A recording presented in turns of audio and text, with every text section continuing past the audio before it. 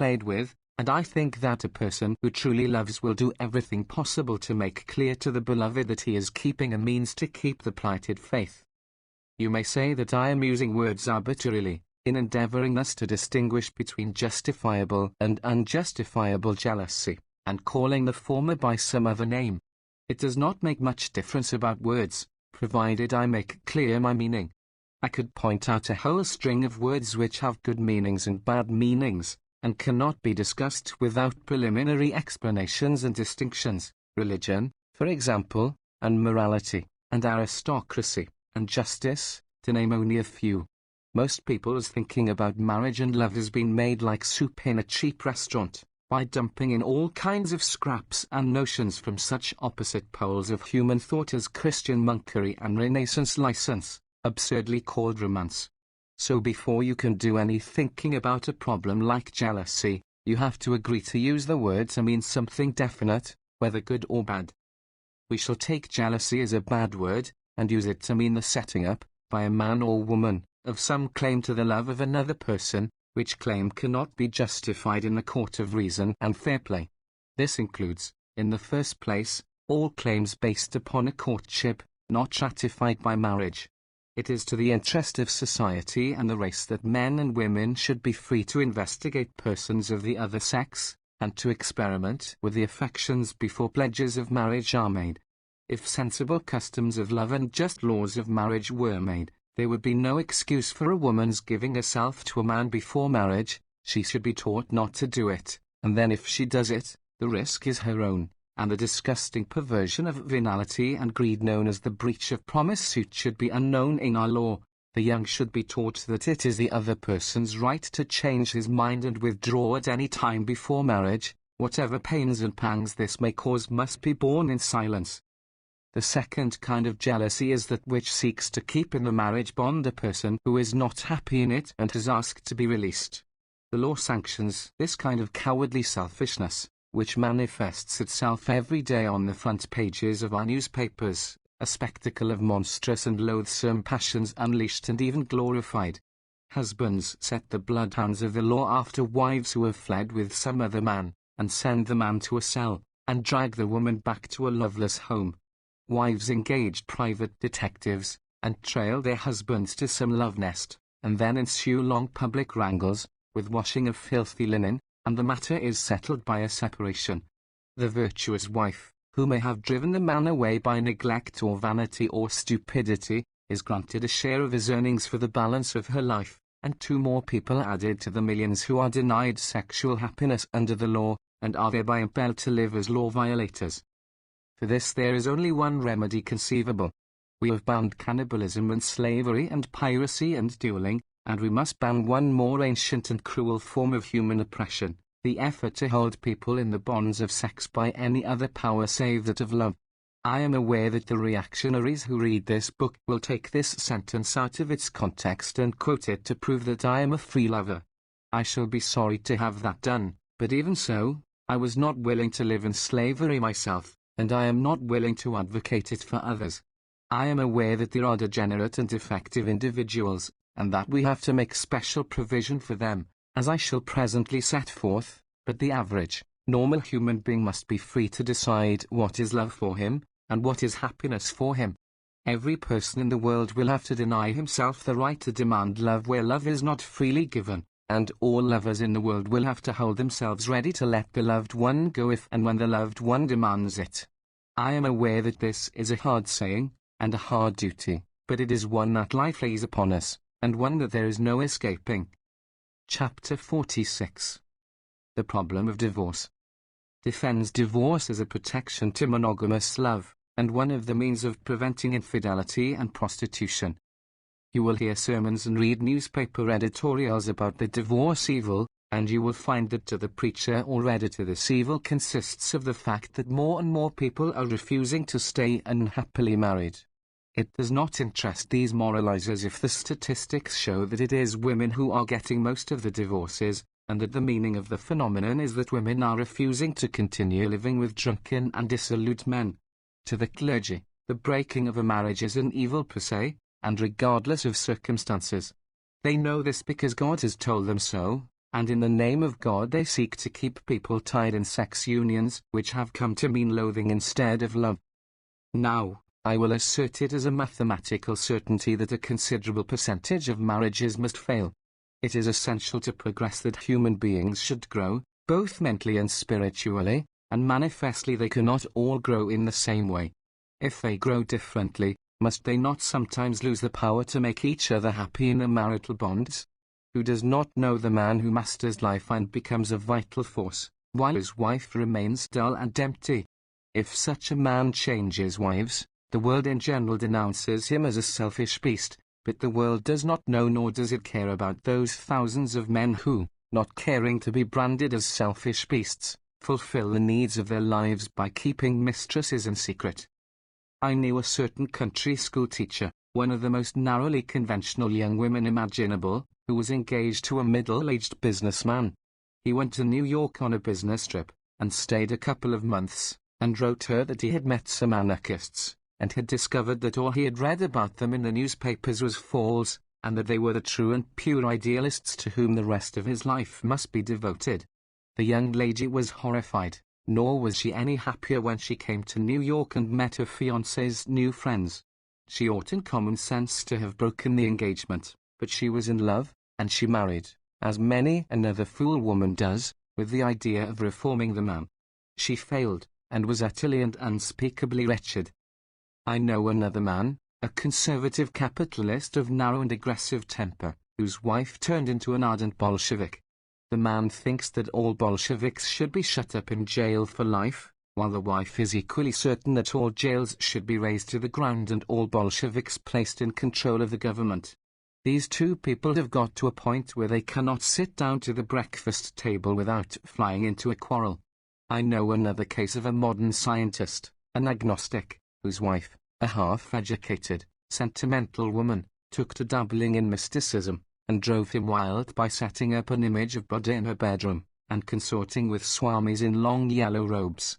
I know another whose wife turned into an ultra-pious Catholic, and turned over the care of his domestic life to a priest. Is it not obvious that the only possible solution of such problems lies in divorce?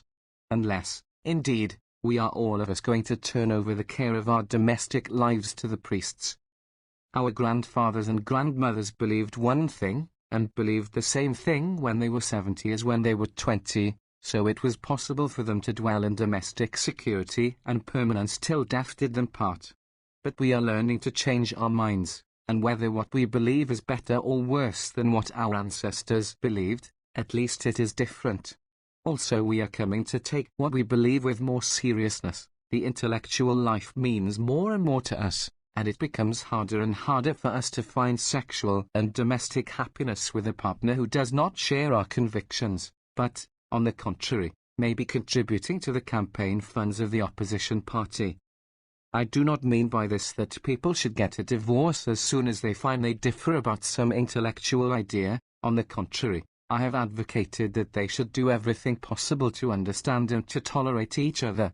But it is a fact that intellectual convictions are the raw material out of which characters and lives are made, and it is inevitable that some characters and lives that fit quite well at 20 should fit very badly at 30 or 40. When we refuse divorce under such circumstances, we are not fostering marriage, as we fondly imagine. We are really fostering adultery. It is a fact that not 1 person in 10 who is held by legal or social force in an unhappy sex union will refrain from seeking satisfaction outside, and because these outside satisfactions are disgraceful, and in some cases criminal, they seldom have any permanence. Therefore it follows that strict divorce laws, such as the clerical propaganda urges upon us, are in reality laws for the promotion of fornication and prostitution.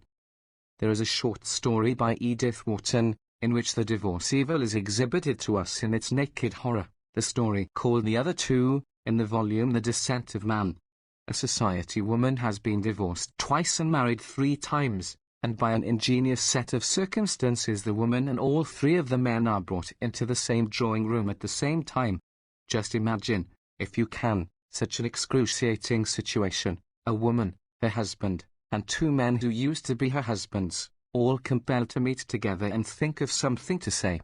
I cite this story because it is a perfect illustration of the extent to which the divorce problem is a problem of our lack of sense. Mrs. Wharton will, I fear, consider me a very vulgar person if I assert that there is absolutely no reason whatever why any of those 4 people in her story should have had a moment's discomfort of mind, except that they thought there was. There is absolutely nothing to prevent a man and woman who used to be married from meeting socially and being decent to each other, or to prevent 2 men from being decent to each other under such circumstances. I would not say that they should choose to be intimate friends, though even that may be possible occasionally. I know, because I have seen it happen. In Holland I met a certain eminent novelist and poet, a great and lovable man. I visited his home, and met his wife and 2 little children, and saw a man and woman living in domestic happiness. The man had also 2 grown sons, and after a few days he remarked that he would like me to meet the mother of these young men. We went for a walk of a mile or so, and met a lady who lived in a small house by herself, and who received us with a friendly welcome and talked with us for a couple of hours about music and books and art. This lady had been the writer's wife for 10 years or so, and there had been a terrible uproar when they voluntarily parted. But they had refused to pay attention to this uproar. They understood why they did not wish to remain husband and wife any longer, but they did not consider it necessary to quarrel about it, nor even to break off the friendship which their common interests made possible. The 2 women in the case were not intimate, I gathered, but they frequently met at the homes of others, and found no difficulty in being friendly. I suggest to Mrs. Wharton that this story is at least as interesting as the one she has told, but I fear she will not care to write it, because apparently she considers it necessary that people who are well-bred and refined should be the helpless victims of destructive manias. Chapter 47. The restriction of divorce discusses the circumstances under which society has the right to forbid divorce, or to impose limitations upon it. We have quoted the old maxim, marry in haste and repent at leisure, and we suggested that parents and guardians should have the right to ask the young to wait before marriage, and make certain of the state of their hearts. We have now the same advice to give concerning divorce, the same claim to enter on behalf of society, that it has and should assert the right to ask people to delay and think carefully before breaking up a marriage. What interest has society in the restriction of divorce? What affair is it of any other person if I choose to get a divorce and marry a new wife once a month? There are many reasons, not in any way based upon religious superstition or conventional prejudice. In the first place, there are or may be children, and society should try to preserve for every child a home with a father and a mother in it. Second, there are property rights, of which every marriage is a tangle, and the settlement of which the law should always oversee. Third, there is the question of venereal disease, which society has an unquestionable right to keep down, by every reasonable restriction upon sexual promiscuity. And finally, there is the respect which all men and women owe to love. It seems to me that society has the same right to protect love against extreme outrage, as it has to forbid indecent exposure of the person on the street. There is in successful operation in Switzerland a wise and sane divorce law, based upon common sense and not upon superstition. A couple wish to break their marriage, and they go before a judge, and in private session, as to a friendly adviser, they tell their troubles. He gives them advice about their disagreement, and sends them away for 3 months to think it over. At the end of 3 months, if they still desire a divorce, they meet with him again. If he still thinks there is a chance of reconciliation, he has the right to require them to wait another 3 months.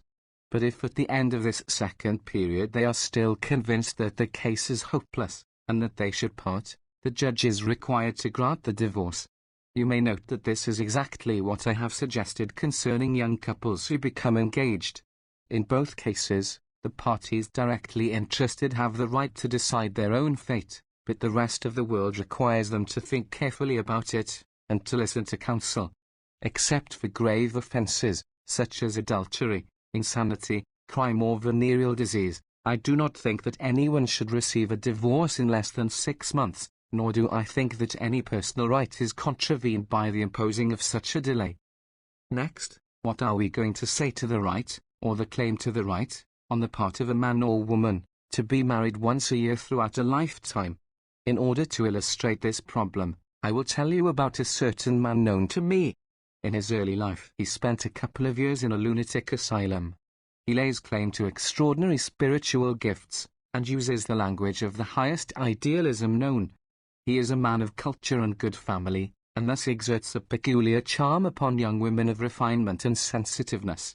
To my knowledge, he was 3 times married in 6 years, and each time he deserted the woman, and forced her to divorce him, and to take care of herself, and in one case of a child. In addition, he had begotten 1 child out of marriage, and left the mother and child to starve. For 10 years or so I used to see him about once in 6 months, and invariably he had a new woman, a young girl of fine character, who had been ensnared by him, and was in the agonizing process of discovering his moral and mental derangement. Yet there was absolutely nothing in the law to place restraint upon this man. He could wander from state to state, or to the other side of the world, preying upon lovely young girls wherever he went.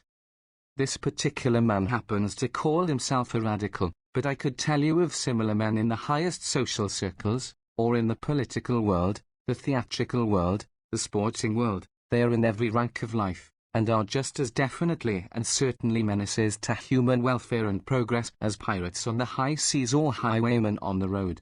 Nor are they confined to the males. The world is full of women who use their sex charms for predatory purposes, and some of them are far too clever for any law that you or I can contrive at present. But I think we might begin by refusing to let any man or woman have more than 2 divorces in one lifetime, in any state or part of the world. If any man or woman tries 3 times to find happiness in love, and fails each time, we have a right to assume that the fault must lie with that person, and not with the 3 partners. I think we may go further yet, having made wise laws of love and marriage, taking into consideration all human needs. We have a right to require that men and women shall obey the laws. At present the great mass of the public has sympathy for the lawbreaker, just as, in old days, the peasants could not help admiring the outlaw who resisted unjust land laws and robbed the rich, or as today, under the capitalist regime, we cannot withhold our sympathy from political prisoners, even though they have committed acts of violence which we deplore. But when we have made sex laws that we know are just and sensible, then we shall consider that we have the right to restrain sex criminals, and in extreme cases we shall avail ourselves of the skill of science to perform a surgical operation which will render him unable in future to prey upon the love needs of people who are placed at his mercy by their best qualities, their unselfishness and lack of suspicion. We clear out foul-smelling weeds from our garden, because we wish to raise beautiful flowers and useful herbs therein. There lives in California a student of plant life, who has shown us what we can do, not by magic or by superhuman efforts, but simply by loving plants, by watching them ceaselessly, understanding their ways, and guiding their sex life to our own purposes. We can perform what to our ignorant ancestors would have seemed to be miracles. We can actually make all sorts of new plants, which will continue to breed their own kind, and survive forever if we give them proper care. In other words, Luther Burbank has shown us that we can change blunt nature. The flash back upon my memory all those dull, weary, sick human creatures, who have repeated to me that dull, weary, sick old formula, you cannot change human nature. I do not think I am indulging either in religious superstition or in blind optimism, but am speaking precisely in saying that whenever human beings get ready to apply experimental science to themselves, they can change human nature just as they now change blunt nature. By putting human bodies together in love, we make new bodies of children more beautiful than any who have yet romped on the earth, and in the same way, by putting minds and souls together, we can make new kinds of minds and souls, different from those we have previously known, and greater than either the man-soul or the woman-soul alone. Also, by that magic which is the law of mind and soul life, each new creation can be multiplied to infinity, and shared by all other minds and souls that live in the present or may live in the future. We have shown elsewhere how genius multiplies to infinity the joy and power of life by means of the arts, and one of the greatest of the arts is the art of love. Consider the great lovers, the true lovers, of history, how they have enriched the lives of us all. It does not make any difference whether these men and women lived in the flesh, or in the brain of a poet, We learn alike from Dante and Beatrice, from Abelard and Heloise, from Robert and Elizabeth Browning, from Tristan and Isolde, from Romeo and Juliet, what is the depth and the splendor of this passion which lies hidden within us, and how it may enrich and vivify and glorify all life. Part 4. The Book of Society. Chapter 48. The Ego in the World. Discusses the beginning of consciousness, in the infant and in primitive man, and the problem of its adjustment to life. We have now to consider the relationship of man to his fellows, with whom he lives in social groups. Upon this problem floods of light have been thrown by the new science of psychoanalysis. I will try to give, briefly and in simple language, an idea of these discoveries. One of the laws of biology is that every individual, in his development, reproduces the history of the race, so that impulses and mental states of a child reveal to us what our far-off ancestors loved and feared. The same thing is discovered to be true of neurotics, people who have failed in adjusting themselves to civilized life, and have gone back, in some or all of their mental traits, to infantile states. If we analyze the unconscious minds of nervous patients, and compare them with what we find in the minds of infants, and in savages, we discover the same dreams, the same longings and the same fears. The mental life of man begins in the womb. We cannot observe that life directly, but we know that it is there, because there cannot be organic life without mind to direct it, and just as there is an unconscious mind that regulates the bodily processes in adults, so in the embryo there must be an unconscious mind to direct the flow of blood, the building of bones, muscle, eyes and brain. The mental life of that unborn creature is of course purely egotistical. It knows nothing outside itself, and it finds this universe an agreeable place, everything being supplied to it, promptly and perfectly, without effort of its own. But suddenly it gets its first shock, pain begins, and severe discomfort, and the creature is shoved out into a cold world, yelling in protest against the unsought change, and from that moment on, the newborn infant labors to adjust itself to an entirely new set of conditions. Discomforts trouble it, and it cries. Quickly it learns that these cries are answered, and satisfaction of its needs is furnished.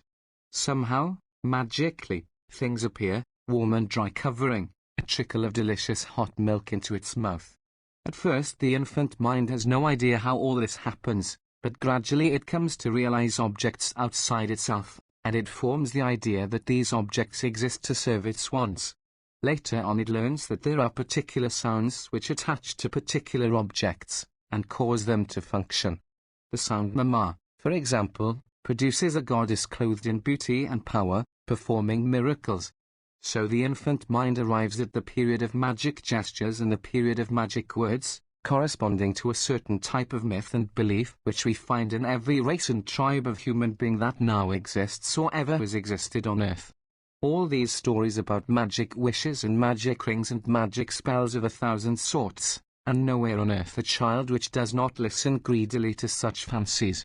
The reason is simply that the child has passed through this stage of mental life, and so recently that the feelings are close to the surface of his consciousness. But gradually the infant makes the painful discovery that not everything in existence can be got to serve him. There are forces which are proof against his magic spells, there are some which are hostile, and these the infant learns to regard with hatred and fear. Sometimes hatred and fear are strangely mixed with admiration and love. For example, there is a powerful being known as Father, who is sometimes good and useful, but at other times takes the attention of the supremely useful Mother, the source of food and warmth and life. So Father is hated, and in fancy he is wished out of the way, which to the infant is the same thing as killing.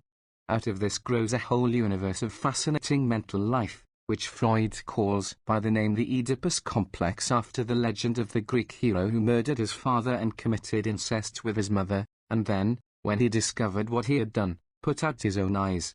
There is a mass of legends, old as human thought, repeating this story. We cannot be sure whether they have grown out of the greeds and jealousies of this early-ish life of the infant, or whether they had their base in the fact that there was a stage in human progress in which the father really was killed off by the sons. This latter idea is discussed by Freud, in his book, Totem and Taboo. It appears that primitive man lived in hordes, which are dominated by one old male, who kept all the women to himself, and either killed the young males, or drove them out to shift for themselves, so the young men would combine and murder their father. The forming of human society, of marriage and the family, depended upon one factor, the decision of the young victors to live and let live. The only way they could do this was to agree not to quarrel over the women of their own group, but to seek other women from other groups. This may account for what is known as exogamy, an almost universal marriage custom of primitive man, whereby a man named Jones is barred by frightful taboos from the women named Jones, but is permitted relations with all the women named Smith. To return to our infant, he is in the midst of a painful process of adjusting himself to the outside world, discovering that sometimes all his magic words and gestures fail, his wishes no longer come true. There are beings outside him, with wills of their own, and power to enforce them. He has to learn to get along with these beings, and give up his pleasures to theirs. These processes which go on in the infant soul, the hopes and the terrors, the griefs and the angers, are of the profoundest significance for the later adult life. For nothing gets out of the mind that has once got into it. The infantile cravings which are repressed and forgotten stay in the unconscious, and work there, and strive still for expression. The conscious mind will not tolerate them, but they escape in the form of fairy tales and stories, of dreams and delusions, slips of the tongue, and many other mental events which it is fascinating to examine. Also, if we are weakened by ill health or nervous strain, these infantile wishes may take the form of neuroses, and fully grown people may take to stammering, or become impotent, or hysterical, or even insane, because of failures of adjustment to life that happened when they were a year or two old. These things are known, not merely as a matter of theory, but because, as soon as by analysis these infant secrets are brought into consciousness and adjusted there, the trouble instantly ceases. So it appears that the whole process of human life, from the very hour of birth, consists of the correct adjustment of men and women in relation to their fellows. Not merely is man a social being, but all the pre-human ancestors of men, for ages upon geologic ages, have been social beings. They have lived in groups, and their survival has depended upon their success in fitting themselves snugly into group relationships. Failure to make correct adjustments means punishment by the group, or by enemies outside the group. If the failure is serious enough, it means death. We may assert that the task of understanding one's fellow men, and making one's self understood by them, is the most important task that confronts every individual.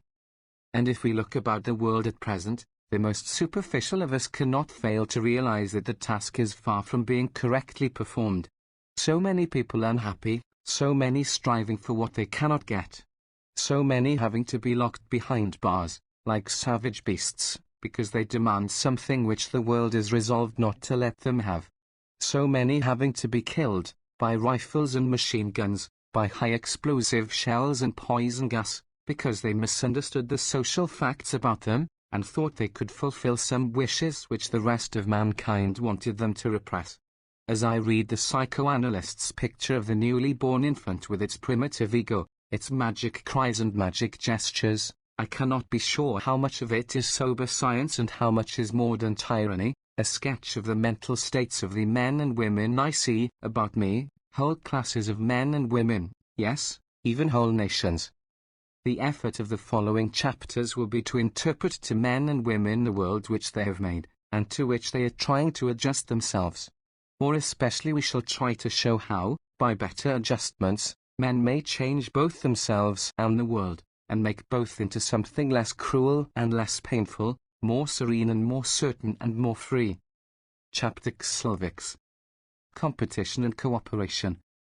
Discusses the relation of the adult to society, and the part which selfishness and unselfishness play in the development of social life.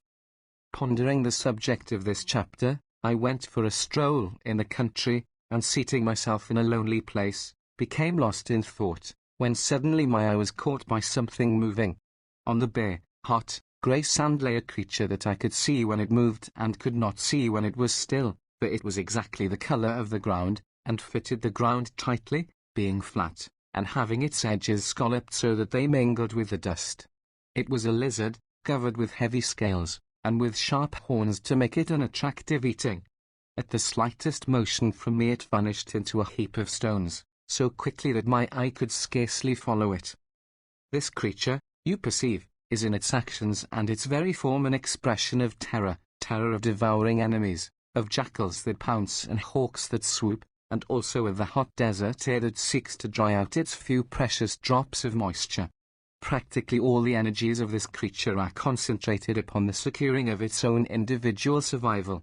To be sure, it will mate, but the process will be quick, and the eggs will be left for the sun to hatch out, and the baby lizards will shift for themselves. That is to say, they will be incarnations of terror from the moment they open their eyes to the light. The jackal seeks to pounce upon the lizard, and so inspires terror in the lizard, but when you watch the jackal you find that it exhibits terror toward more powerful foes. You find that the hawk, which swoops upon the lizard, is equally quick to swoop away when it comes upon a man with a gun. This preying and being preyed upon, this mixture of cruelty and terror, is a conspicuous fact of nature. If you go into any orthodox school or college in America today, you will be taught that it is nature's most fundamental law, and governs all living things. If you should take a course in political economy under a respectable professor, you would find him explaining that such cruelty terror applies equally in human affairs. It is the basis of all economic science, and the effort to escape from it is like the effort to lift yourself by your bootstraps.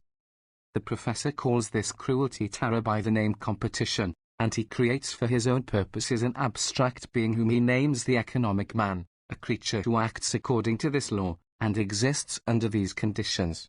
One of the professor's formulas is the so-called Malthusian law, that population presses always upon the limits of subsistence.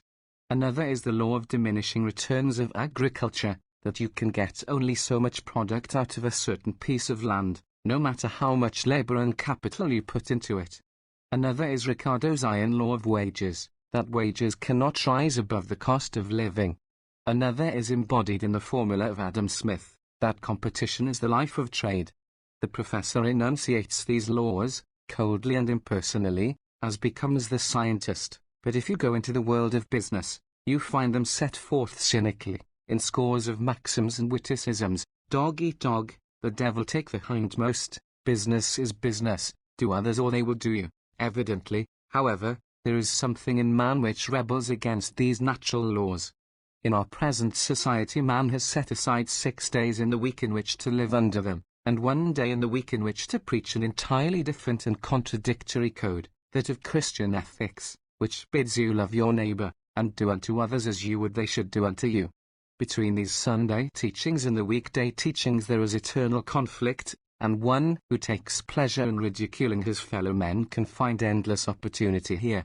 The Sunday preachers are forbidden to interfere with the affairs of the other 6 days, that is called dragging politics into the pulpit. On the other hand, incredible as it may seem, there are professors of the weekday doctrine who call themselves Christians, and believe in the Sunday doctrine, too.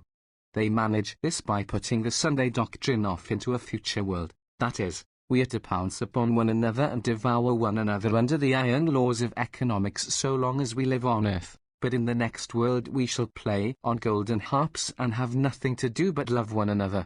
If anybody is so foolish as to apply the Sermon on the Mount to present-day affairs, we regard him as a harmless crank. If he persists, and sets out to teach others, we call him a communist or a pacifist, and put him in jail for 10 or 20 years.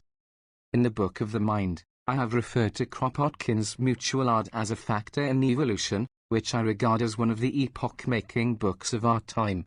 Kropotkin clearly proves that competition is not the only law of nature, it is everywhere modified by cooperation, and in the great majority of cases cooperation plays a larger part in the relations of living creatures than competition. There is no creature in existence which is entirely selfish. In the nature of the case such a creature could not exist, save in the imaginations of teachers of special privilege. If a species is to survive, some portion of the energies of the individual must go into reproduction, and steadily, as life advances, we find the amount of this sacrifice increasing. The higher the type of the creature, the longer is the period of infancy, and the greater the sacrifice of the parent for the young. Likewise, Most creatures make the discovery that by staying together in herds or groups, and learning to cooperate instead of competing among themselves, they increase their chances of survival. You find birds that live in flocks, and other birds, like hawks and owls and eagles, that are solitary, and you find the cooperating birds 1,000 times as numerous, that is to say, 1,000 times as successful in the struggle for survival. You find that all man's brain power has been a social product. The supremacy he has won over nature has depended upon one thing and one alone, the fact that he has managed to become different from the economic man, that product of the imagination of the defenders of privilege. It is evident that both competition and cooperation are necessary to every individual, and the health of the individual and of the race lies in the proper combination of the two. If a creature were wholly unselfish, if it made no effort to look after its own individual welfare, it would be exterminated before it had a chance to reproduce. If, on the other hand, it cannot learn to cooperate, its progeny stand less chance of survival against creatures which have learned this important lesson. We have a nation of 110 million people, who have learned to cooperate to a certain limited extent. Some of us realize how vastly the happiness of these millions might be increased by a further extension of cooperation, but we find ourselves opposed by the professors of privilege, and we wish that these gentlemen would go out and join the lizards of the desert sands or the sharks of the sea, creatures which really practice the system of laissez-faire which the professors teach. The plain truth is that we cannot make a formula out of either competition or cooperation. We cannot settle any problem of economics, of business or legislation, by proclaiming, for example, that competition is the life of trade. Competition may just as well turn out to be the death of trade. It depends entirely upon the kind of competition, and the stage of trade development to which it is applied. In the early 18th century, when that formula of Adam Smith was written, competition was observed to keep down prices and provide stimulus to enterprise, and so to further abundant production. But the time came when the machinery for producing goods was in excess, not merely of the needs of the country, but of the available foreign markets, and then suddenly the large-scale manufacturers made the discovery that competition was the death of trade to them. They proceeded, as a matter of practical common sense, and without consulting their college professors, to abolish competition by forming trusts. We passed laws forbidding them to do this, but they simply refused to obey the laws. In the United States they have made good their refusal for 35 years, and in the end have secured the blessing of the Supreme Court upon their course. So now we have cooperation in large-scale production and marketing. It is known by various names: pools, syndicates, price fixing, gentlemen's agreements. It is a blessing for those who cooperate, but it proves to be the death of those who labor, and also of those who consume, and we see these also compelled to combine, forming labor unions and consumers' societies. Each side of the quarrel insists that the other side is committing a crime in refusing to compete, and our whole social life is rent with dissensions over this issue. Manifestly, we need to clear our minds of dead doctrines, to think out clearly just what we mean by competition, and what by cooperation, and what is the proper balance between the two. I have been at pains in this book to provide a basis for the deciding of such questions. It is a practical problem, the fostering of human life and the furthering of its development. We cannot lay down any fixed rule. We have to study the facts of each case separately. We shall say, this kind of competition is right, because it helps to protect human life and to develop its powers. We shall say, this other kind of competition is wrong because it has the opposite effect. We shall say, perhaps, that some kind was right 50 years ago, or even 10 years ago, because it then had certain effects, but meantime some factor has changed, and it is now having a different effect, and therefore ought to be abolished. There has never been any kind of human competition which men did not judge and modify in that way. There is no field of human activity in which ethical codes do not condemn certain practices as unfair. The average Englishman considers it proper that two men who get into a dispute shall pull off their coats, and settle the question at issue by pummeling each other's noses. But let one of these men strike his opponent in the groin, or let him kick his shins, and instantly there will be a howl of execration. Likewise, An Anglo-Saxon man who fights with the fists has a loathing for a Sicilian or Greek or other Mediterranean man who will pull a knife. That kind of competition is barred among our breeds, and also the kind which consists of using poisons, or of starting slanders against your opponent. If you look back through history, you find many forms of competition which were once eminently respectable, but now have been outlawed. There was a time, for example, when the distinction we draw between piracy and sea war was wholly unknown. The ships of the Vikings would go out and raid the ships and seaports of other peoples, and carry off booty and captives, and the men who did it were sung as heroes of the nation. The British sea captains of the time of Queen Elizabeth, Drake, Frobisher, and the rest of them, are portrayed in our school books as valiant and hardy men, and the British colonies were built on the basis of their activities, yet, according to the sea laws in force today, they were pirates. We regard a cannibal race with abhorrence, yet there was a time when all the vigorous races of men were cannibals, and the habit of eating your enemies in battle may well have given an advantage to the races which practiced it. On the other hand, you find sentimental people who reject all competition on principle, and would like to abolish every trace of it from society, and especially from education. But stop and consider for a moment what that would mean. Would you abolish, for example, the competition of love, the right of a man to win the girl he wants? You could not do it, of course, but if you could, you would abolish one of the principal methods by which our race has been improved. Of course, what you really want is, not to abolish competition in love, but to raise it to a higher form. There is an old saying, all's fair in love and war, but no one ever meant that. You would not admit that a man might compete in love by threatening to kill the girl if she preferred a rival. You would not admit that he might compete by poisoning the other man. You would not admit that he might compete by telling falsehoods about the other man. On the other hand, if you are sensible, you admit that he has a right to compete by making his character known to the girl, and if the other man is a rascal, by telling the girl that. Would you abolish the competition of art, the effort of men to produce work more beautiful and inspiring than has ever been known before? Would you abolish the effort of scientists to overthrow theories which have hitherto been accepted? Obviously not. You make these forms of competition seem better by calling them emulation, but you do not in the least modify the fact that they involve the right of one person to outdo other persons, to supplant them and take away something from them, whether it be property or position or love or fame or power. In that sense, competition is indeed the law of life, and you might as well reconcile yourself to it, and learn to play your part with spirit and good humor. Also, you might as well train your children to it. You will find you cannot develop their powers to the fullest without competition. In fact, you will be forced to go back and utilize forms of competition which are now out of date among adults. I have told in the book of the body how I myself tried for 10 years or more to live without physical competition, and discovered that I could not. I have had to take up some form of sport, and hundreds of thousands of other men have had the same experience. What is sport? It is a deliberate going back, under carefully devised rules, to the savage struggles of our ancestors. The very essence of real sport is that the contestants shall, within the rules laid down, compete with each other to the limit of their powers. With what contempt would a player of tennis or baseball or whist regard the proposition that his opponent should be merciful to him, and let him win now and then? Obviously, these things have no place in the game, and to be a good sport is to conform to the rules, and take with enjoyment whatever issue of the struggle may come. But then again, suppose you're competing with a child. Obviously, the conditions are different.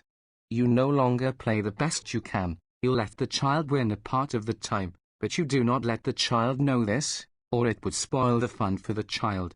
You pretend to try as hard as you know how, and you cry out in grief when you are beaten, and the child crows with delight. And yet, that does not keep you from loving the child, or the child from loving you.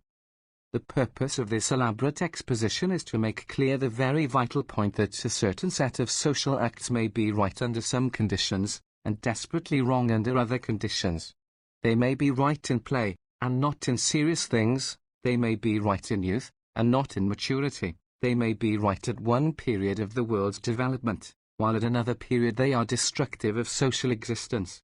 If, therefore, We wish to know what the right and wrong actions in the affairs of men. If we wish to judge any particular law or political platform or program of business readjustment, the first thing we have to do is to acquire a mass of facts concerning the society to which the law or platform or program is to be applied. We need to ask ourselves, exactly what will be the effect of that change, applied in that particular way at that particular time. In order to decide accurately, we need to know the previous stages through which that society has passed, the forces which have been operating in it, and the ways in which they have worked. But also we must realize that the lessons of history cannot ever be accepted blindly.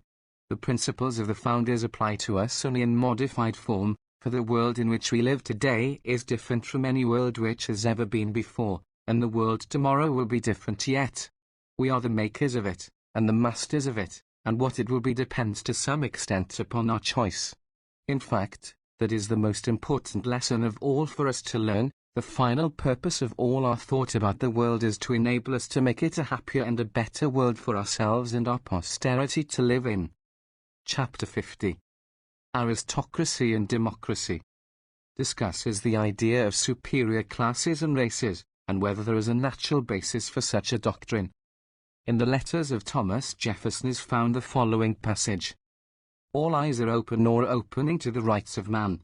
The general spread of the light of science has already laid open to every view the palpable truth that the mass of mankind has not been born with saddles on their backs, nor a favored few booted and spurred, ready to ride them legitimately, by the grace of God. This, which Jefferson, over 100 years ago, described as a palpable truth, is still a long way from prevailing in the world. We are trying in this book not to take anything for granted, so we do not assume this truth, but investigate it, and we begin by admitting that there are many facts which seem to contradict it, and which make it more difficult of proof than Jefferson realized. It is not enough to point out the lack of saddles on the backs, and of boots and spurs on the feet of newly born infants, for the fact is that men are not exploited because of saddles, nor is the exploiting accomplished by means of boots and spurs. It is done by means of gold and steel, banks and credit systems, railroads, machine guns and battleships. And while it is not true that certain races and classes are born with these things on them, they are born to the possession of them, and the vast majority of mankind are without them all their lives, and without the ability to use them even if they had them. The doctrine that all men are created equal, or that they ought to be equal, we shall describe for convenience as the democratic doctrine. It first came to general attention through Christianity, which proclaimed the brotherhood of all mankind in a common fatherhood of God. But even as taught by the Christians, the doctrine had startling limitations. It was several centuries before a church council summoned the courage to decide that women were human beings, and had souls, and today many devout Christians are still uncertain whether Japanese and Chinese and Filipinos and Negroes are human beings, and have souls. I have heard old gentlemen in the South gravely maintain that the Negro is not a human being at all, but a different species of animal.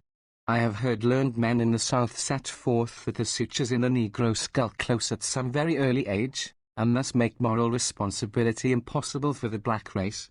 And you will find the same ideas maintained, not merely as to differences of race and color, but as to differences of economic condition. You will find the average aristocratic Englishman quite convinced that the lower orders are permanently inferior to himself, and this though they are of the same Anglo-Saxon stock. For convenience I will refer to the doctrine that there is some natural and irremovable inferiority of certain races or classes, as the aristocratic doctrine. I will probably startle some of my readers by making the admission that if there is any such natural or irremovable inferiority, then a belief in political or economic equality is a blunder. If there are certain classes or races which cannot think, or cannot learn to think as well as other classes and races, those mentally inferior classes and races will obey, and they will be made to obey, and neither you nor I, nor all the preachers and agitators in the world, will ever be able to arrange it otherwise. Suppose we could do it, we should be committing a crime against life, we should be holding down the race and aborting its best development. Is there any such natural and irremovable inferiority in human beings? When we come to study the question we find it complicated by a different phenomenon, that of racial immaturity, which we have to face frankly and get clear in our minds. One of the most obvious facts of nature is that of infancy and childhood. We have just pointed out that if you are competing with a child, you do it in an entirely different way and under an entirely different set of rules, and if you fail to do this, you are unfair and even cruel to the child. And it is a fact of our world that there are some races more backward in the scale of development than other races. You may not like this fact, but it is silly to try to evade it. People who live in savage huts and beat on tom-toms and fight with bows and arrows and cannot count beyond a dozen, such people are not the mental or moral equals of our highly civilized races, and to treat them as equals, and compete with them on that basis, means simply to exterminate them. And we should either exterminate them at once and be done with it, or else make up our minds that they're in a childhood stage of our race, and that we have to guide them and teach them as we do our children.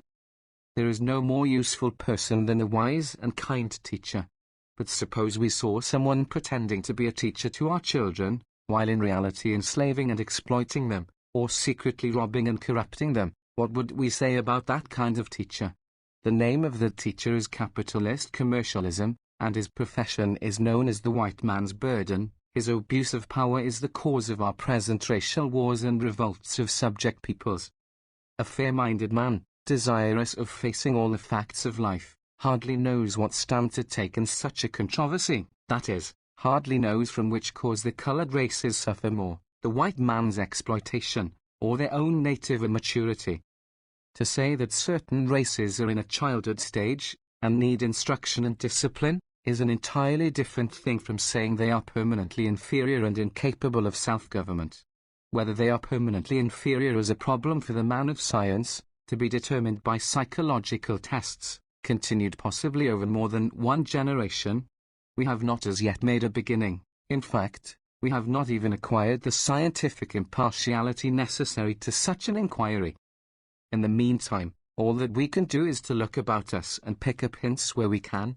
In places like Massachusetts, where Negroes are allowed to go to college and are given a chance to show what they can do, they have not ousted the white man, but many of them have certainly won his respect, and one finds charming and cultured men among them, who show no signs of prematurely closed-up skulls. And one after another we see the races which have been held down as being inferior, developing leadership and organization and power of moral resistance. The Irish are showing themselves today one of the most vigorous and high-spirited of all races. The Hindus are developing a movement which in the long run may prove more powerful than the white man's gold and steel. The Egyptians, the Persians, the Filipinos, the Koreans, are all devising ways to break the power of capitalist newspaper censorship. How sad that the subject races of the world have to get their education through hatred of their teachers, instead of through love. Of course, these rebel leaders are men who have absorbed the white man's culture, at least in part. Practically always they are of the younger generation, which has been to the white man's schools. But this is the very answer we have been seeking, as to whether the race is permanently inferior, or merely immature and in need of training. It is not only among the brown and black and yellow races that progress depends upon the young generations, that is a universal fact of life. In the course of this argument we shall assume that the Christian or democratic theory has the weight of probability on its side, and that nature has not created any permanently and necessarily inferior race or class. We shall assume that the heritage of culture is a common heritage, open to all our species. We shall not go so far as the statement which Jefferson wrote into the Declaration of Independence, that all men are created free and equal, but we shall assert that they are created with certain inalienable rights, and that among these is the right to maintain their lives and to strive for liberty and happiness. Also, we shall say that there will never be peace or order in the world until they have found liberty, and recognition of their right to happiness. Chapter 51. Ruling Classes. Deals with authority in human society, how it is obtained, and what sanction it can claim. It is possible to conceive an order of nature in which all individuals were born and developed exactly alike and with exactly equal powers. Such is apparently the case with lower animals, for example the ants and the bees. But among human beings there are great differences. Some are born idiots and some are born geniuses. Even supposing that we are able to do away with blindness and idiocy, it is not likely that we can ever make a race of uniform genius. There will always be some more capable minds, who will discover new powers of life, and will compel the others to learn from them. It is to the interest of the race that this learning should be done as quickly as possible.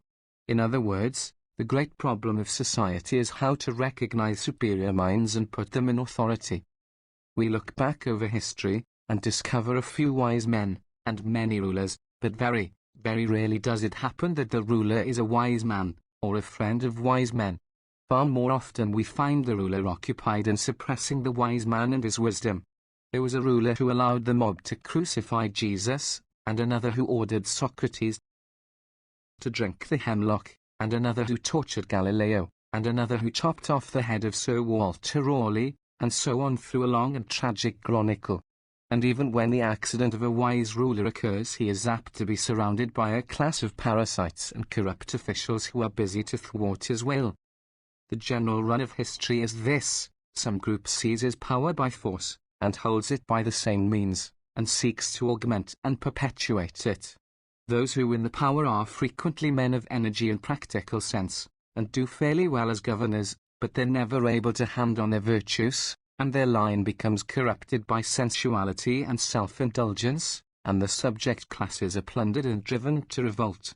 Often the revolt fails, but in the course of time it succeeds, and there is a new dynasty, or a new ruling class, sometimes a little better than the old, sometimes worse. How shall one judge whether the new regime is better or worse? Obviously, this is a most important question. It has to do, not merely with history, but with our daily affairs, our voting. As one who has read some tens of thousands of pages of history, and has bonded its lessons with heart-sickness and despair, I lay down this general law by which revolts and changes of power may be judged. If the change results in the holding of power by a smaller number of people, it is a reaction, but if the change results in distributing the power among a larger group of the community, then that community has made a step in advance. I have seen a sketch of the history of some Central American country, Guatemala, I think, which showed 130 revolutions in less than 100 years. Some rascal gets together a gang, and seizes the government and plunders its revenue. When he has plundered too much, some other rascal stirs up the people, and gets together another gang. Such revolutions we regard as subjects for comic opera, and for the Richard Harding Davis type of fiction, but we do not consider them as having any relationship to progress. We describe them as palace revolutions. But compare with this the various English revolutions. We write learned histories about them, and describe England as the mother of parliaments. The reason for this is that when there was political discontent in England, the protesting persons proceeded to organize themselves, and to understand their trouble and to remedy it. They had the brain power to do this, they maintained their right to do it, and when by violence or threats of violence they forced the ruling class to give way, they brought about a wider extension of liberty, a wider distribution of power. Tennyson has pictured England as a state where freedom slowly broadens down from precedent to precedent. We today, reading its history, are inclined to put a sarcastic emphasis on the word slowly, but Tennyson would answer that it is better for a community to move forward slowly than to move forward rapidly and then move backward nearly as far. We have pointed out several times the important fact of biology that change does not necessarily mean progress from any rational or moral point of view. Degeneration is just as real a fact as progress, and it does not at all follow that because things change they are changing for the better. It is worthwhile to repeat this in discussing human society, for it is just as true of governments and morals as of living species. A nation may pile up wealth, and multiply 100-fold the machinery of wealth production, and only be increasing luxury and wantonness and graft. A nation may change its governmental forms, its laws and social conventions, and boast noisily of these changes in the name of progress, while as a matter of fact it is following swiftly the road to ruin which all the empires of history have traced. So far as I can discover, there is one test, and only one, by which you can judge, and that is the test already indicated, is the actual, effective power of the state wielded by a larger or a smaller percentage of the population than before the change took place. you will note the words actual, effective power. Nothing is more familiar in human life than for forms to survive after the spirit which created them is dead, and nothing is more familiar than the use of these forms as masks to deceive the populace.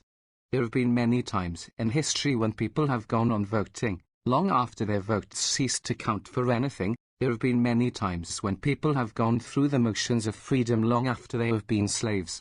Mexico under Diaz had one of the most perfect of constitutions, and was in reality one of the most perfect of despotisms, and we Americans are sadly familiar with political democracies which do not work. Shall we, therefore, join the pessimists and say that history is a blind struggle for useless power, and that the notion of progress is a delusion? I do not think so. On the contrary, I think it is easily to be demonstrated that there has been a steady increase in the amount of knowledge possessed by the race, and in the spread of this knowledge among the whole population. I think that through most of the period of written history we can trace a real development in human society. I think we can analyze the laws of this development, and explain its methods, and I think this knowledge is precious to us, because it enables us to accelerate the process and to make the end more certain. This task, the analysis of social evolution, is the task we have next to undertake. Chapter 52. The process of social evolution discusses the series of changes through which human society has passed. We have now to consider, briefly, the history of man as a social being, the groups he has formed, and the changes in his group systems. Everything in life grows, and human societies are no exception to the rule. They have undergone a long process of evolution, which we can trace in detail, and which we find conforms exactly to the law laid down by Herbert Spencer, a process whereby a number of single and similar things become different parts of one complex thing.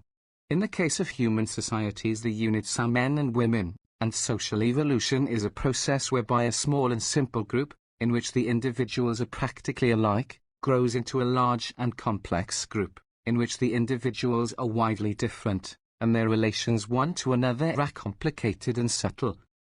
There are two powerful forces pressing upon human beings, and compelling them to struggle and grow. The first of these forces is fear, the need of protection against enemies. The second is hunger, the need of food and the means of producing and storing food. The first causes the individual to combine with his fellows and establish some form of government, and this is the origin of political evolution. The second causes him to accumulate wealth, and to combine industrially, and this is the origin of economic evolution. Because the first force is a little more urgent, we observe in the history of human society that evolution in government precedes evolution in industry. I made this statement some 20 years ago, in an article in Collier's Weekly. I wrote to the effect that man's first care was to secure himself against his enemies, and that when he had done this he set out to secure his food supply. Collier's called upon the late Professor Sumner of Yale University, a prize reactionary and Tory of the old school, to answer me, and Professor Sumner made merry over my statement, declaring that man sought for food long before he was safe from his enemies. Some years later, when Sumner died, one of his admirers wrote in the New York Evening Post that he had completely overwhelmed me, and I had acknowledged my defeat by failing to reply, something which struck me as very funny. It was, of course, possible that Sumner had overwhelmed me, but to say that I had considered myself overwhelmed was to attribute to me a degree of modesty of which I was wholly incapable. As a matter of fact, I added my usual experience with capitalist magazines. Collier's Weekly had promised to publish my rejoinder to Sumner, but failed to keep the promise, and finally, when I worried them, they tucked the answer away in the back part of the paper, among the advertisements of cigars and toilet soaps. Professor Sumner is gone, but he has left behind him an army of pupils, and I will protect myself against them by phrasing my statement with extreme care. I do not mean to say that man first secures himself completely against his enemies, and then goes out to hunt for a meal. Of course he has to eat while he is countering the moves of his enemies. He has to eat while he is on the march to battle, or in flight from it. But ask yourself this question: which would you choose, if you had to choose, to go a couple of days with nothing to eat, or to have your throat cut by bandits and your wife and children carried away into slavery? Certainly you would do your fighting first, and meantime you would scratch together any food you could. While you were devoting your energies to putting down civil war, or to making a treaty with other tribes, or to preparing for a military campaign, you would continue to get food in the way your ancestors had got it. In other words, your economic evolution would wait, while your political evolution proceeded. But when you had succeeded in putting down your enemies, and had a long period of peace before you, then you would plant some fields, and domesticate some animals, or perhaps discover some new way of weaving cloth, and so your industrial life would make progress. It is easy to see why Professor Sumner wished to confuse this issue. He could not deny political evolution, because it had happened. He despised and feared political democracy, but it was here, and he had to speak politely to it, as to a tiger that had got into his house. But industrial democracy was a thing that had not yet happened in the world. It was only a hope and a prophecy, and therefore a prize old Tory was free to ridicule it. I remember reading somewhere his statement, the notion that democracy had anything to do with industry, or could in any way be applied to industry, was a piece of silliness. So, of course, he sought to demolish my idea that there was a process of evolution in economic affairs, paralleling the process of political evolution which had already culminated in democracy. Let us consider the process of political evolution, briefly and in its broad outlines. Take any savage tribe, you find it composed of individuals who are very much alike. Some are a little stronger than others, a little more clever, more powerful in battle, but the difference is slight, and when the tribe chooses someone to lead them, they might as well choose one man as another. They all have a say in the tribe councils, both men and women. Their rights in the tribe are the same. They are, of course, slaves to ignorance, to degrading superstition and absurd taboos, but these things apply to everyone alike. There is no privileged caste, no hereditary inequality. But little by little, as the tribe grows in numbers, and in power and intelligence, as it comes to capture slaves in battle, and to unite with other tribes, there comes to be an hereditary chieftain and a group of his leading supporters, his courtiers and henchmen. When the society has evolved into the stage which we call barbarism, there is a permanent superior caste, there are hereditary priests, who have in their keeping the favor of the gods, and there is a subject population of slaves. The society moves on into the feudal stage, in which the various grades and classes are precisely marked off, each with its different functions, its different privileges and rights and duties. The feudal principalities and duchies war and struggle among themselves. They are united by marriage or by conquest, and presently some stronger ruler brings a great territory under his power, and we have what is called a kingdom, a society still larger, still more complex in its organization, and still more rigid in its class distinctions. Take France, under the ancient regime, and compare a courtier or noble gentleman with a serf. They are not only different before the law, they are different in the language they use, in the clothes they wear, in the ideas they hold. They are different even in their bodies, so that the gentleman regards the serf as an inferior species of creature. The kings warred among themselves and emperors arose. The ultimate ideal in Europe was a political society which should include the whole continent, and this ideal was several times almost attained. But it is the rule of history that wherever a large society is built upon the basis of privilege and enslavement, the ruling classes prove morally and intellectually unequal to the burden put upon them. They become corrupted, and their rule becomes intolerable.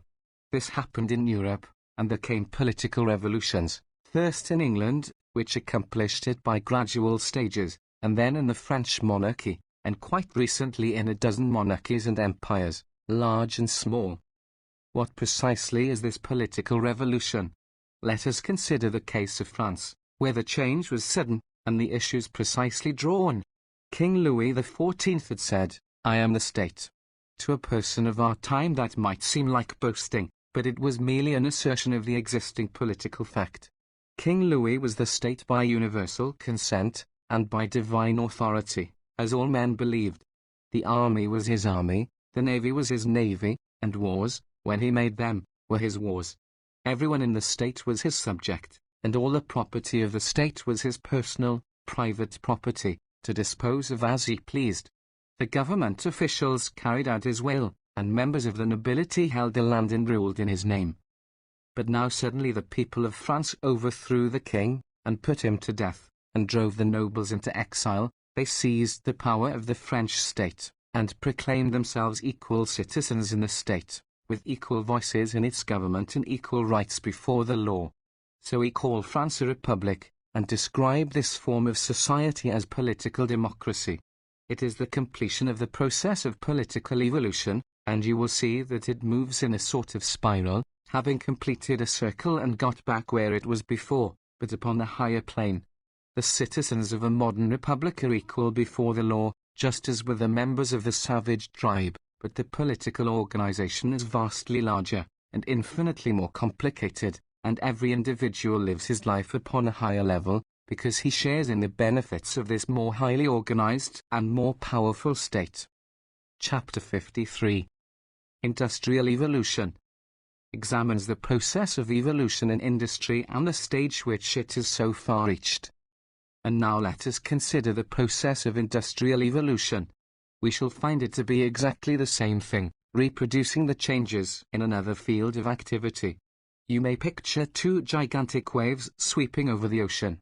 In some places the waves are far apart, and in other places they are closer together. For a time they may mingle, and perhaps their bases always mingle.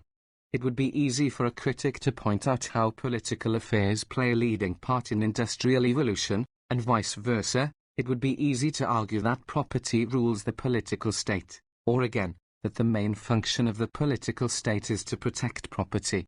As I have said, man has to fight his enemies, and he has to seek food, and often he has to do the two things at the same time, but nevertheless, broadly speaking, we observe two great waves, sweeping over human society, and most of the time these waves are clearly separated and easily distinguished. Industry in a savage tribe is, like government, simple and uniform. All the members of the tribe get their living in the same way. One may be a little more expert as a fisherman, another as a gatherer of coconuts, but the fisherman gathers coconuts and the coconut gatherer fishes. In the days of primitive communism there is little economic strife and little change, but as slavery comes in, and the private property system, there begins industrial war. The members of the tribe trade with one another, and argue over prices, and gradually some get the better of others. They accumulate slaves and goods, and later on they appropriate the land to their private use. Of course, the men who do this are often the rulers of the tribe, and so politics and industry are mixed. But even assuming that the state never interfered, assuming that the government allowed business affairs to work themselves out in their own way, the tendency of competition is always to end in monopoly. The big fish eat the little fish, the strong gain advantage over the weak, the rich grow richer, and the poor grow relatively poorer, as the amount of trading increases, and men specialize in the arts of bargaining. We see again and again how money concentrates in the hands of a few. It does this, even when the political state tries to prevent it, as, for example, when the princes and dukes of the Middle Ages would torture the Jewish money-lenders and take away their treasure, but the Jews never failed to grow rich again. It is when political evolution has completed itself, and a republic has been set up, that a free field is given to economic forces to work themselves out to their logical end. We have seen this in the United States, where we all started pretty much on the same economic level, and where political tyranny has had little hold. Our civilization is a civilization of the trader, the businessman, as we call him, and we see how big business absorbs little business, and grows constantly larger and more powerful. We are familiar with what we call graft, the use by businessmen of the powers of government to get trade advantage for themselves, and we have a school of old-time thinkers, calling themselves Jeffersonian Democrats, who insist that if only there had never been any government favors, economic equality and democracy would have endured forever in our country. But it is my opinion that government has done far more to prevent monopoly and special privilege in business than to favor it, and nevertheless, monopoly has grown. In other words, the tendency toward concentration in business, the absorption of the small business by the big business, is an irresistible natural process, which neither can be nor should be hindered. The condition of competition, whether in politics or in industry, is never a permanent one, and can never be made permanent. It is a struggle which automatically brings itself to an end. Large-scale production and distribution is more economical than small-scale, and big business has irresistible advantages of credit and permanence over little business. As we shall presently show, the blind and indiscriminate production of goods under the competitive system leads to the glutting of markets and to industrial crises. At such times the weaker concerns are weeded out and the strong ones take the trade, and as a result, we have the modern great corporation, the most powerful machine of production yet devised by man, and which corresponds in every aspect to the monarchy in political society. We are accustomed to speak of our captains of industry, our coal kings, and beef barons and lords of steel, and we think we are using metaphors, but the universality of these metaphors points to a fundamental truth in them. As a matter of fact, our modern captain of industry fills in the economic world exactly the same functions as were filled in ancient days by the head of a feudal state. He has won his power in a similar struggle, and he holds it by similar methods. He rules over an organization of human beings, arranged, economically speaking, in grades and classes, with their authorities and privileges and duties precisely determined, as under the ancient regime. And just as King Louis said, "I am the state," so Mr. Armour considers that he is Armour & Co., and Mr. Morgan considers that he is the House of Morgan, and that the business exists for him and is controlled by him under divine authority. If I am correct in my analysis of the situation, this process of industrial evolution is destined to complete itself, as in the case of the political state. The subject populations of industry are becoming more and more discontented with their servitude, more and more resentful of that authority which compels them to labor while others reap the benefit. They are organizing themselves, and preparing for a social transformation which will parallel in every detail the revolution by which our ancestors overthrew the authority of King George III over the American colonies, and made inhabitants of those colonies no longer subjects of a king, but free and equal citizens of a republic. I expect to see a change throughout the world, which will take the great instruments of production which we call corporations and trusts, out of the hands of their present private owners, and make them the property, either of the entire community, or of those who do the work in them. This changes the social revolution, and when it has completed itself, we shall have in that society an industrial republic, a form of business management which constitutes economic democracy. The history of the world's political revolutions has been written almost exclusively by aristocratic or bourgeois historians, that is to say, by men who, whatever their attitude toward political democracy, have no conception of industrial democracy, and believe that industrial strife and enslavement are the normal conditions of life. If, however, you will read Kropotkin's Great French Revolution, you will be interested to discover how important a part was played in this revolution by economic forces.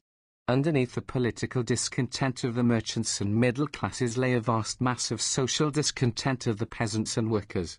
It was the masses of the people who made the revolution, but it was the middle classes who seized it and turned it to their own ends, putting down attempts toward economic equality, and confining the changes, so far as possible, to the political field.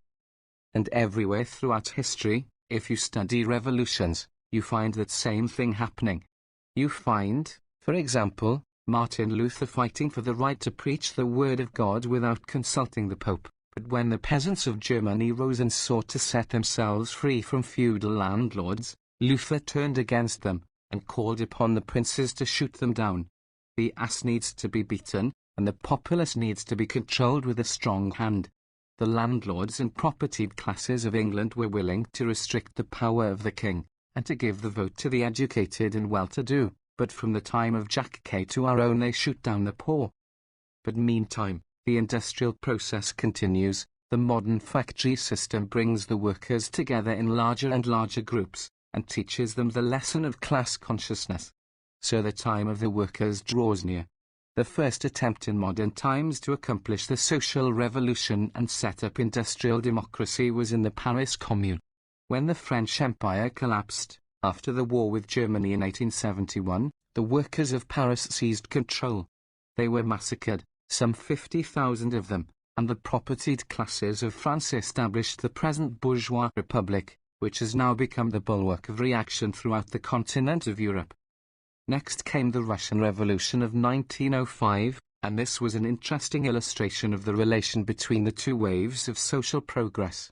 Russia was a backward country industrially, and according to theory not at all prepared for the social revolution. But nowadays the thoughts of men circulate all over the world, and the exiles from Russia had absorbed Marxian ideas, and were not prepared to accept a purely political freedom. So in 1905, after the Japanese War, when the people rose and forced the Tsar to grant a parliament, the extremists made an effort to accomplish the social revolution at the same time. The peasants began to demand the land, and the workers the factories, whereupon the capitalists and middle classes, who wanted a parliament, but did not want socialism, went over to the side of reaction, and both the political and social revolutions were crushed. But then came the Great War, for which Russia with her incompetent government and her undeveloped industry was unprepared. The strain of it broke her down long before the other allies, and in the universal suffering and ruin the Russian people were again forced to rise. The political revolution was accomplished, the Tsar was imprisoned, and the Duma reigned supreme. Middle-class liberalism throughout the world gave its blessings to this revolution, and hastened to welcome a new political democracy to the society of nations. But then occurred what to orthodox democratic opinion has been the most terrifying spectacle in human history.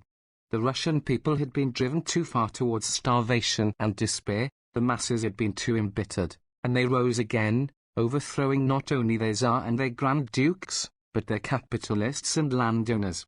For the first time in history the social revolution established itself, and the workers were in control of a great state. Ever since then we have seen exactly what we saw in Europe from 1789 onward, when the first political republic was established, and all the monarchies and empires of the world banded themselves together to stamp it out. We have witnessed a campaign of war, blockade, intrigue and propaganda against the Soviet government of Russia, all pretending to be carried on in the name of the Russian people, and for the purpose of saving them from suffering, but all obviously based upon one consideration and one alone, the fear that an effort at industrial self-government might possibly prove to be a success. Whether or not the Soviets will prove permanent, no one can say. But this much is certain, just as the French Revolution sent a thrill around the world, and planted in the hearts of the common people the wonderful dream of freedom from kings and ruling classes, just so the Russian Revolution has brought to the working masses the dream of freedom from masters and landlords. Everywhere in capitalist society this ferment is working, and in one country after another we see the first pangs of the new birth. Also we see capitalists and landlords, who once found democracy, free speech and equality before the law useful formulas to break down the power of kings and aristocrats, now repudiating their old-time beliefs, and going back to the Frankist reaction. We see, in our own land of the free, the government refusing to reprint the Declaration of Independence during the war, and arresting men for quoting from it and circulating it. We even see the Department of Justice refusing to allow people to reprint the Sermon on the Mount. Chapter 54. The Class Struggle discusses history as a battleground between ruling and subject classes, and the method and outcome of this struggle. There is a theory of social development, sometimes called the materialistic interpretation of history, and sometimes the economic interpretation of history. It is one of the contributions to our thought which we owe to Karl Marx, and like all the rest of Marxian theory, it is a subject of embittered controversy, not merely between socialists and orthodox economists, but between various schools of revolutionary doctrine. For my part, I have never been a great hand for doctrine, whether ancient or modern. I am not much more concerned with what Marx taught than I am with what St. Paul taught, or what Martin Luther taught. My advice is to look at life with your own eyes, and to state in simple language the conclusions of your own thinking. Man is an eating animal. He has also been described as a tool-making animal, and might be described as an ideal-making animal. There is a tendency on the part of those who specialize in the making of ideals to repudiate the eating and the tool-making sides of man, which accounts for the quarrel between the Marxians and the moralists. All through history you find new efforts of man to develop his emotional and spiritual nature, and to escape from the humiliating limitations of the flesh. These efforts have many of them been animated by desperate sincerity, but none of them have changed the fundamental fact that man is an eating animal, an animal insufficiently provided by nature against cold, and with an intense repugnance to having streams of cold water run down back of his neck. The religious teachers go out with empty purse, and take no thought for the morrow, but the forces of nature press insistently upon them, and little by little they make compromises. They take to shelter while they are preaching, they consent to live in houses, and even to own houses, and to keep a bank account. So they make terms with the powers of this world, and the powers of this world, which are subtle, and awake to their own interests, find ways to twist the new doctrine to their ends. So the new religion becomes simply another form of the old hypocrisy, and it comes to us as a breath of fresh air in a room full of corruptions when someone says, "Let us have done with aged shams and false idealisms. Let us face the facts of life, and admit that man is a physical animal, and cannot do any sane and constructive thinking until he has food and shelter provided. Let us look at history with unblinking eyes, and realize that food and shelter, the material means of life, are what men have been seeking all through history, and will continue to seek, until we put production and distribution upon a basis of justice, instead of a basis of force." Such is, as simply as I can phrase it, the materialistic interpretation of history. Put into its dress of scientific language it reads, "The dominant method of production and exchange in any society determines the institutions and forms of that society." I do not think I exaggerate in saying that this formula, applied with judgment and discrimination, is a key to the understanding of human societies. Wherever man has moved into the stage of slavery and private property, there has been some group which has held power and sought to maintain and increase it. This group has set the standards of behavior and belief for the community, and if you wish to understand the government and religion, the manners and morals, the philosophy and literature and art of that community, the first thing you have to do is to understand the dominant group and its methods of keeping itself on top. This statement applies not merely to those cultural forms which are established and ordained by the ruling class, it applies equally well to the revolutionary forms, the behavior and beliefs of those who oppose the ruling class. For men do not revolt in a vacuum, they revolt against certain conditions, and the form of their revolt is determined by the conditions. Take, for example, primitive Christianity, which was certainly an effort to be unworldly, if ever such an effort was made by man. But you cannot understand anything about primitive Christianity unless you see it as a new form of slave revolt against Roman imperialism and capitalism. The theory of the class struggle is the master key to the bewilderments and confusions of history. Always there is a dominant class, holding the power of the state, and always there are subject classes, and sooner or later the subject classes begin protesting and struggling for wide rights. When they think they are strong enough, they attempt to revolt, and sometimes they succeed. If they do, they write the histories of the revolt, and their leaders become heroes and statesmen.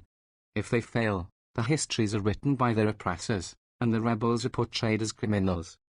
One of the commonest of popular assumptions is that if the rebels have justice on their side, they are bound to succeed in the long run, but this is merely the sentimental nonsense that is made out of history. It is perfectly possible for a just revolt to be crushed, and to be crushed again and again, just as it is possible for a child which is ready to be born to fail to be born, and to perish miserably. The fact that the Huguenots had most of the virtue and industry and intelligence of France did not keep them from being slaughtered by Catholic bigots, and reaction riveted upon the French people for a couple of 100 years. The fact that the Moors had most of the industry of Spain did not keep them from being driven into exile by the Inquisition, and the intellectual life of the Spanish people strangled for 300 or 400 years. Some 800 years ago our ancestors in England brought a cruel and despotic king to battle, and conquered him, and on the field of Runnymede forced him to sign a grant of rights to Englishmen. That document is known as Magna Carta, or the Great Charter, and everyone who writes political history today recognizes it as one of the greatest of man's achievements, the beginning of a process which we hope will bring freedom and equality before the law to every human being on earth. And now we have come to the stage in our industrial affairs, when the organized workers seek to bring the monarchs of industry into the council chamber, and force them to sign a similar Great Charter, which will grant freedom and self-government to the workers. Just as King John was forced to admit that the power to tax and spend the public revenue belonged to the people of England, and not to the ruler, just so the workers will establish the principle that the finances of industry are a public concern, that the books are to be opened, and prices fixed and wages paid by the democratic vote of the citizens of industry. If that change is accomplished, the historian of the future will recognize it as another momentous step in progress, and he will heed the protests of the lords of industry, that they are being deprived of their freedom to do business, and of their sacred legal rights to their profits, as little as he heeded the protests of King John against the treason and usurpation and infringement of divine right by the rebellious barons. Chapter 55. The capitalist system shows how wealth is produced in modern society, and the effect of this system upon the minds of the workers. In the beginning, man got his living by hunting and fishing. Then he took to keeping flocks and herds, and later by slow stages he settled down to agriculture. With the introduction of slavery and the ownership of the land by ruling classes, there came to be a subject class of workers, who toiled on the land from dawn to dark, year in and year out, and got, if they were fortunate, an existence for themselves and their families. Whether these workers were called slaves or serfs or peasants, whether their product was taken from them in the form of taxes by the king, or of rent by the landlord, made no difference. The workers were bound to the soil, like the beasts with which they lived in intimate contact. They were drafted into armies, and made to fight for their lords and masters. They suffered pestilence and famine, fire and slaughter, but with infinite patience they would rebuild their huts, and dig and plant again, whether for the old master or for a new one. In the early days these workers made their own crude tools and weapons, but very early there must have been some who specialized in such arts, and with the growth of towns and communications came a new kind of labor, based upon a new system. Some enterprising man would buy slaves, or hire labor, and obtain a supply of raw material, and manufacture goods to be bartered or sold. He would pay his workers enough to draw them from the land, and would sell the product for what he could get, and the difference would be his profit. That was capitalism, and at first it was a thing of no importance, and the men who engaged in it had no social standing. But princes and lords needed weapons and supplies for their armies, and the men who could furnish these things became more and more necessary, and the states which encouraged them were the ones which rose to power. Merchants and sea traders became the intimates of kings, and by the time of the Roman Empire, capitalism was a great world power, dominating the state, using the armies of the state for its purposes. It went down with the rest of Roman civilization, but in the Middle Ages it began once more to revive, and by the end of the 18th century the merchants and money-lenders of France, with their retainers, the lawyers and journalists, were powerful enough to take the control of society. Then, in the beginning of the 19th century, came the invention of machinery and of the power process. Capitalism began to grow like a young giant among pygmies. In the course of a century it has ousted all other methods of production, and all other forms of social activity. 100 years ago, the British House of Commons was a parliament of landlords. Today it is a Merchants and Manufacturers Association. Out of the 707 members of the British House of Commons, 361 are members of the Federation of British Industries, the labour-smashing organisation of British big business. And the same is true of every other parliament and congress in the modern capitalist state. Practically all the wealth of the world today is produced by the capitalist method, and distributed under capitalist supervision, and therefore capitalist ideas prevail in our society, to the practical exclusion of all other ideas. I have shown in the Prophets of Religion how these ideas dominate the modern church, and in the brass check how they dominate the modern press. I plan to write 2 books, to show how they dominate education and literature. 100 years ago an industry consisted of a half a dozen or a dozen men, working under the personal supervision of an owner, and using crude hand tools. Today it consists of a gigantic trust, owning and managing scores and perhaps hundreds of mills and factories, each employing thousands of workers. A corporation like the Steel Trust owns enough of the sources of its raw material to give it practical monopoly. It owns a fleet of vessels especially designed for ore carrying. It owns its private railroads, to deliver the ore to the mills.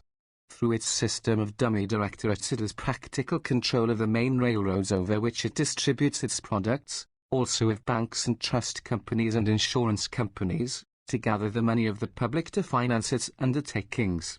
It owns huge office buildings, and vast tracts of land upon which the homes of its workers are built. It has a private army for the defense of its property, a complete army of cavalry, infantry and artillery, including a large and highly efficient Secret Service department, with a host of informers and spies.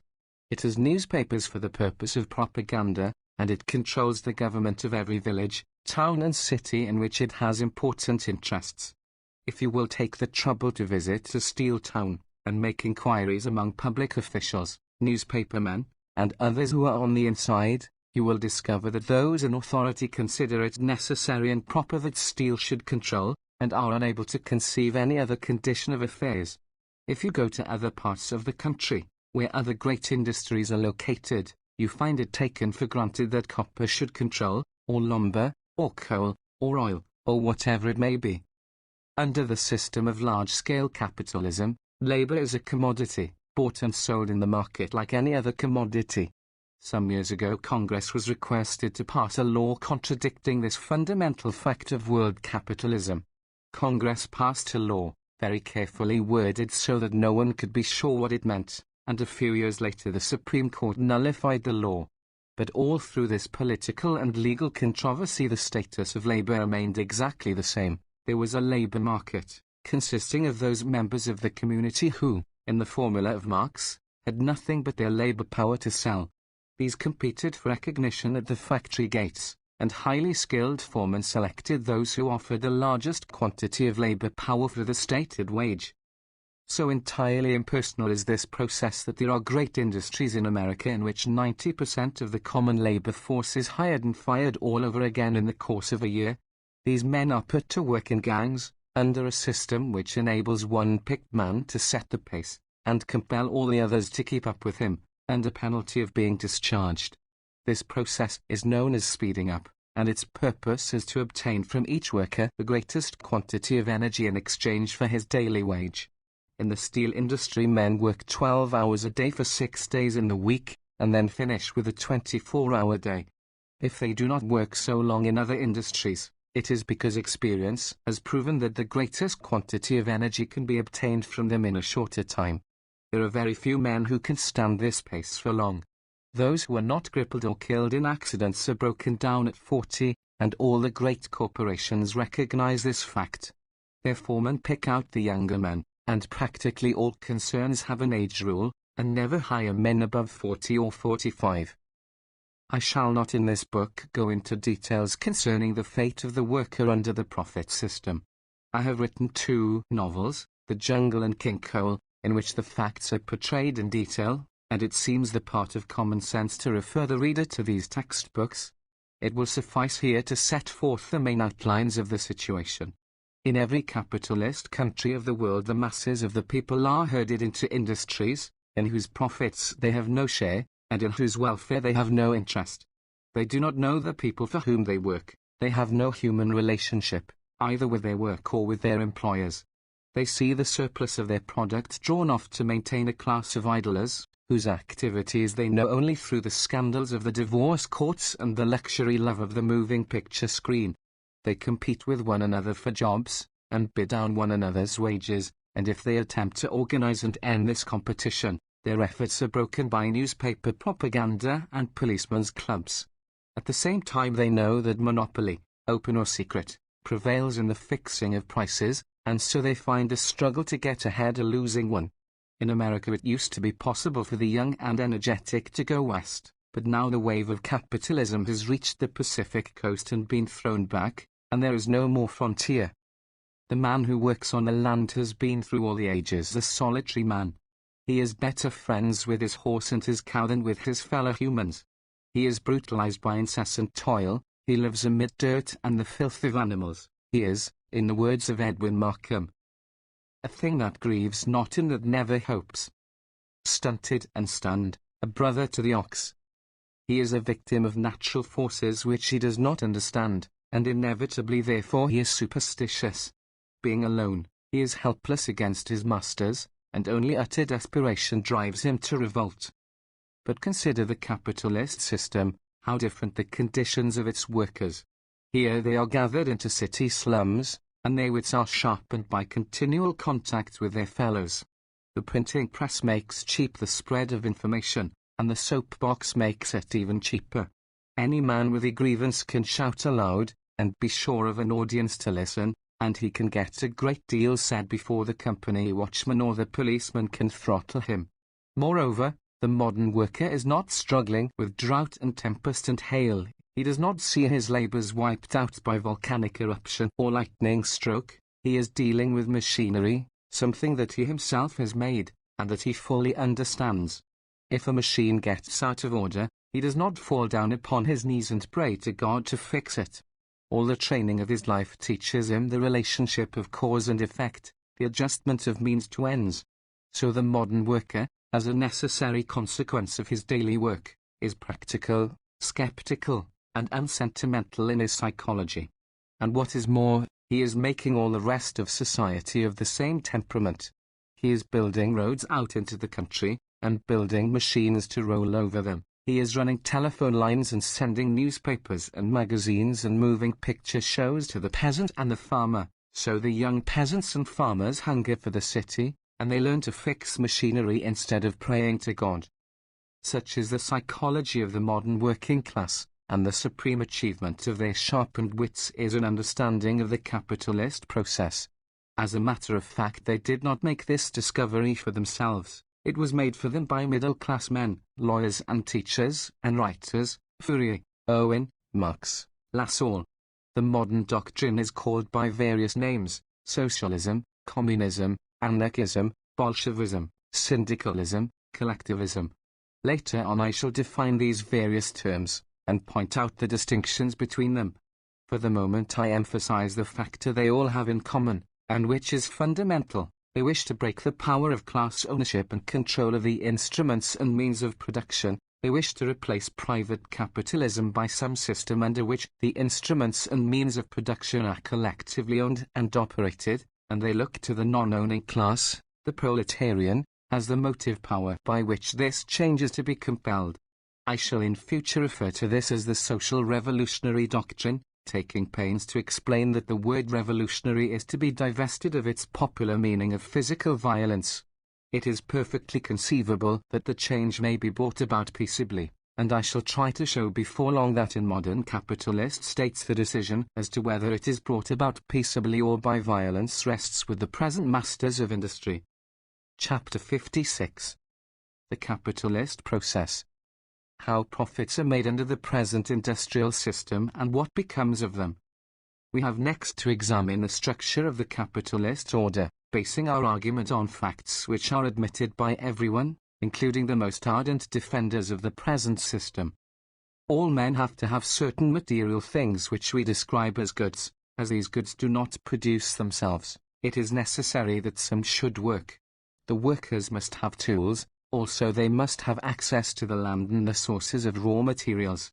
These means of production are owned by some individuals in the community, and this ownership gives them power to direct the work of the rest. Those who own the land and the natural sources of wealth we call capitalists, or businessmen, and those who do not own these things, or whose share in them is insignificant, are the proletariat, or working class. If you state to the average American that there is a capitalist class and a proletariat in this country, he will point out that many who are now members of the capitalist class were originally members of the proletariat. They have worked hard and saved, and accumulated property. But this is merely confusing the issue.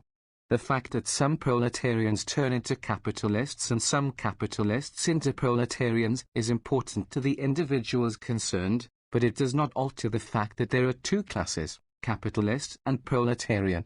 Consider, by way of illustrating, a field with trees growing on it. We have earth, and we have trees, and the distinction between them is unmistakable. The roots of the trees go down into the earth, and take up portions of the earth and turn it into tree. The leaves and the dead branches fall, and in the course of time are turned once more to earth. There are all sorts of stages between earth and tree, and between tree and earth, but you would not therefore say that the word earth and the word tree are misnomers. The working men go to the businessman and apply for work. The businessman gives them work, and takes their product, and offers it in the market at a price which allows him a profit above cost. If he can sell at a profit, he repeats the process, and the worker has a job. If he cannot sell at a profit, the worker is out of a job. Here and there may be a benevolent businessman who, rather than turn his workers out of a job, will sell his goods at cost, or even for a short time at a loss, but if he keeps the factory going simply for the benefit of his workers, and with no expectation of ever making a profit, that is a form of charity, and not the common system under which our business is now carried on. So it appears that the worker is dependent for his wages upon the ability of the businessman to make a profit. The worker's life is inextricably bound up with the profit of the capitalist. No profit for the capitalist, no life for the worker. The capitalist, going out to look for markets for his goods, is seeking, not merely profit for himself, but life for his workers. Now, the businessman pays a certain percentage of his total receipts for labor, another percentage for raw materials, another percentage for his overhead charges, and the rest is profit in various forms: rent to the landlord, interest to the bondholder, dividends to the stockholder. All this total sum goes to human individuals, and each has thus a certain amount of money to spend. They pay it over to other individuals for goods or services, and so the money keeps circulating, and business keeps going. That is as deep as the average mind probes into the process. But let us probe a little deeper. It is evident that, in the course of all this exchanging of goods, some individuals get a larger share than other individuals. Our government collects an income tax, and thus we have statistics representing what people are willing to admit about the share they get. In 1917 it appeared that, speaking roughly, one family out of 6 had an income of over $1,000 a year, and one family out of 12 had an income of over $2,000. But there were 19,000 families which admitted incomes of over $50,000 a year, and 300 with over $1 million a year. Now the families that get less than $1,000 a year obviously have to spend the greater part of their income upon their immediate living expenses. But the families that get $50,000 a year do not need to spend everything, and most of them take the greater part of their income and reinvest it. That is, they spend it upon the creating of new machinery of production, railroads, mills, factories, office buildings, the whole elaborate structure of capitalist industry. Exactly what proportion of the total product of industry is thus taken and reinvested no one can say, but this we know: our cities are growing at an enormous rate, our manufacturing power is increasing by leaps and bounds, we are perfecting processes which enable one man to do the work of 100 men, which increase the product of one man's labor 100-fold. All this goes on blindly, automatically. A Niagara of goods of all sorts is poured out, and we call it prosperity. But then suddenly a strange and bewildering thing happens. All at once, and without warning, orders fall off, values begin to drop, business collapses, factories are shut down, and millions of men are thrown out of jobs. Merchants look at one another with blanched faces. Each one has been counting on paying his bills with the profits he was going to make, and now his profits are gone, and he can't pay. The newspapers and magazines keep insisting that it can't be true, that business is going to revive next week, that prosperity is just ahead. But the factories stay shut, and the millions of men stay idle. This is the condition in which we find ourselves as I write this book. It has been happening regularly in our history every 10 years or so. Ever since America started, we have had 100 years to reflect upon it and to probe into the causes of it, and such is business intelligence in the most enlightened country in the world. You may search the pages of our newspapers from the first column of millionaire divorce suits to the last column of situations wanted, and nowhere can you find one word to explain this mysterious calamity of hard times, how it comes to happen to our social system, or what could be done to prevent it. To supply this deficiency in present-day thinking is our next task. Chapter 57. Hard Times explains why capitalist prosperity is a spasmodic thing, and why abundant production brings distress instead of plenty. Let us picture a small island inhabited by 6 men. One of these men fishes, another hunts, another gathers coconuts, another raises goats for clothing, and so on. The 6 men among them produce by their labor all the necessities of their lives, and they exchange their products with one another. The island is productive, and each of the men is free, and makes his exchanges on equal terms. On that basis the industry of the island can continue indefinitely, and there will never be any trouble. There may sometimes be overproduction, but it will not cause anyone to starve. If the fisherman is unusually lucky one day, he will be able to take a vacation for a few days, living on his fish and the products he exchanges for his fish. For the sake of convenience and future reference, I will describe this happy island as a free society, meaning that each of the members of this society has access on equal terms to the sources of wealth, and each owns the product of his own labor, without paying tribute to anyone else for the right to labor, or to exchange his products. But now let us suppose that one of the men on the island is strong and aggressive. He takes a club and knocks down the other 5 men, and compels them to sign a piece of paper agreeing that hereafter he is the president of the Land Development Company of the island, the chief stockholder in the goat raising company, and owner of the fishing concession in the coconut grove. Also, that hereafter goods shall not be bartered in kind, but shall be exchanged for money, and that he is the banker, and also the government, with the right to issue money. In this society you will find that the real work, the actually productive work, is done by 5 men, instead of by 6, and these 5 do not get the full value of their labor. The fisherman will fish, but his product will no longer belong to himself. He will get part of it as wages, while the businessman takes charge of the balance. So when there is a lucky day, there will be prosperity in the fishing industry, but this prosperity will not benefit the fisherman. He will have only his wage, and when he has caught too many fish, he will not have a few days' vacation, but will be out of a job. And exactly the same thing will happen to the goat herd. He will probably have work all the year round, because goats have to be tended, but he will get barely enough to keep him alive, and the surplus skins and milk will go to the owner of the no longer happy island. Perhaps it will occur to the owner that the man who raises coconuts might also keep an eye on the goats, and so the goat herd will be permanently out of a job, and will turn into what is called a tramp, or vagrant. Inasmuch as everything to eat on the island belongs to the owner, the ex-goat herd will be tempted to become a criminal, and so it will be necessary for the owner to arm the coconut man with a club and make him into a policeman, or perhaps he will organize the fisherman and the hunter into a militia for the preservation of law and order. They will be glad to serve him, because, owing to the extreme productivity of the island, they will be out of jobs a great part of the time, and but for the generosity of the businessman, would have no way of earning a living. But suppose that the coconut man should invent a machine for gathering a year's supply of nuts in a week. Suppose the fisherman should devise a scheme to fill his boat with fish in a few minutes, and suppose that as a result of these inventions the businessman got so rich that he moved to Paris, and no longer saw his workers, or even knew their names. Under these conditions you can see that overproduction and unemployment might increase on the island, and also the businessman might seem less human and lovable to his wage slaves, and might need a larger police force. It might even happen that he would discover the need of a propaganda department, in order to keep his police force loyal, and a secret service to make sure that agitators did not get into the schools. The 5 islanders, having filled all the barns and storehouses, would be turned out to starve, and when they asked the reason, they would be told it was because they had produced a surplus of food. This may sound grotesque, but it is what is being said to 5 million men in America as I write. There are clothing workers who are going about in rags, and they are told it is because they have produced too much clothing.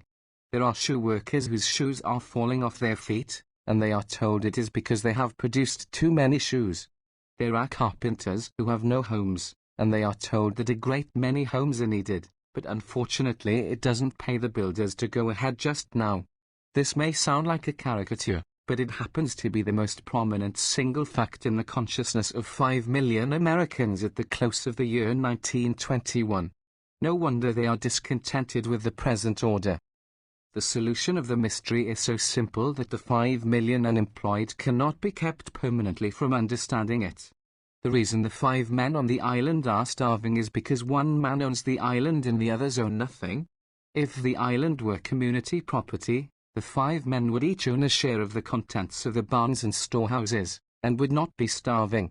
If the 100 million people of America owned the productive machinery of America, then instantly the unemployment crisis would pass like an evil dream. The farm workers who need shoes would exchange their food with the starving shoe workers, and the starving shoe workers would have jobs. They would want clothing, and so the clothing makers would start to work, and so on all the way down the line. There is only one thing necessary to make this possible, and that is the thing which we have agreed to call the social revolution. Chapter 58. The Iron Ring analyzes further the profit system, which strangles production, and makes true prosperity impossible. We have seen that in an exploiting society there is a surplus which is taken by the exploiter, and that under the modern system this surplus must be sold at a profit before production can continue. The vital fact in such a society is that the worker has not the money to buy back all that he produces, therefore it is inevitable that a surplus product should accumulate. When this happens, production must be cut down, and during that period the worker is without a job, and without means of living. The fact that he needs the product does not help him, the point is that he has not the money to buy it. In such a society the productive machinery is never used to the full. The machinery is controlled by a profit-seeking interest, seeking an opportunity to make sales, and restricting production according to the prospect of sales. So the actual product bears no relationship to the possible product, and people who live in an exploiting society can form no conception of true prosperity. 4. You see, the market is limited by the competitive wage system.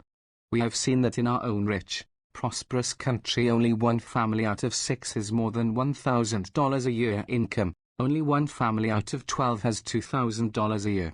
It does not make any difference that the warehouses are bursting with goods. A family constitutes a market of so many dollars a year, and then, so far as the profit system is concerned, that family is non-existent, that family stops consuming, and the productive machinery is halted to that extent.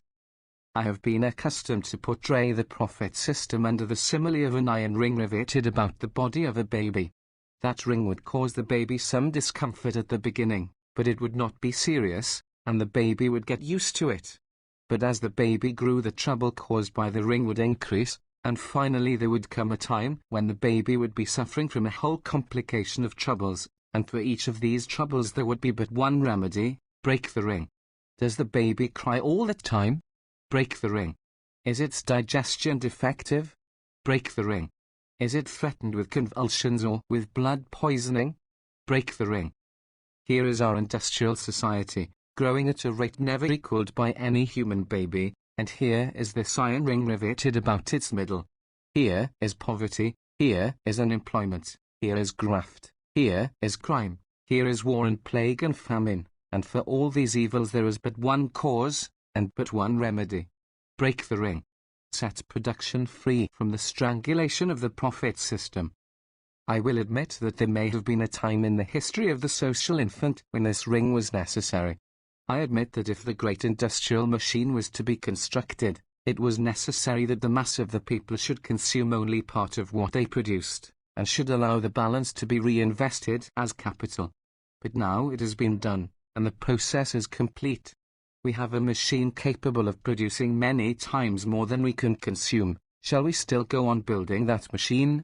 Shall we go on starving ourselves, to save the money, to multiply over and over again the products, in order that we may be thrown out of work, and be starved even more completely?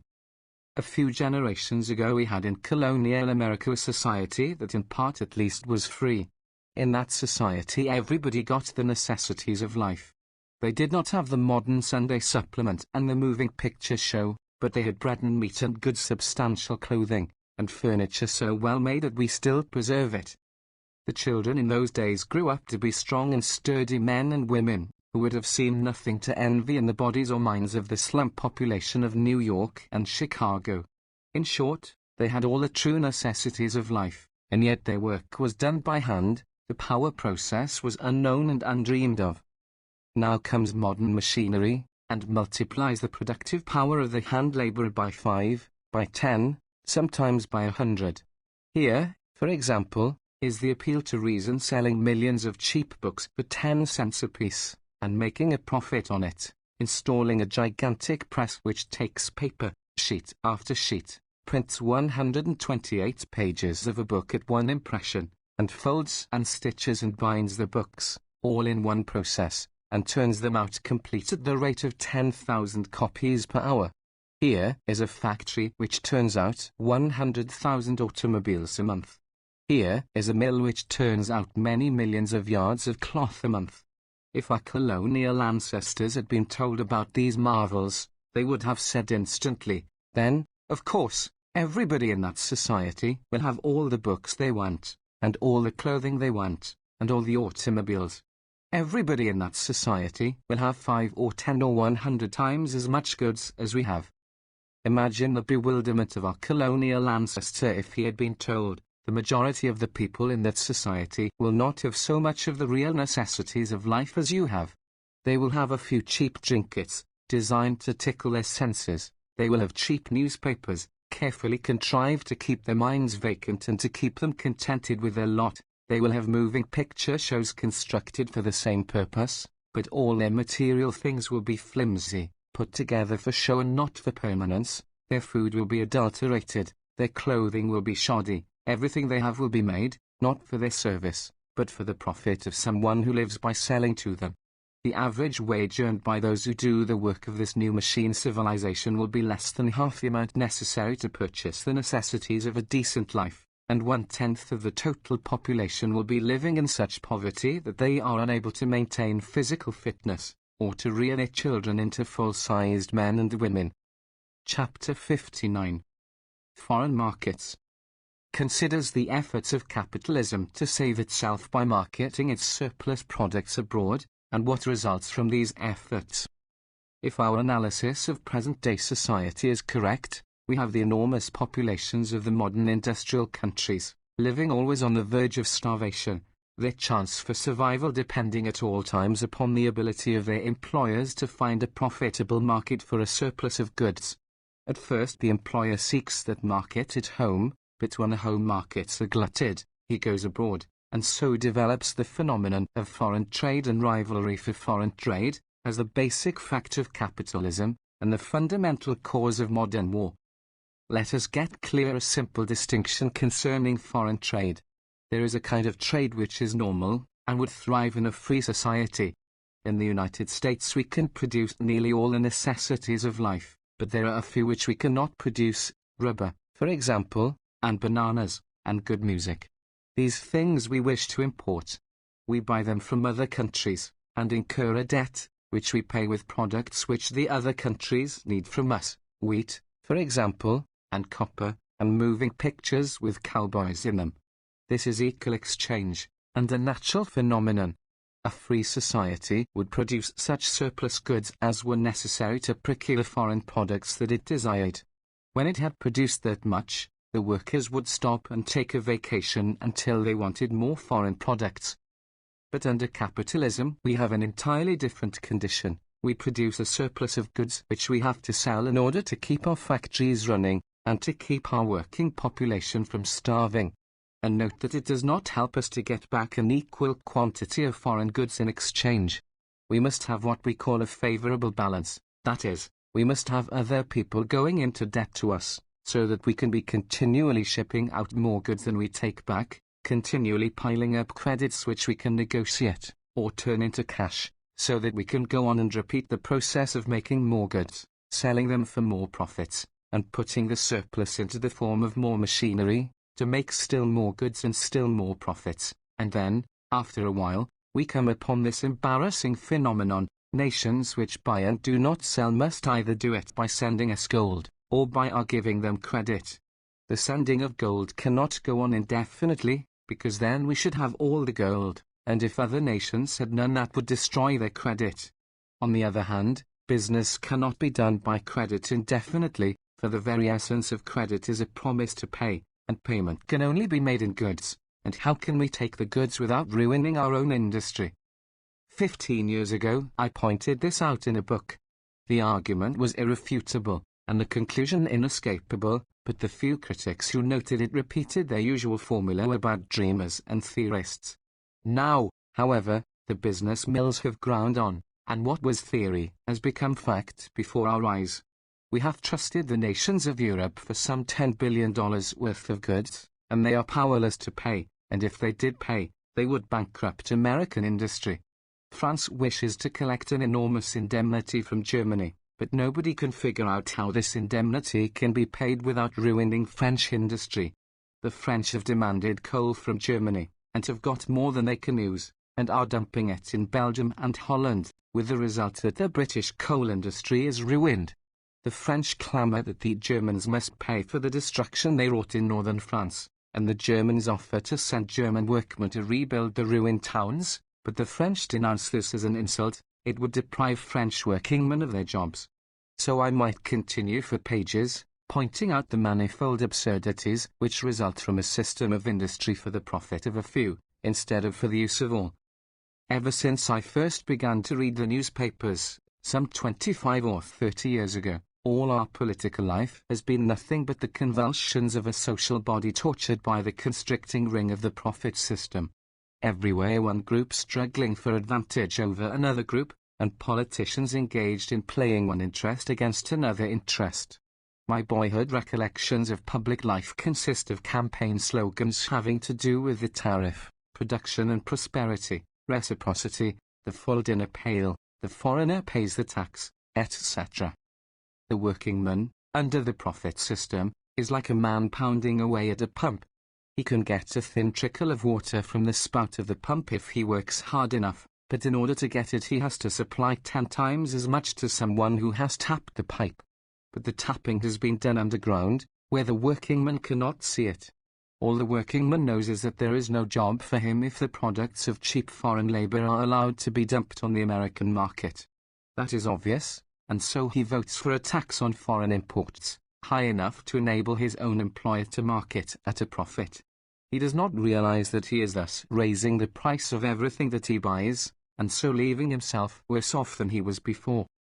All governments are delighted with this tariff device, because they are thus enabled to get money from the public without the public's knowing it.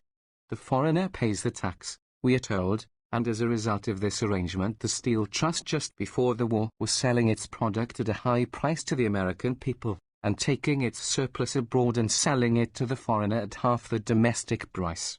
And we see this same thing in every line of manufacture, and all over the world. We see one nation after another withdrawing itself as a market for manufactured products, and entering the lists as a marketer. One more nation now able to fill all its own needs, and going out hungrily to look for foreign customers, adding to the glut of the world's manufactured products and the ferocity of international competition. At the close of the Civil War the total exports of the United States averaged approximately $300 million, and the total imports were about the same. In 1892 the exports first touched $1 billion, while the imports were about 9/10 of that sum. In the year 1913 the exports were nearly $2.5 billion, while the imports were $600 million less, and in the year 1920 our exports were over $8 billion and our imports a little over $5 billion. So we have a favorable balance of almost $3 billion a year, and as a result we are on the verge of ruin. This iron ring of overproduction and lack of market exercises upon our industrial body a steady pressure, a slow strangling. But because the body is in convulsions, struggling to break the ring, the pressure of the ring is worse at some times than at others. We have periods of what we call prosperity, followed by periods of panic and hard times. You must understand that only a small part of our business is done by means of cash payments, whether in gold or silver or paper money. Close to 99% of our business is done by means of credit, and this introduces into the process a psychological factor. The businessman expects certain profits, and he capitalizes these expectations. Business booms, because everybody believes everybody else's promises. Credit expands like a huge balloon, with the breath of everybody's enthusiasm. But meantime real business, the real market, remains just what it was before. It cannot increase, because of the iron ring which restricts the buying power of the mass of the people by the competitive wage. So presently the time comes when somebody realizes that he has overcapitalized his hopes, he curtails his orders, he calls in his money, and the impulse thus started precipitates a crash in the whole business world. We had such a crash in 1907, and I remember a Wall Street man explaining it in a magazine article entitled, "Somebody Asked for $1." We learned one lesson by that panic, at least, the big financial men learned it, and did Congress pass what is called the Federal Reserve Act, a provision whereby in time of need the government issues practically unlimited credit to banks. This, of course, is fine for the banks. It puts the credit of everybody else behind them, and all they have to do is to stop lending money, except to the big insiders, and sit back and wait, while the little men go to the wall, and the mass of us live on our savings or starve. We saw this happen in the year 1920, and for the first time we had hard times without having a financial panic. But instead we see prices staying high, because the banks have issued so much paper money and bank credits. Chapter 60. Capitalist War shows how the competition for foreign markets leads nations automatically into war. In a discussion of the world's economic situation, published in 1906, the writer portrayed the ruling class of Germany as sitting in front of a thermometer, watching the mercury rising, and knowing that when it reached the top, the thermometer would break. This thermometer was the German class system of government, and the mercury was the socialist vote. In 1870 the vote was 30,000, in 1884 it was 549,000, in 1893 it was 1,876,000, in 1903 it was 3,008,000, in 1907 it was 3,250,000, in 1911 it was 4,250,000. Writing between 1906 and 1913, I again and again pointed out that this increase was the symptom of social discontent in Germany, caused by the overproduction of invested capital throughout the world, and the intensification of the competition for world markets. I pointed out that a slight increase in the vote would be sufficient to transfer to the working class of Germany the political power of the German state, and I said that the ruling class of Germany would never permit that to happen. When it was ready to happen, Germany would go to war, to seize the trade privileges of some other nation. There was a time when wars were caused by national and racial hatreds. There are still enough of these venerable prejudices left in the world, but no student of the subject would deny that the main source of modern wars is commercial rivalry. In 1917 we sent Eugene V. Debs to prison for declaring that the late World War was a war of capitalist greed. But 2 years later President Wilson, who had waged the war, declared in a public speech that everybody knew it had been a war of commercial rivalries. The aims of modern war makers are two. First, capitalism must have raw materials, including coal and oil, the sources of power, and gold and silver, the bases of credit. Parts of the world which are so unfortunate as to be rich in these substances become the bone of contention between rival financial groups, organized as nations. Some sarcastic writer has defined a backward nation as one which has gold mines and no navy. We are horrified to read of the wars of the French monarchs, caused by the jealous quarrels of mistresses, but in 1905 we saw Russia and Japan go to war and waste 1 million lives because certain Russian Grand Dukes had bribed certain Chinese mandarins and obtained concessions of timber on the Yalu River. We now observe France and Germany vow to undying hate because of iron mines in Lorraine, and the efforts of France to take the coal mines of Silesia from Germany, and give them to Poland, which is another name for French capitalism. The other end sought by the war makers is markets for manufactured products, and control of trade routes, coaling stations and cables necessary to the building up of foreign trade. England has been mistress of the seas for some 300 years, which meant that her traders had obtained most of these advantages. But then came Germany, with her newly developed commercialism, shoving her rival out of the way. The Englishman was easygoing, he liked to play cricket, and stop and drink tea every afternoon. But the German worked all day and part of the night, he trained himself as a specialist, he studied the needs of his customers, all of which to the Englishman was unfair competition. But here were the populations of the crowded slums, dependent for their weekly wage and their daily bread upon the ability of the factories to go on turning out products. Here was the ever-blackening shadow of unemployment, the mutterings of social discontent, the agitators on the soapboxes, the workers listening to them with more and more eager attention, and the journalists and politicians and bankers watching this phenomenon with a ghastly fear. So came the Great War. Social discontent was forgotten overnight, and England and France plunged in to down their hated rival, once and for all time. Now they have succeeded. Germany's ships have been taken from her, and likewise her cables and coaling stations. The Berlin-Baghdad railroad is a forgotten dream. The British sit in Constantinople, and the traffic goes by sea.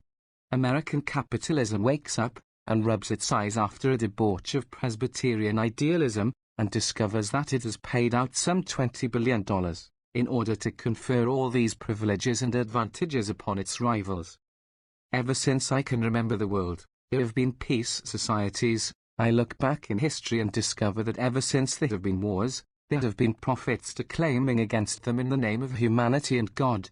As I write, there is a great World Conference on Disarmament in session in Washington, and all good Americans hope that war is to be ended and permanent peace made safe. All that I can do at this juncture is to point out the fundamental and all-controlling fact of present-day economics, that for the ruling class of any country to agree to disarmament and the abolition of war, is for that class to sign its own death warrant and cut its own throat. American capitalism can survive on this earth only by strangling and destroying Japanese capitalism and British capitalism, and doing it before long. The far-sighted capitalists on both sides know that, and are making their preparations accordingly. What the members of the peace societies and the diplomats of the disarmament conferences do is to cut off the branches of the tree of war. They leave the roots untouched, and then, when the tree continues to thrive, they are astounded. I conclude this chapter with a concrete illustration, cut from my morning newspaper. We went to war against German militarism, and to make the world safe for democracy, meaning thereby capitalist commercialism. We commanded the German people to beat their swords into plowshares, that is, to set their Krupp factories to making tools of peace, and they did so. We saddled them with an enormous indemnity, making them our serfs for a generation or two, and compelling them to hasten out into the world markets, to sell their goods, and raise gold to pay us. And now, how does their behavior strike us?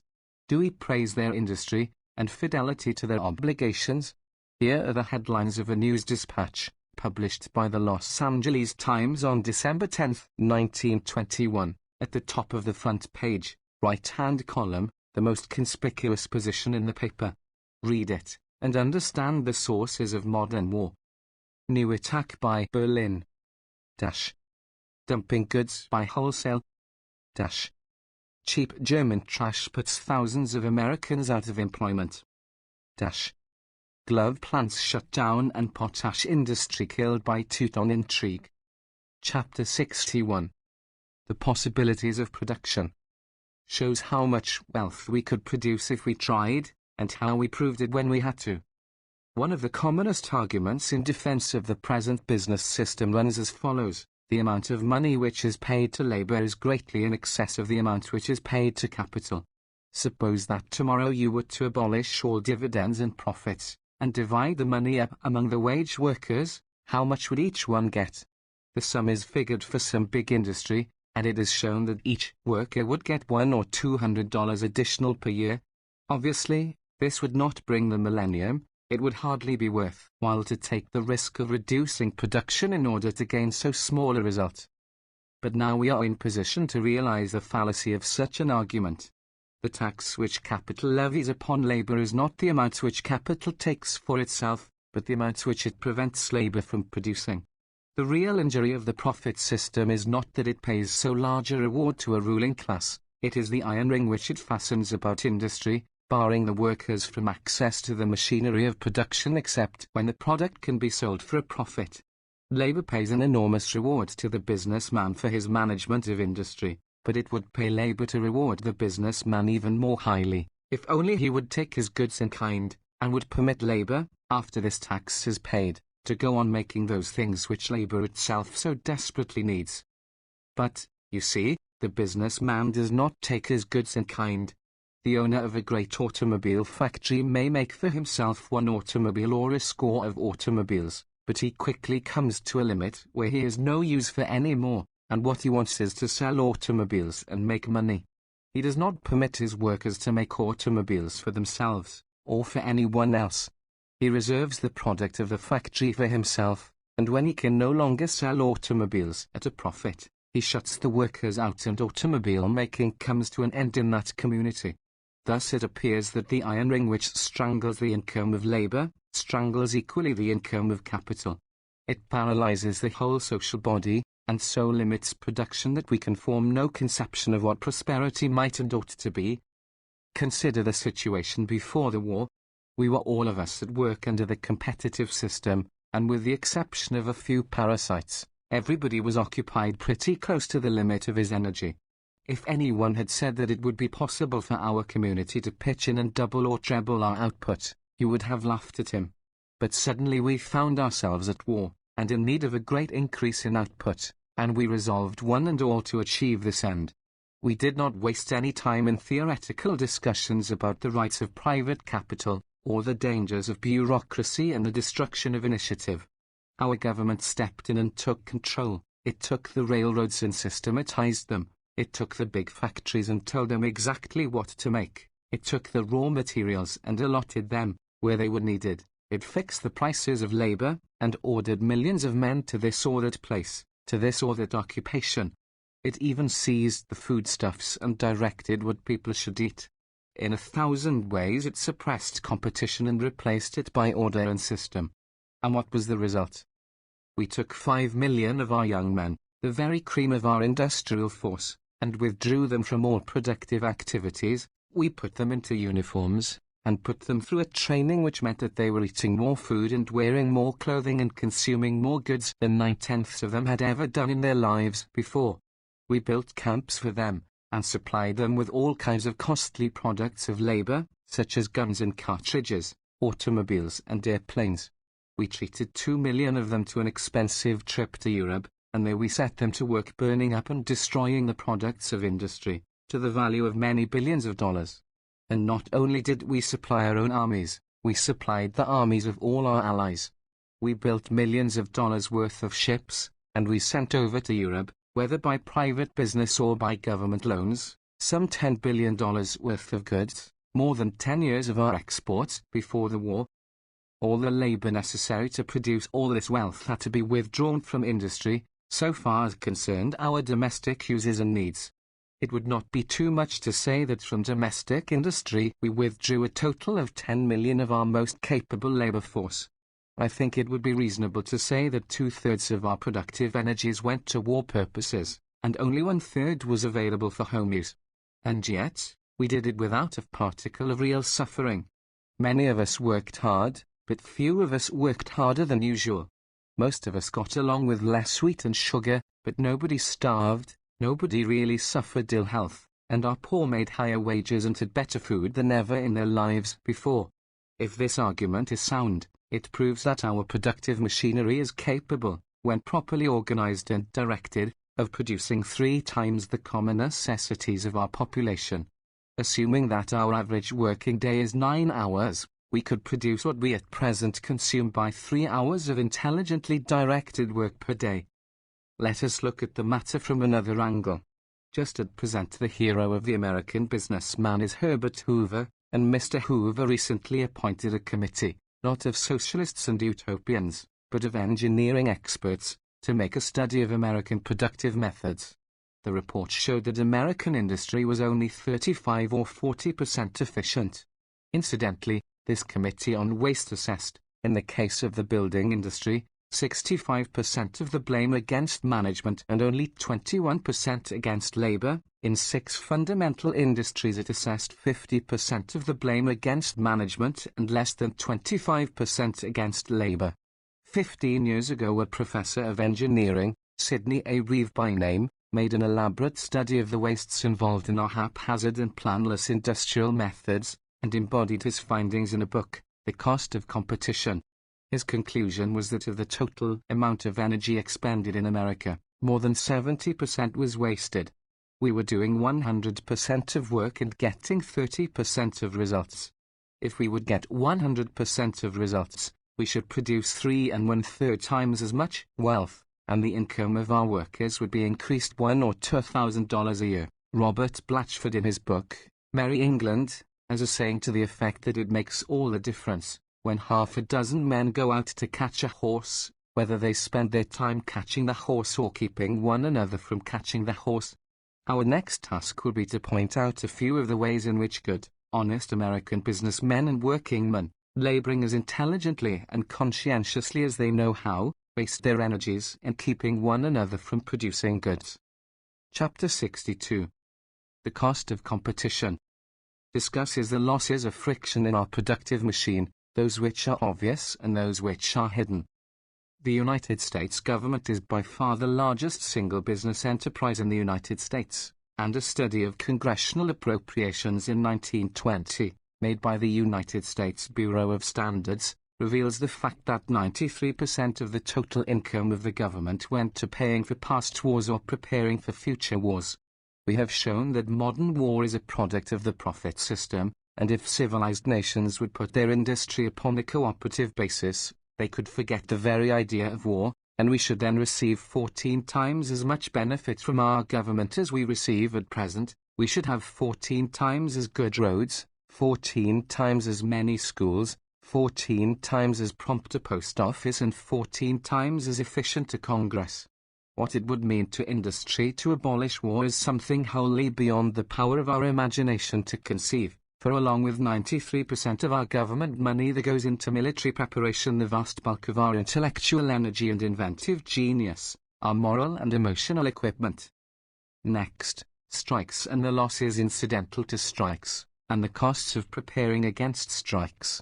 This includes, not merely the actual loss of working time, it includes police and militia, private armies of gunmen, and great secret service agencies, whose total income runs up into hundreds of millions of dollars per year.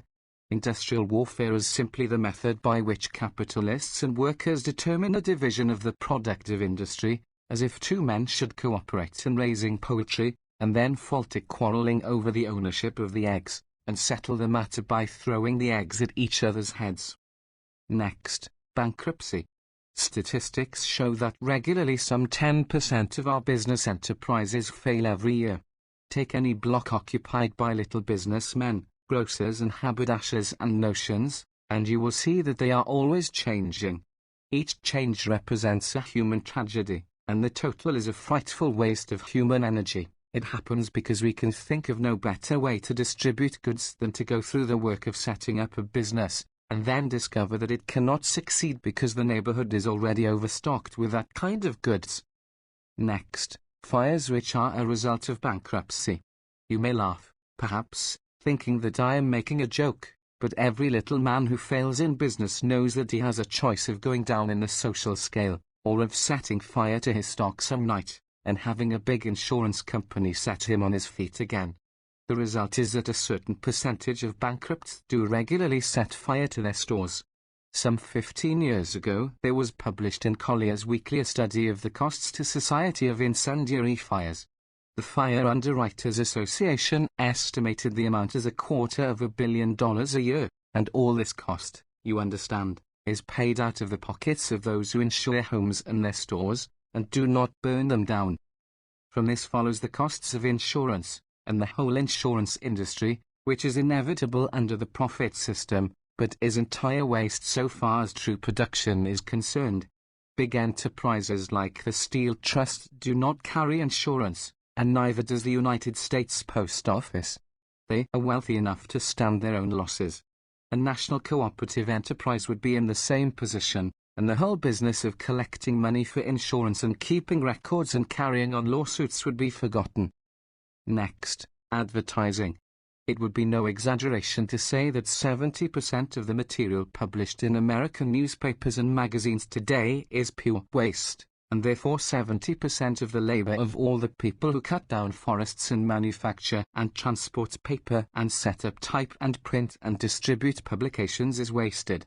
There is, Of course, a small percentage of advertising that is useful, but most of it is boasting and falsehood, and even where it tells the truth it simply represents the effort of a merchant to persuade you to buy in his store instead of in a rival store, an achievement which is profitable to the merchant, but utterly useless to society as a whole. This same statement applies to all traveling salesmen, and to a great percentage of middlemen. It applies also to a great part of delivery service. If you live in a crowded part of any city, you see a dozen milk wagons pass your door every morning, doing the work which could be done exactly as well by one. That is only one case out of 1,000 I might name. Next, crime. I have already discussed the crime of arson, and I might discuss the crimes of pocket-picking, burglary, forgery, and 100 others in the same way. I am aware of the fact that there may be a few born criminals, there may be a few congenital cheats, whom we should have to put in hospitals. But we have only to consult the crime records, during the war and after the war, in order to see that when jobs are hunting men there are few criminals, and when men are hunting jobs there are many criminals. I have no figures as to the cost of administering justice in the United States, policemen, courts and jails, but it must be hundreds of millions of dollars every year. I have discussed at great length the suppression of the productive power of society. I should not fail to mention the suppression of the inventive power of society, a factor less obvious, but probably in the long run even greater. Everyone familiar with the inside of a big industry knows that hundreds and even thousands of useful processes are entirely suppressed, because it would not pay one particular concern to stand the expense of the changes involved. You know how, during the war, our government brought all the makers of engines together and perfected in triumph a Liberty motor. But now we have gone back to private interest and competition, and each concern is jealously engaged in guarding its own secrets, and depriving industry as a whole of the benefit of everything that it learns. Each is spying upon the others, stealing the secrets of the others, stealing likewise from those who invent new ideas, and thus discouraging them from inventing any more. I use this word discourage, and I might write a chapter upon it.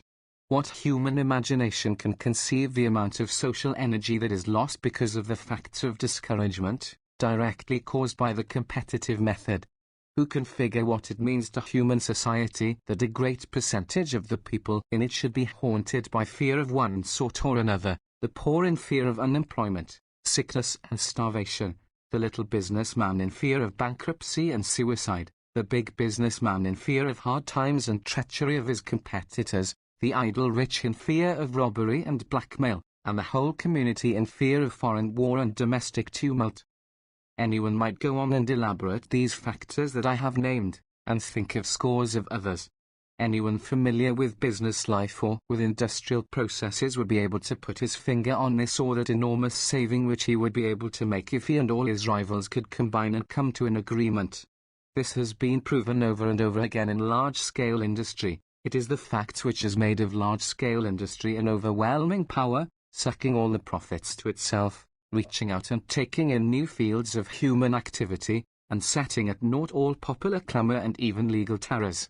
How can anyone, seeing these facts, bring himself to deny that if we did systematize production and make it one enterprise, precisely adapted to one end, we should enormously increase the results of human labor, and the benefit to all who do the world's work? A good deal of this waste we can stop when we get ready, and other parts of it our bountiful Mother Nature will replace. When in a world war we kill some 10 or 20 millions of the flower of our young manhood, we have only to wait several generations, and our race will be as good as ever. But, on the other hand, there is some waste that can never be repaired, and this is the thing truly frightful to contemplate. When we dig the iron ore out of the bowels of the earth and rust it away in wars, we are doing something our race can never undo. And the same is true of many of our precious substances, phosphorus, sulfur, potash. When we cut down the forests from our mountain slopes, and lay bare the earth, we not merely cause floods and washouts, and silt up our harbors, we take away from the surface of our land the precious life-giving soil, and make a habitable land into a desert, which no irrigating and reforesting can ever completely restore. The Chinese have done that for many centuries, and we are following in their footsteps, More than 600 million wagon loads of our best soil are washed down to the sea every year. If you wish to know about these matters, I send you to a book, On Board the Good Ship Earth, by Herbert Quick. It is one of the most heartbreaking books you ever read, yet it is merely a quiet statement of the facts about our present commercial anarchy. Chapter 63. Socialism and Syndicalism discusses the idea of the management of industry by the state, and the idea of its management by the trade unions. Let us now assume that we desire to abolish the wastes of the competitive method, and to put our industry on a basis of cooperation. How should we effect the change, and how should we run our industry after it was done? Let us take the United States Steel Corporation. What change would be necessary to the socializing of this concern? United States Steel is owned by a group of stockholders, and governed by a board of directors elected by them. The owners are now to be bought out with government bonds, and the board of directors retired. It may also be necessary to replace a certain number of the higher executive officials, who are imbued entirely with the point of view of this board, and have to do with finance, rather than with production. Of course, some other governing authority would have to be put in control. What would this authority be? There are several plans before the world, several different schools of thought, which we shall consider one by one. First, the socialist program. The socialist says, consider the post office, how that is run. It is run by the president, who appoints a postmaster general as his executive. Let us therefore turn the steel industry over to the government, and let the president appoint another member of his cabinet, a director of steel, or let there be a commission, similar to the Interstate Commerce Commission, or the various war industry boards. Any form of management of the steel industry which provides for its control and operation by our United States government is socialism of one sort or another. There has been, of late, a great deal of dissatisfaction with government, on the part of the general public, and also of labor. The post office clerks, for example, complain that they are inadequately paid and autocratically managed, deprived of their rights not merely as workers but as citizens. The steel workers complain that when they go on strike against their masters, the government sends in troops and crushes their strike, regardless of the rights or wrongs of it. In order to meet such tactics, labor goes into politics, and elects here and there its own representatives. But these representatives become mysteriously affected by the bureaucratic point of view, and even where they try hard, they do not accomplish much for labor. Therefore, labor becomes disgusted with the political process, and labor men do not welcome the prospect of being managed by government. If you ask such men, they will say, no, the politicians don't know anything about industry, and can't learn. The people who know about industry are those who work in it.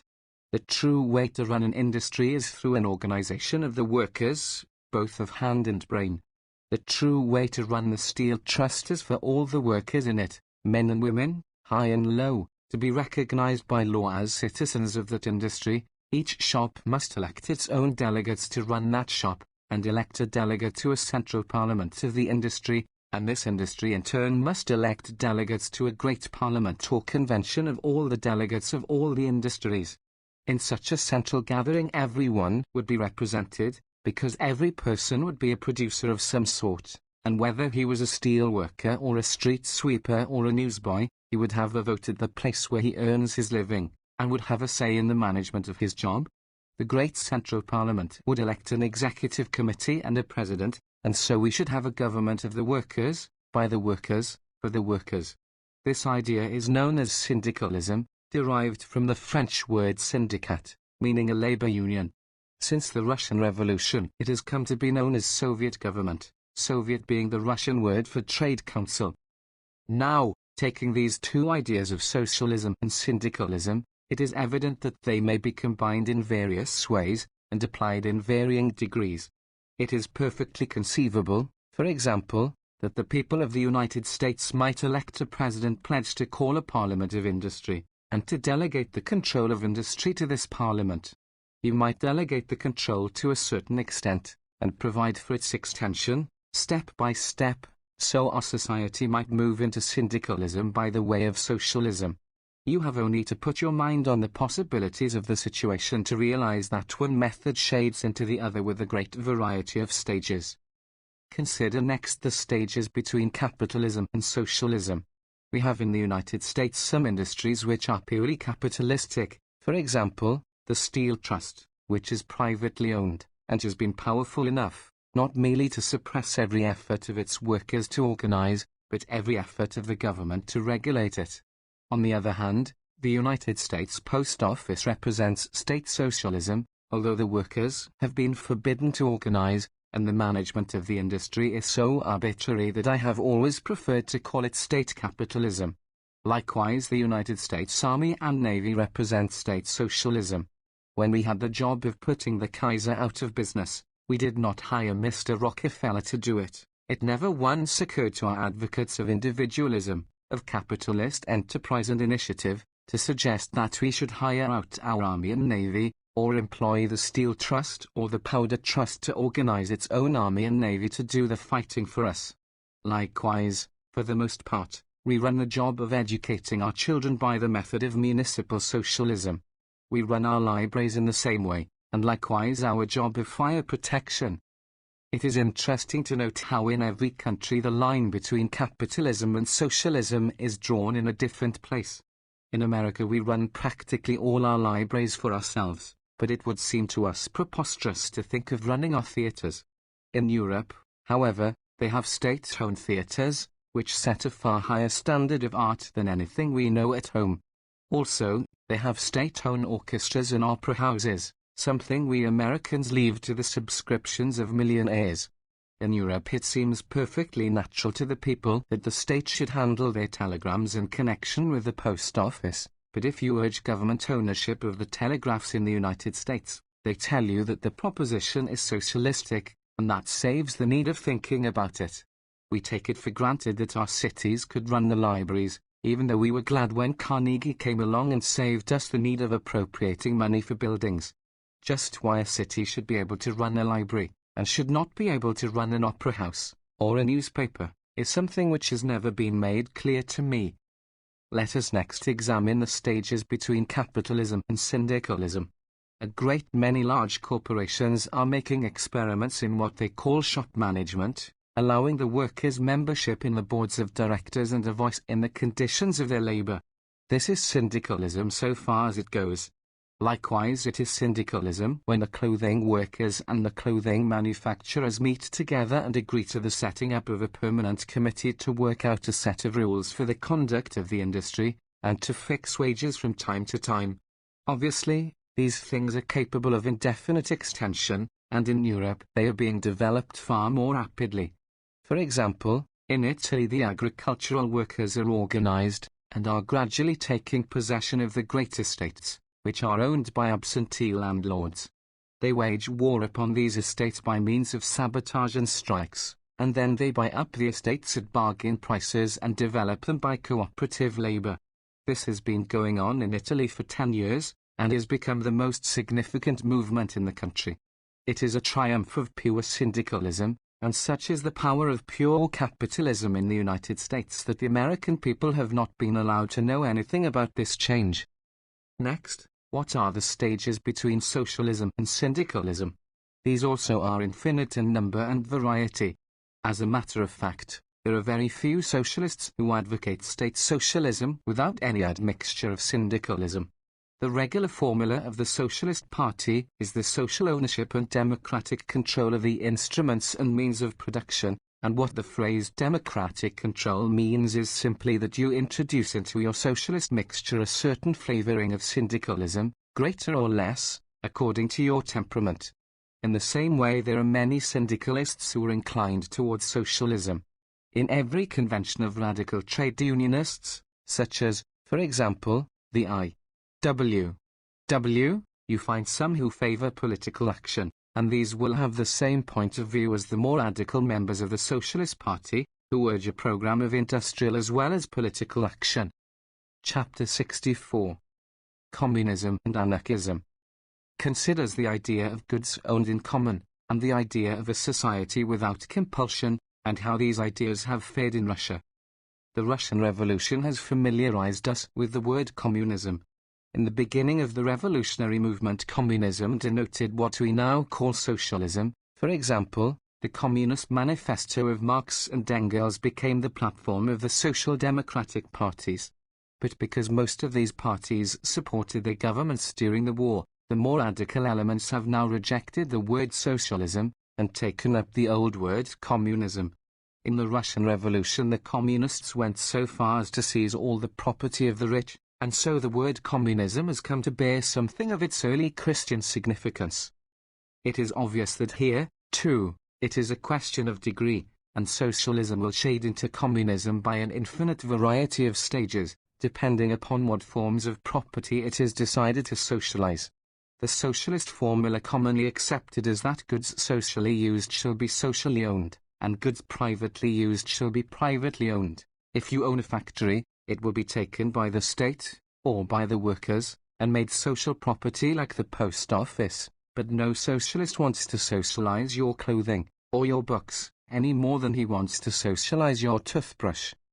But when you come to apply this formula, you run quickly into difficulties. Suppose you are a millionaire, and own a palace with 100 or 200 rooms, and 100 servants. Do you use it socially, or do you use it privately? And suppose there is a scarcity of houses, and thousands of children are dying of tuberculosis in crowded tenement rooms.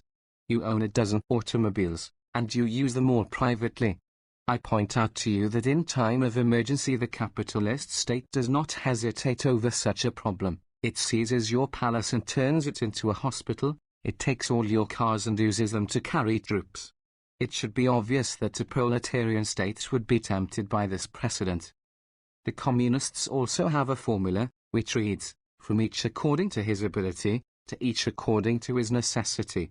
I do not see how any sensitive person can deny that this is an extremely fine statement of an ideal in social life. We take it quite for granted in family life. If you knew a family in which that rule did not apply, you would consider it an unloving and uncivilized family. I believe that when once industry has been socialized, and we have a chance to see what production can become, we shall find ourselves quickly adopting that family custom as our law for all except a few congenital criminals and cheats. We shall find that we can produce so much wealth that it is not worth while keeping count of unimportant items. If today you meet someone on the street and ask him for a match or a pin, you do not think of offering to pay him. This is an automatic consequence of the cheapness of matches and pins. Once upon a time you were stopped on the road every few miles and made to pay a few cents toll. I remember seeing toll gates when I was a boy, but I don't think I have seen one for 20 years. In exactly the same way, under socialized industry, we shall probably make streetcar traffic free, and then railroad traffic. We shall abolish water meters and gas meters and electric light meters, also telephone charges, except perhaps for long distances, and telegraph tolls for personal messages. Then, presently, we shall find ourselves with such a large wheat crop that we shall make bread free, and then music and theatres and clothing and books. At present we use furniture and clothing as a means of manifesting our economic superiority to our fellowmen. One of the most charming books in our language is Veblen's Theory of the Leisure Class, in which these processes are studied. We shall, of course, have to raise up a new generation, unaccustomed to the idea of class and of class distinction, before we could undertake to supply people with all the clothing they wanted free of charge. The Russian theorists made haste to carry out these ideas all at once. They tried to leap several centuries in the evolution of Russian society. They ordained complete communism in land, but the peasants would have nothing to do with such notions. Each wanted his own land, and what he produced on it. The Soviets have now been forced to give way, not merely to the peasants, but to the traders, and so we see once again that it is better to take one step forward than to take several steps forward and then several steps backward. The Russian Revolution is not yet completed, so no one can say how many steps backward it will be forced to take. This revolution was an interesting combination of the ideas of socialism and syndicalism. The trade unionists seized the factories, and made an effort to democratic control of industry. At the same time the state was overthrown by a political party, the Bolsheviks, who set up a dictatorship of the proletariat. Because of civil war and outside invasion, the democratic elements in the experiment have been more and more driven into the background, and the authority of the state has correspondingly increased. This causes us to think of the Soviet system as necessarily opposed to democracy, but this is not in any way a necessary thing. There is no inevitable connection between industrial control by the workers and a dictatorship over the state. In Germany, the state is proceeding to organize a national parliament of industry, and to provide for management of the factories by the labor unions. The Italian government has promised to do the same thing. These, of course, are capitalist governments, and they will keep their promises only as they are made to, but it is a perfectly possible thing that in either of these countries a vote of the people might change the government, and put in authority men who would really proceed to turn industry over to the control of the workers. That would be the Soviet or syndicalist system, brought about by democratic means, without dictatorship or civil war. Another group of revolutionary thinkers whose theories must be mentioned are the anarchists. The word anarchy is commonly used as a synonym for chaos and disorder, which it does not mean at all. It means the absence of authority, and it is characteristic of people's view of life that they're unable to conceive of there being such a thing as order, unless it is maintained by force. The theory of the anarchist is that order is a necessity of the human spirit, and that people would conform to the requirements of a just order by their own free will and without external compulsion. The anarchist believes that the state is an instrument of class oppression, and has no other reason for being. He wishes the industries to be organized by free associations of the people who work in them. Some of the greatest of the world's moral teachers have been anarchists, Jesus, for example, and Shelley and Thoreau and Tolstoy, and in our time Kropotkin. These men voiced the highest aspirations of the human spirit, and the form of society which they dreamed is the one we set before us as our final goal. But the world does not leap into perfection all at once, and meantime here we have the capitalist system and the capitalist state, and what attitude shall we take to them?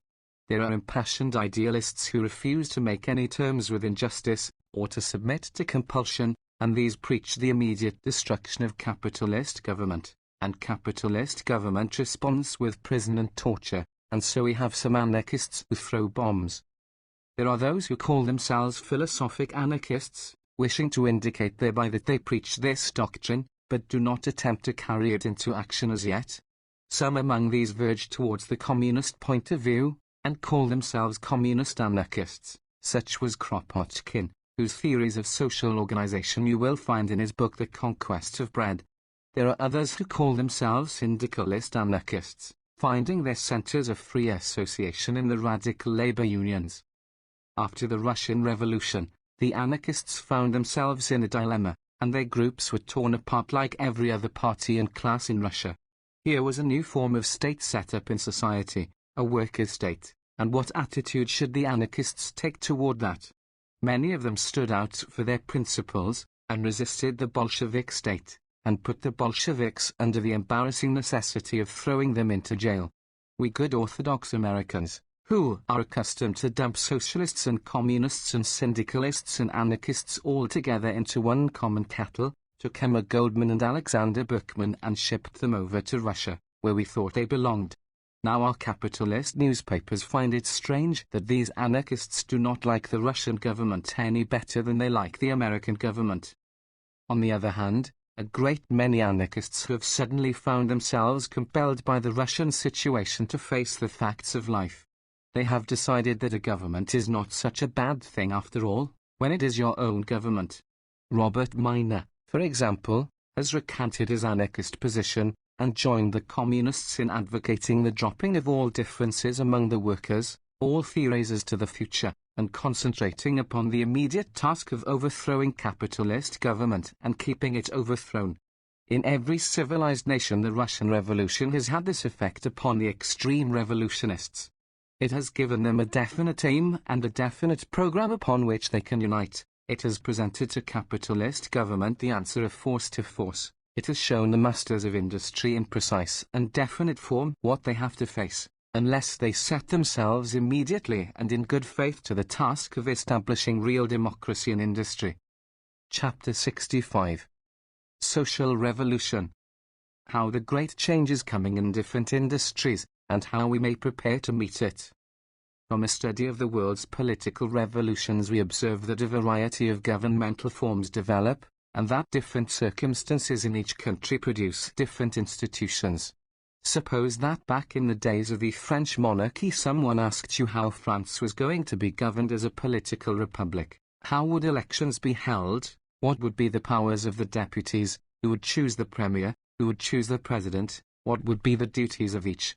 Who can explain why in France and England the executive is responsible to the parliament and must answer its questions, while in the United States the executive is an autocrat, responsible to no one for 4 years?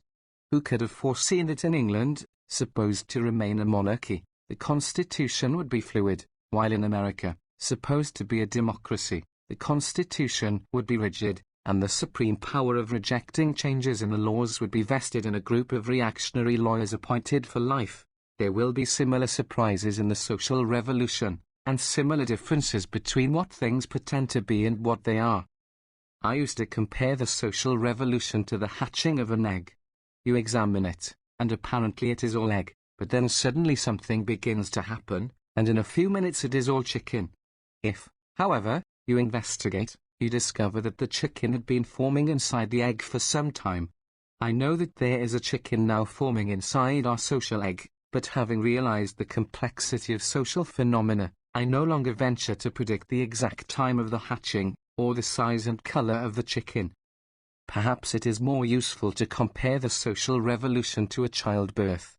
A good surgeon knows what is due to happen, but he knows also that there are 1,000 uncertainties, 1,000 dangerous possibilities, and all he can do is to watch the process and be prepared to meet each emergency as it arises. The birth process consists of one pang after another, but no one can say which pang will complete the birth, or whether it will be completed at all. Karl Marx is author of the saying that force is the midwife of progress, so you may see that I am not the inventor of this simile of childbirth. There are 3 factors in the social revolution, each of which will vary in each country, and in different parts of the country, and at different periods. First, there is the industrial condition of the country, a complex set of economic factors. The industrial life of England depends primarily on shipping and coal. In the United States, shipping is of less importance, and railroads take the place. In the United States, the eastern portion lives mainly by manufacture, the western by agriculture, while the south is held a generation behind by a race problem. In France, the great estates were broken up, and agriculture fell into the hands of peasant proprietors, who are the main support of French capitalism. In Prussia, the great estates were held intact, and remained the basis of a feudal aristocracy. In America, land changes hands freely, and therefore 1/3 of our farms are mortgaged, and another third are worked by tenants. In Russia there was practically no middle class, while in the United States there is practically nothing but middle class. The rich have been rich for such a short while that they still look middle class and act middle class, in spite of all their efforts, while the working class hopes to be middle class and is persuaded that it can become middle class. Such varying factors produce in each country a different problem, and make inevitable a different process of change. The second factor is the condition of organization and the education of the workers. This likewise varies in every country, and in every part of every country. There is a continual struggle on the part of the workers to organize and educate themselves, and a continual effort on the part of the ruling class to prevent this. In some industries in America you find the workers 100% organized, and in other industries you find them not organized at all. It is obvious that in the former case the social change, when it comes, will be comparatively simple, involving little bloodshed and waste. In the latter case there will be social convulsions, rioting and destruction of property, disorganization of industry and widespread distress. The third factor is the state of mind of the propertied classes, the amount of resistance they are willing to make to social change. I have done a great deal of pleading with the masters of industry in my country. I have written appeals to Vincent Astor and John D. Rockefeller, to capitalist newspapers and judges and congressmen and presidents. I have been told that this is a waste of my time, that these people cannot learn and will not learn, and that it is foolish to appeal either to their hearts or their understanding. But I perceive that the class struggle is like a fraction. It has a numerator and a denominator, and you can increase the fraction just as well by decreasing the denominator as by increasing the numerator. To vary the simile, here are two groups of men engaged in a tug-of-war, and you can affect the result just as decisively by persuading one group to pull less hard, as by persuading the other group to pull harder. Picture to yourself two factories. In factory number 1, the owner is a hard-driving businessman, an active spirit in the so-called open shop campaign. He believes in his divine right to manage industry, and he believes also in the gospel of all that the traffic will bear. He prevents his men from organizing, and employs spies to weed out the radicals and to sow dissensions. When a strike comes, he calls in the police and the strike-breaking agencies, and in every possible way he makes himself hated and feared by his workers. Then some day comes the unemployment crisis, and a wave of revolt sweeping over the country. The workers seize that factory and set up a dictatorship of the proletariat and a red terror. If the owner resists, they kill him. In any case, they wipe out his interest in the business, and do everything possible to destroy his power over it, even to his very name. They run the business by a shop committee, and you have for that particular factory a syndicalist, or even anarchist form of social reconstruction. Now for factory number 2, whose owner is a humane and enlightened man, studying social questions and realizing his responsibility, and the temporary nature of his stewardship.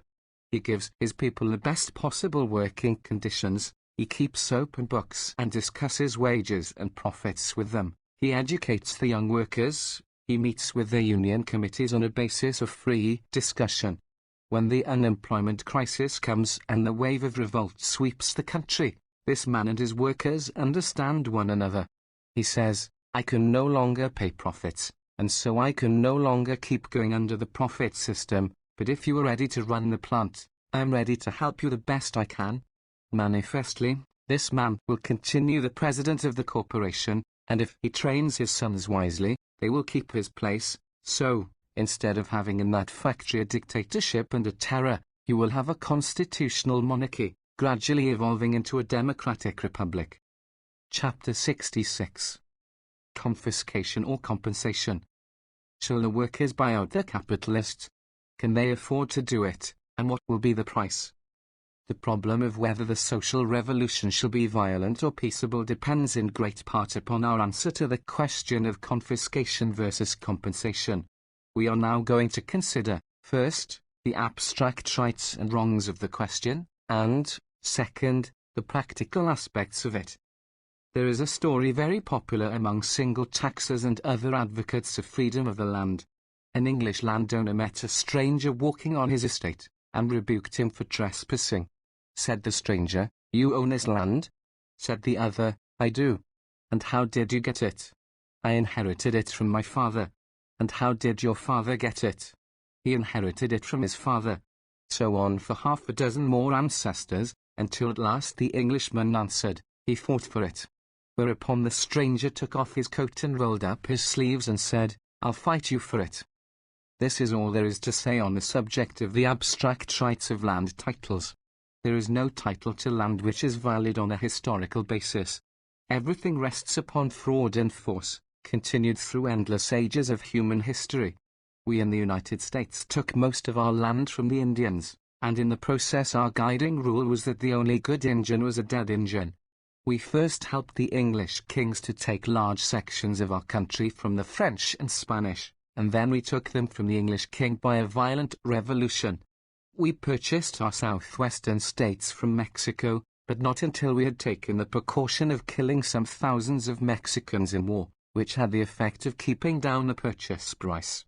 It would be a simple matter to show that all public franchises are similarly tainted with fraud. Proudhon laid down the principle that property is theft, and from this principle it is an obvious conclusion that society has the right to scrap all paper titles to wealth, and to start the world's industries over again on the basis of share and share alike. But stop and consider for a moment. Property is theft, you say. But go to your corner grocery, and tell the grocer that you deny his title to the sack of prunes which he exhibits in front of his counter. He will tell you that he has paid for them, but you answer that the prunes were raised on stolen land, and shipped to him over a railroad whose franchise was obtained by bribery. Will that convince the grocer? It will not. Neither will it convince the policeman or the judge, nor will it convince the voters of the country. Most people have a deeply rooted conviction that there are rights to property now definitely established and made valid by law. If you have paid taxes on land for a certain period, the land belongs to you, and I am sure you might agitate from now to kingdom come without persuading the American people that New Mexico ought to be returned to Mexico, or the western prairies to the Indian tribes. Such are the facts. Now let us apply them to the right of exploitation, embodied in the ownership of a certain number of bonds or shares of stock in the United States Steel Corporation. Pass a law, says the socialist, providing for the taking over of the United States Steel by the government. At once to every owner comes one single thought: are you going to buy this stock, or are you going to confiscate it? If you attempt confiscation, the courts will declare the law unconstitutional, and you either have to defy the courts, which is revolutionary action, or to amend the Constitution. If you adopt the latter course, you have before you a long period of agitation. You have to carry both houses of Congress by a 2/3 majority, and the legislatures of 3/4 of the states. You have to do this in the face of the most bitter and infuriated opposition of those who are defending what they regard as their rights. You have to meet the arguments of the entire capitalist press of the country, and you have the certainty of widespread bribery of your elected officials. The prospect of doing all this under the forms of law seems extremely discouraging, so come the syndicalists, saying, let us seize the factories, and stop the exploitation at the point of production. So come the communists, saying, let us overthrow capitalist government, and break the net of bourgeois legality, and establish a dictatorship of the proletariat, which will put an end to privilege and class domination all at once. What are we to say to these different programs? Suppose we buy out the stockholders of United States Steel, and issue to them government bonds. What have we accomplished? Nothing, say the advocates of confiscation. We have changed the form of exploitation, but the substance of it remains the same. The stockholders get the money from the United States government, instead of from the United States Steel Corporation, but they get the money just the same, the product, not of their labor, but of the labor of the steel workers. Suppose we carried out the same procedure all along the line. Suppose the government took over all industries, and paid for their securities with government bonds. Then we should have capitalism administered by a capitalist government. Instead of by our present masters of industry, we should have a state capitalism. Instead of a private capitalism, we should have the government buying and selling products, and exploiting labor, and paying over the profits to an hereditary privileged class. The capitalist system would go on just the same, except that labor would have one all-powerful tyrant, instead of many lesser tyrants, as at present. So argue the advocates of confiscation. And the advocates of purchase reply that in buying the securities of United States Steel, we should fix the purchase price at the present market value of the property, and that price, once fixed, would be permanent. All future unearned increment of the steel industry would belong to the government instead of to private owners. Consider, for example, what happened during the World War. When I was a boy, soon after the Steel Trust was launched, its stock was down to something like $6, and I knew small investors who lost every dollar they had put in. But during the war, steel stock soared to $136 per share. It paid dividends of some 30% per year, and accumulated enormous surpluses besides. The same thing was true of practically all the big corporations. According to Secretary of the Treasury McAdoo, there were coal companies which paid as high as 800% per year, that is to say, the profits in 1 year were 8 times the total investment. Assuming that our government bonds paid 5%, it appears that the owners of these coal companies got 160 times as much under our present private property system as they would have got under a system of state purchase. even completely dominated by capitalism as our courts are today, they would not dare require us to pay for industries more than 6% on the market value of the investment. And from what I know of the inside graft of American big business, that would be restricting the private owners to less than 1/4 of what they are getting at present. We have already pointed out the economies that can be made by putting industry under a uniform system. But all these, important as they are, amount to little in comparison with the one great consideration, which is that by purchasing large-scale industry, we should break the iron ring. We should thenceforth be able to do our manufacturing for use instead of for profit, and so we should put an end to unemployment.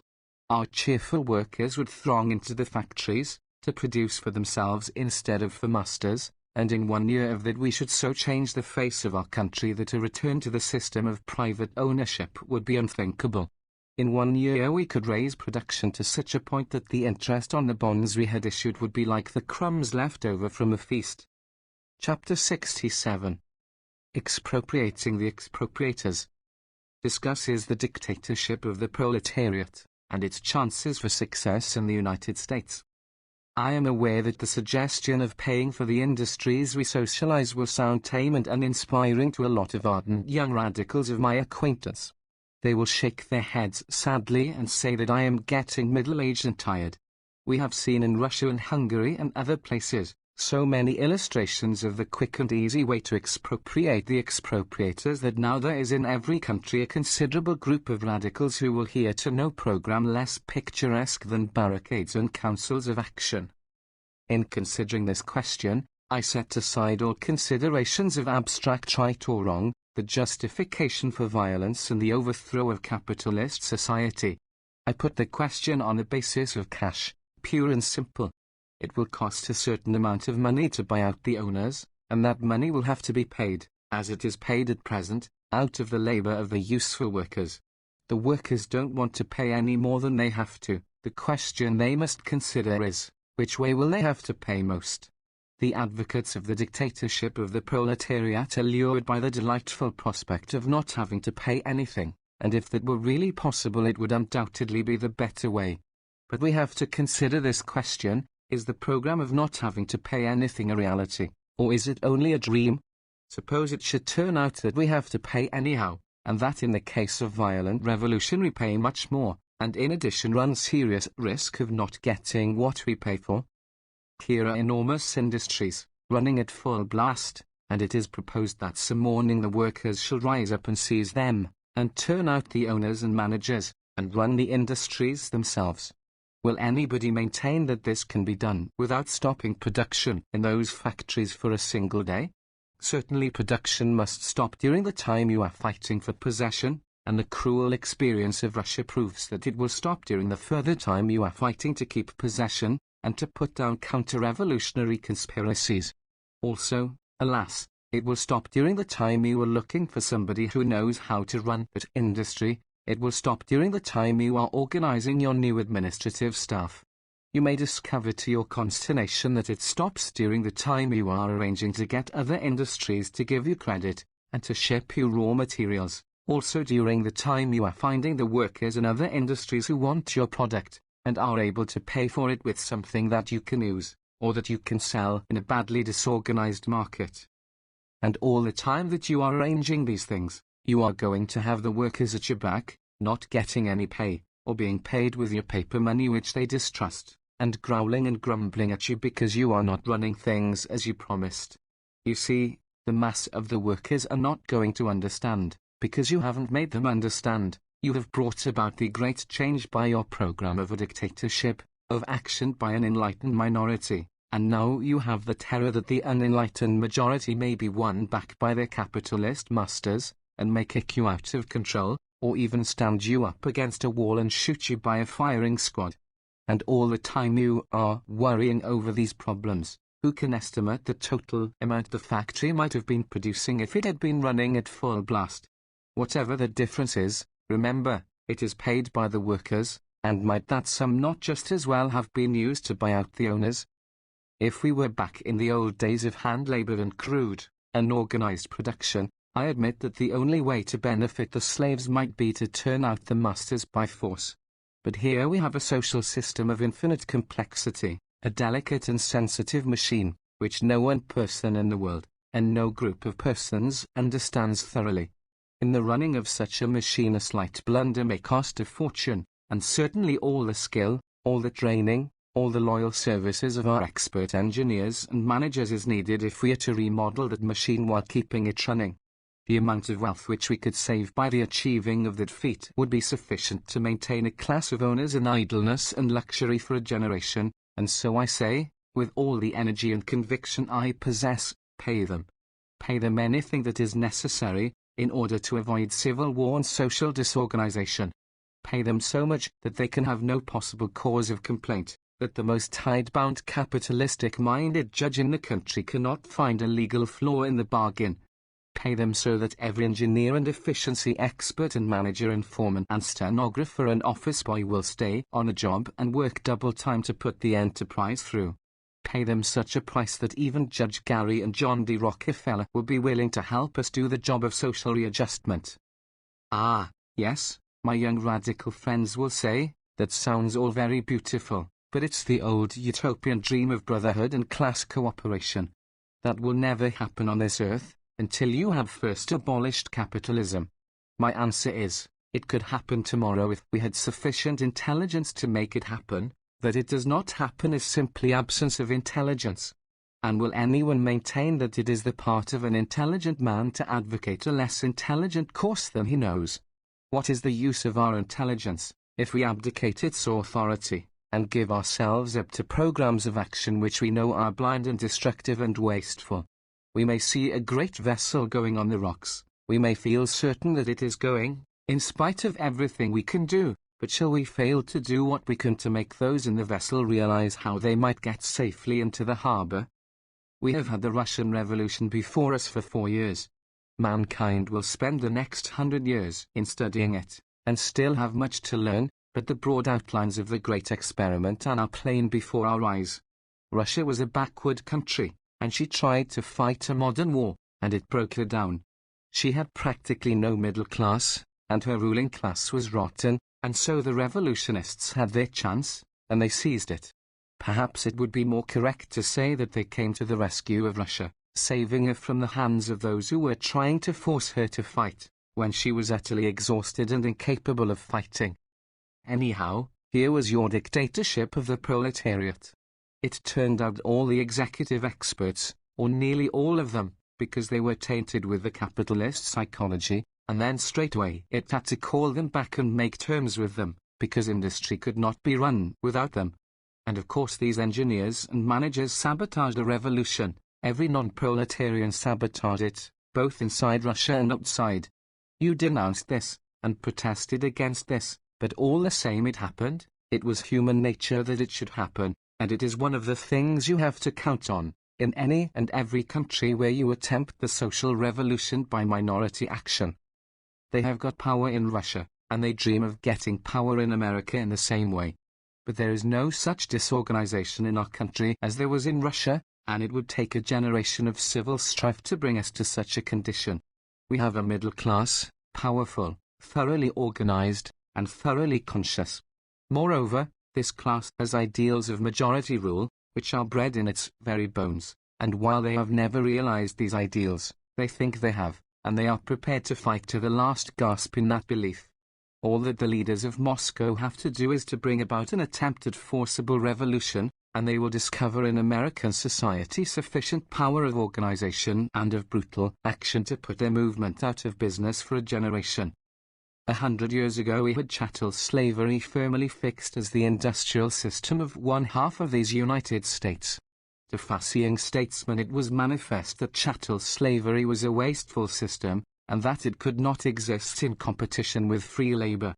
There was a great American, Henry Clay, who came forward with a proposition that the people of the United States, through their government, should raise the money, about $1 billion, and compensate the owners of all the slaves and set them free. For most of his lifetime Henry Clay pleaded for that plan.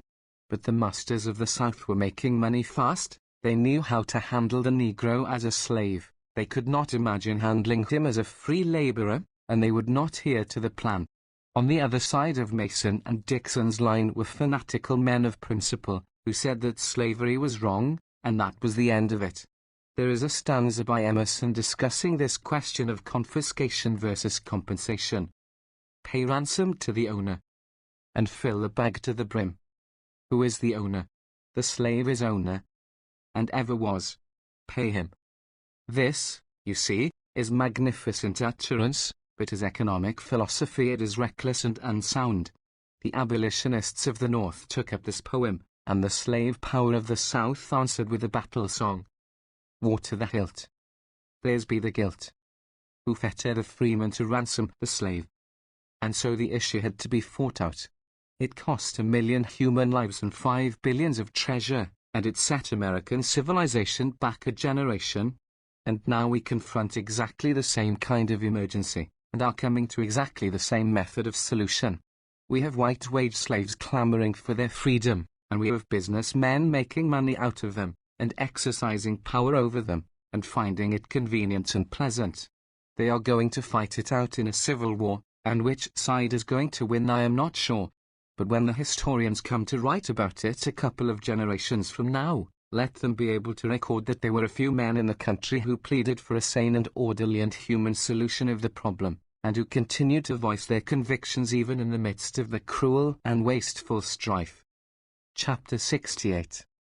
The Problem of the Land. Discusses the land values tax as a means of social readjustment, and compares it with other programs.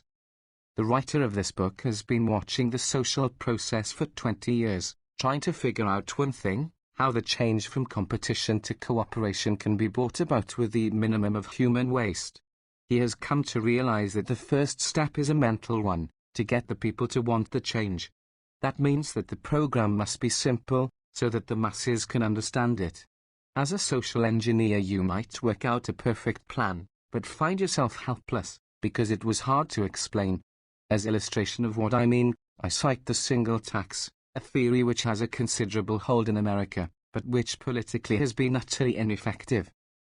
A few years ago a devoted enthusiast in Southern California, Luke North, started what he called the Great Adventure to set free the idle land. In the campaign of 1918 I gave my help to this movement, and when it failed I went back and took stock, and revised my conclusions concerning the single tax. Theoretically the movement has a considerable percentage of right on its side. Land, in the sense that single taxes use it, meaning all the natural sources of wealth, is certainly an important basis of exploitation, and if you were to tax land values to the full extent, you would abolish a large portion of privilege. Just how large would be hard to figure. I was perfectly willing to begin with that portion, so I helped with the Great Adventure. But a practical test convinced me that it could never persuade a majority of the people. The single tax proposal is to abolish all taxes except the tax on land values. Then come the associations of the bankers and merchants and real estate speculators, crying in outraged horror, "What? You propose to let the rich man's stocks and bonds go free? You propose to put no tax on his cash in the vaults and on his wife's jewels? You propose to abolish the income tax and the inheritance tax, and put all of the costs of government on the poor man's lot?" Now, of course, I know perfectly well that the rich man dodges most of his income tax and most of his inheritance tax. I know that he pays a nominal pittance on his cash in the bank and on his wife's jewels, and likewise on his stocks and bonds. I know that the corporations issuing these stocks and bonds would be far more heavily hit by a tax on the natural resources they own. They could not evade this tax, and they know it, and that is why they are moved to such deep concern for the fate of the poor man and his lot. I know that the tax on a poor man's lot would be infinitesimal in comparison with the tax on a great corporation. But how can I explain all this to the poor man? To understand it requires a knowledge of the complexities of our economic system which the voters simply have not got. How much easier to take the bankers and speculators at their word. To answer, "All right, gentlemen, since you like the income and inheritance taxes, the taxes on stocks and bonds and money and jewels, we will leave these taxes standing. Likewise, we assent to your proposition that the poor man should not pay taxes on his lot, while there are rich men and corporations in our state holding 20 million acres of land out of use for purposes of speculation.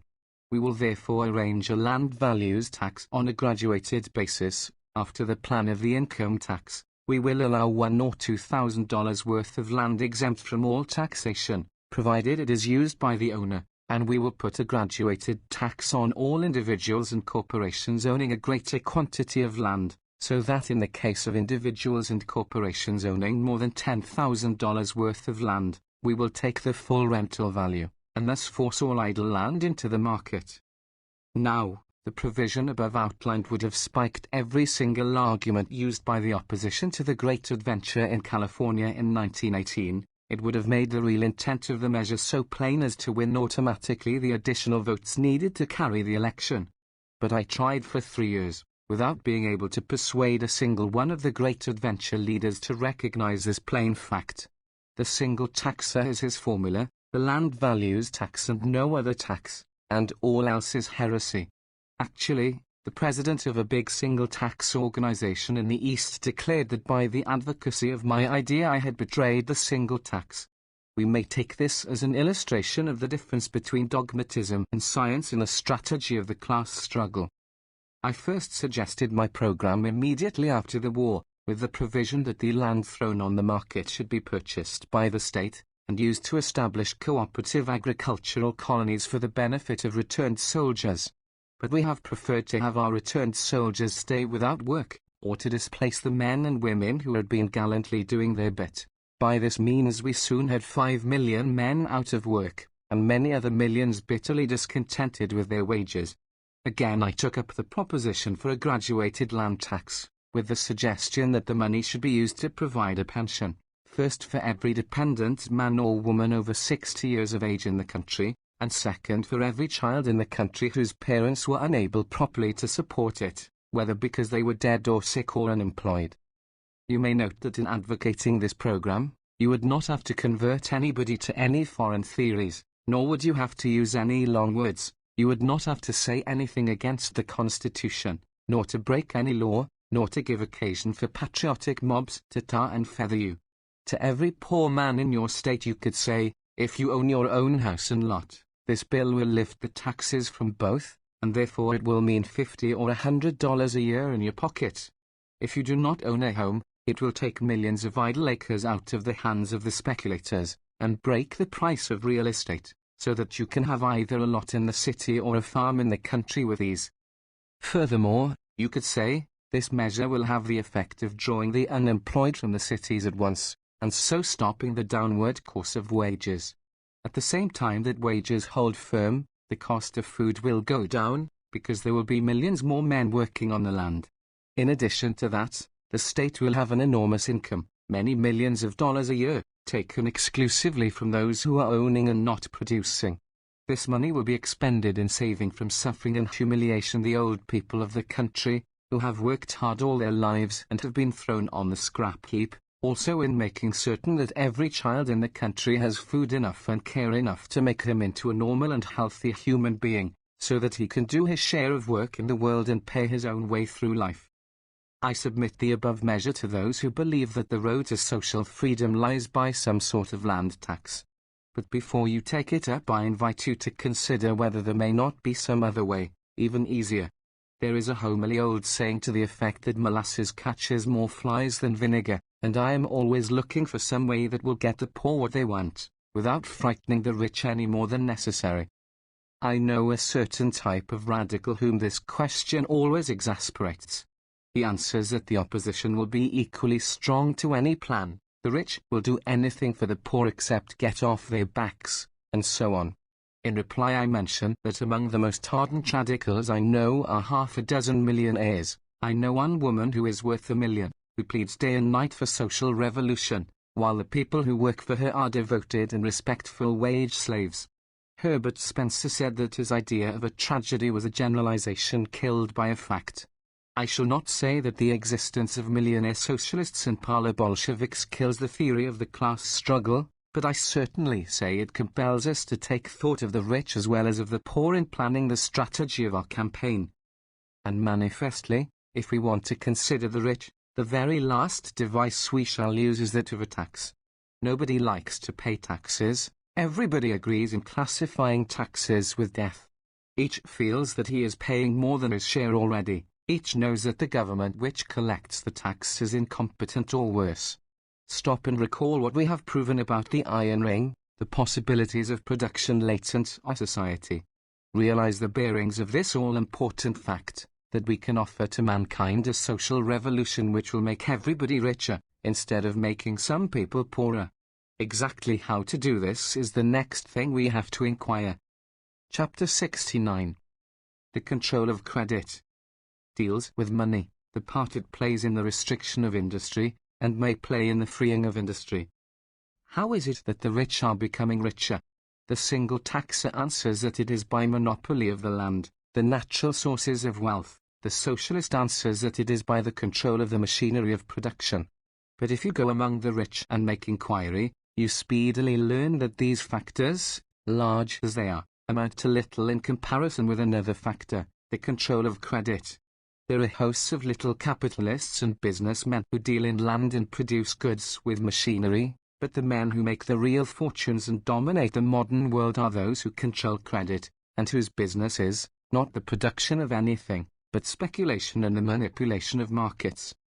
Money makes the mayor go, our ancestors used to say, and money today determines the destiny of empires. What is money? We think of it as gold and silver coins, and pieces of engraved paper promising to pay gold and silver coins. But the report of the U.S. Comptroller of the Currency for 1919 shows that the business of the country was done 5% by such means and 95% by checks. So, for practical purposes, we may say that money consists of men's willingness to trust other men, or groups or organizations of men, when they make written promise to pay. In other words, money is credit, and the control of credit means the control of industry. The problem of social readjustment is mainly but the problem of taking the control of credit out of the hands of private individuals, and making it a public or social function. Who controls credit today? The bankers. And how do they control it? We give it to them, we, the masses of the people, who take the money and leave it with them. A very little real money in hand becomes, under our banking system, the basis of a great amount of imaginary money. The Federal Reserve law requires that banks shall hold in reserve from 7 to 13% of demand deposits, which means, in substance, that when you leave a dollar with a banker, the banker is allowed, under the law, to turn that dollar into anywhere from $7 to $13, and lend those dollars out. In addition, he deposits his reserves with the Federal Reserve Bank, and that bank keeps only 35% in reserve. In other words, the 7 to 13 imaginary dollars are multiplied again by 3. Under the stress of war, this process of credit inflation has been growing like the genie let out of the bottle. Under the law, the Federal Reserve banks are supposed to hold a gold reserve of 40% to secure our currency.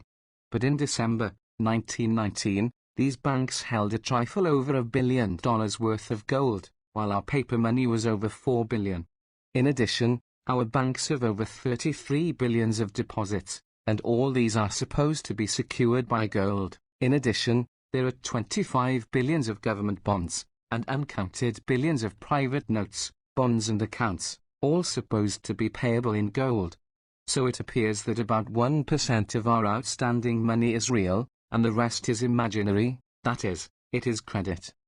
The point for you to get clear is this: the great mass of this imaginary money is created by law, and we have the power to abolish it or to change the ownership of it at any time we develop the necessary intelligence. Let us consider the ordinary paper money, the $1 and $2 and $5 and $10 bills, with which we plain people do most of our business. These are Federal Reserve notes, and there are about 3 billions of them. How do they come to be? Why, we grant to the national banks by law the right to make this money. The government prints it for them, and they put it into circulation. And what does it cost them? They pay 1% for the use of the money. In some cases they pay only 0.5%, and then they lend it to us, the people. And what do they charge us? The answer is available in a recent report of the U.S. Comptroller of the Currency, as follows. I have the record of the loans made by one Texas National Bank to a hard-working woman who owned a little farm a few miles from town. She borrowed, in the aggregate, $2,375, making about 30 loans during the year. Listen to the details of the robbery: $162.50 for 30 days at 36%, $377. For 34 days at 44%, $620.25. For 23 days at 77%, $11. For 30 days at 120%, $21.50. For 30 days at 90%, $33. For 2 days at 93%, $27. For 15 days at 195%, $110. For 30 days at 120%, that was to buy a horse for her plowing, $20. For 48 days at 187%, $6. For 10 days at 720%, $7. For 3 days at 2000%, and so on. Every cent paid off by what sweat and struggle only God knows. In Oklahoma, where the legal rate of interest is 6%, with 10% as the maximum and a special contract, harassed farmers paid all the way from 12 to 2,400%, with 40% as the average. In the case of one bank, the controller proved that not a single solitary loan had been made under 15%. He cited one particular case that he asked to be regarded as typical. In the spring, the farmer went to the bank and arranged for a loan of $200. Out of his necessity, he was compelled to pay 55% interest charge. Unable to meet the noted maturity, he had to agree to 100% interest in order to get the renewal. The next renewal forced him up to 125%. For 4 years the thing went on, and all the drudgery of the father and the mother and the 6 children could never keep down the terrible interest or wipe out the principal. As a finish, the bank swooped down and sold him out. The wretched man, barefoot and hungry, went to work clearing a swamp, caught pneumonia and died. The county buried him, and neighbors raised a purse to send the widow and children back to friends in Arkansas. This is the thing called a money trust in action, and this is the power we have to take out of private control. It is our first job, and all other jobs are in comparison hardly worth mentioning. How are we going to do it? The farmers of North Dakota have shown one way. They took the control of their state government into their own hands, and the most important and significant thing they did was to start a public bank. The interests fought them tooth and nail, not merely the interests of North Dakota, not merely of the Northwest, but of the entire United States. They fought them in the law courts, up to the United States Supreme Court, which decided in favor of the people of North Dakota.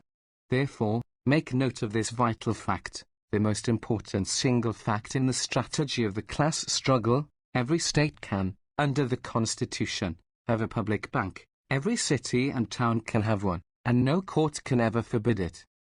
Therefore, I say to all socialists, labor men and social reformers of every shade and variety, nail at the top of your program of action the demand for a public bank in your community, to take the control of credit out of the hands of speculators and use it for the welfare of the people.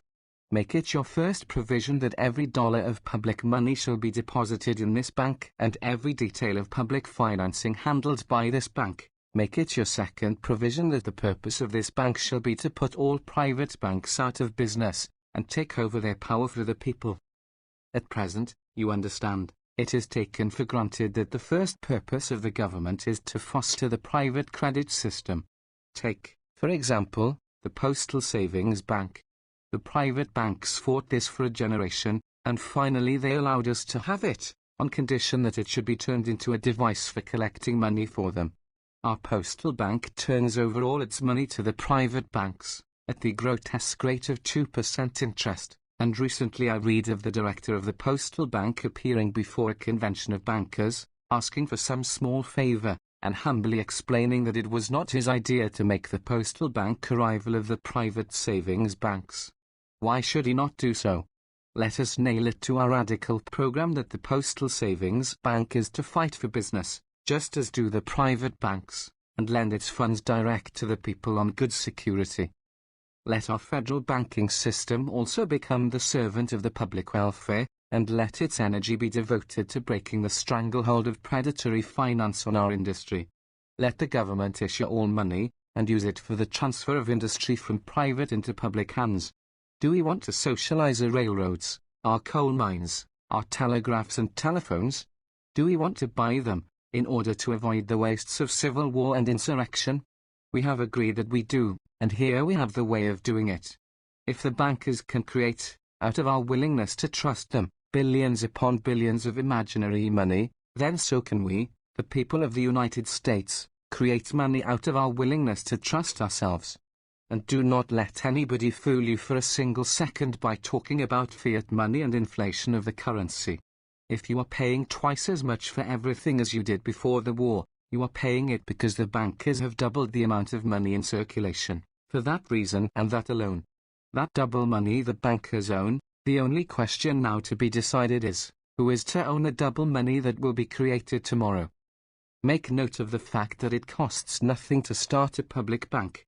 If you want to put the steel trusts out of business by competition, you have several $100,000 worth of rolling mills and all land to buy, but the banks can be put out of business by nothing but a law. The material parts of a bank, the white marble columns and bronze railings and mahogany trimmings, are as nothing compared with the inner soul of a bank, its control of the lifeblood of your business and mine, and this we can have for the taking. We can keep our own credit, instead of sending it to Wall Street, where speculators use it to bleed us white. We can set it to building up our own community, under the direction of officials whom we select. Also, we can have our gigantic national bank, controlling all our $33 billion of deposits, and likewise the hundreds of billions of credit built upon them. The first time you suggest this plan to a banker or businessman, you will be told that increase of money by the government does not benefit labor or the general consumer. Inflation of the currency causes prices to go up correspondingly. To this I will furnish an effective reply, that at the same time the government issues new money, the government will also fix prices, and then watch the face of your banker or businessman. If he is a man who can really think, and is not just repeating like a parrot the formulas he has learned from others, he will perceive that the combination of currency inflation and price fixing would catch him as the two parts of a nutcracker catch a nut, and he will know that you can take the meat out of him any time you please. He may argue that it is not fair, but point out to him that it is exactly what the big banks and the trusts have been doing to us right along, increasing the amount of money in circulation, and at the same time raising the prices we pay for goods, and so taking out the meat from us nuts. We have agreed that we do not mean to be unfair either to the banker or the manufacturer. We are simply going to stop their being unfair to us. We are going to convince them that their power to catch us in a nutcracker is forever at an end. We allow them 6% on their investments, and guarantee them this by turning over to them some of our new money, that is, government bonds. When we have thoroughly convinced them that they can't get any more, they will take these bonds and quit, and thus simply, without violence or destruction of property, we shall slide from our present system of commercial cannibalism into the new cooperative commonwealth. We have had cheap money campaigns in the United States many times, and as this book is written, it becomes evident that we are to have another. Henry Ford is advocating the idea, and so is Thomas A. Edison. The present writer would like to make plain that in supporting such a program, he does it for one purpose, and one only, the taking over of the industries by the community. The creation of state credit for that purpose is the next step in the progress of human society, whereas the creation of state credit for the continuance of the profit system is a piece of futility amounting to imbecility. This distinction is fundamental, and is the test by which to judge the usefulness of any new program, and the intelligence of those who advocate it. Chapter 70. The Control of Industry discusses various programs for the change from industrial autocracy to industrial democracy. The program of the railway workers for the democratic management of their industry is embodied in the Plum Plan. You may learn about it by addressing the weekly paper of the Railway Brotherhoods, which is called Labor, and is published in Washington, D.C. It appears that our transportation industry can be at once socialized, because of a clause in the Constitution which gives the national government power over roads and the communications. Through decades of mismanagement under the system of private greed, the railroads have been brought to such a financial condition that they will be forced into nationalization whenever we stop them from dipping their fingers into the public treasury. Under the Plum Plan, the government is to purchase the roads from their present owners, paying with government bonds. The management is to be under the control of a board consisting in part of representatives of the government, and in part of the workers, this being a combination of the methods of socialism and syndicalism. The same program can be applied constitutionally to telegraphs and telephones, to interstate trolley systems, express companies, oil pipelines, and all other means of interstate communication and distribution. The Plum Plan also deals with coal and steel and other great industries. These could not be nationalized without a constitutional amendment, but it appears that in the majority of the constitutions of the states are provisions that all corporate charters are held subject to the power of the legislature to amend, modify, or revoke the same. That gives us a right to take over these corporations through state action. The only preliminary is to elect state administrations which will represent us, instead of representing the corporations. Also, most state constitutions contain the provision that no corporation shall issue its stocks or bonds, except for money, labor, or property actually received. The word labor gives the opening wedge for the Plum Plan. The state can purchase these industries, giving bonds in exchange, and can issue to the workers' labor stock, which stock will carry part control of the industry. Also, the railroad brotherhoods have started their own bank in Cleveland, Ohio, and it is proving an enormous success. Make note of this point: every large labor union can have its own bank, to finance its industries and its propaganda. Stop and consider how preposterous it is that the 5 million organized workers of the United States should deposit their hundreds of millions of savings in capitalist banks, to be used to finance private undertakings which crush unions and hold labor in bondage. Let every big labor union have its own building, its own banking and insurance business, its own vacation camp in the country, its own school for training its future leaders. Also, let every labor council in every big city start a labor daily, to tell the workers the truth and point the way to freedom. Let every farmers' organization follow suit, and let these groups get together to exchange their products upon the cooperative basis. Already the railway men are arranging with the farmers to buy the farm products and distribute them cooperatively. They are getting together with the clothing workers to have the latter make clothing for them, and with the shoe workers to make shoes. This is the cooperative movement, which has become the largest single industry in Great Britain, and is the backbone of industrial democracy and sound radicalism. It is spreading rapidly in America now. It is taking the money of the people out of the control of the profit system, and diverting it into channels of public service. It is training men to believe in brotherhood instead of in greed. It is giving them business experience, so that when the time comes, the taking over of our industrial machine will not have to be done by amateurs, but by men who know what cooperation is, and how to make a success of it. This work will go on more rapidly yet when the workers have united politically, and brought into power a government which will assist them instead of assisting the bankers. A most interesting program for the development of working-class financial credit is known as the Douglas Plan, which is advocated by a London weekly, The New Age, and is explained in 2 books, called Economic Democracy and Credit Power and Democracy, by Douglas and Orridge. This program is in brief that the furnishing of credit shall become a function of organized labor, based upon the fact that the true and ultimate basis of all credit is the power of hand and brain labor to produce wealth. The labor unions, or guilds, shall pay the management of industry and pay capital for the use of the industrial plant, and shall finance production and new industrial development out of their credit power, their ability to promise production and to keep their promises. This Douglas Plan seeks to break the money trust by the method of syndicalism. Another method of breaking it, through state regulation of bank loans, you will find most completely set forth in an extremely able book, The Stranglehold, by H.C. Cutting, an American businessman, whom you may address at San Lorenzo, California. Another method, Utilizing the third factor in industry, the consumer, is the method of banking by consumers' unions. Such are the Raiffeisenbanks, widely known in Germany, and a specimen of which exists in the single tax colony at Upton, Delaware.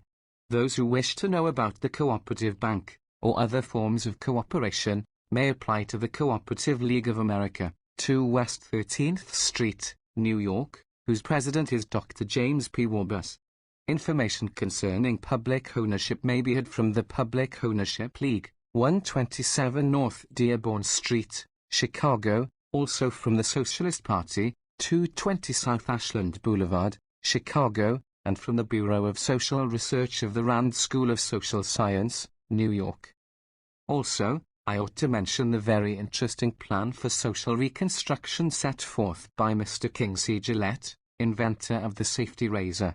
This plan you may find in your public library in 2 encyclopedic volumes, Gillette's Social Redemption, and Gillette's World Solution. The politician seeks to solve the industrial problem by means of the state, and the labor leader seeks to solve it by the unions. It is to be expected that Mr. Gillette, a capitalist, should seek to solve it by means of the corporation.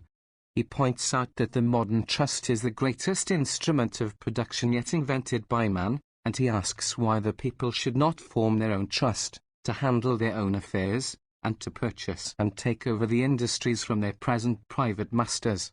It is interesting to note that Mr. Gillette's solution is fully as radical and thoroughgoing as those of the state socialists or the syndicalists. The People's Corporation which he projects and plans someday to launch upon the world would be a gigantic consumers' union, whose credit power would speedily dominate and absorb all other powers in modern society. It would make us all stockholders, and give us our share of the benefits of social productivity. Chapter 71. The New World describes the cooperative commonwealth, beginning with its money aspects, the standard wage and its variations. It has been indicated that the new society will be different in different countries and in different parts of the same country, in different industries and at different times. No one can predict exactly what it will be, and anyone who tries to predict is unscientific. But every man can work out his own ideas of the most economical and sensible arrangements for a cooperative society, and in these final chapters I set forth my ideas. One of the first things people ask is, will there be money in the new society, or how will labor be rewarded and goods paid for? I answer that there will be money, and the business methods of the new society will be so nearly the same as at present that in this respect you would hardly realize there had been any change. The only difference will be that in the new society you will be paid several times as much for your labor, or, if you prefer to put it the other way, you will be able to buy several times as much with your money. Why should we waste our time working out systems of credit cards, when we already have a system in the form of gold and silver coins and paper currency? Why should we bother with labor checks, when we have a banking and clearinghouse system, understood by everyone but the illiterate?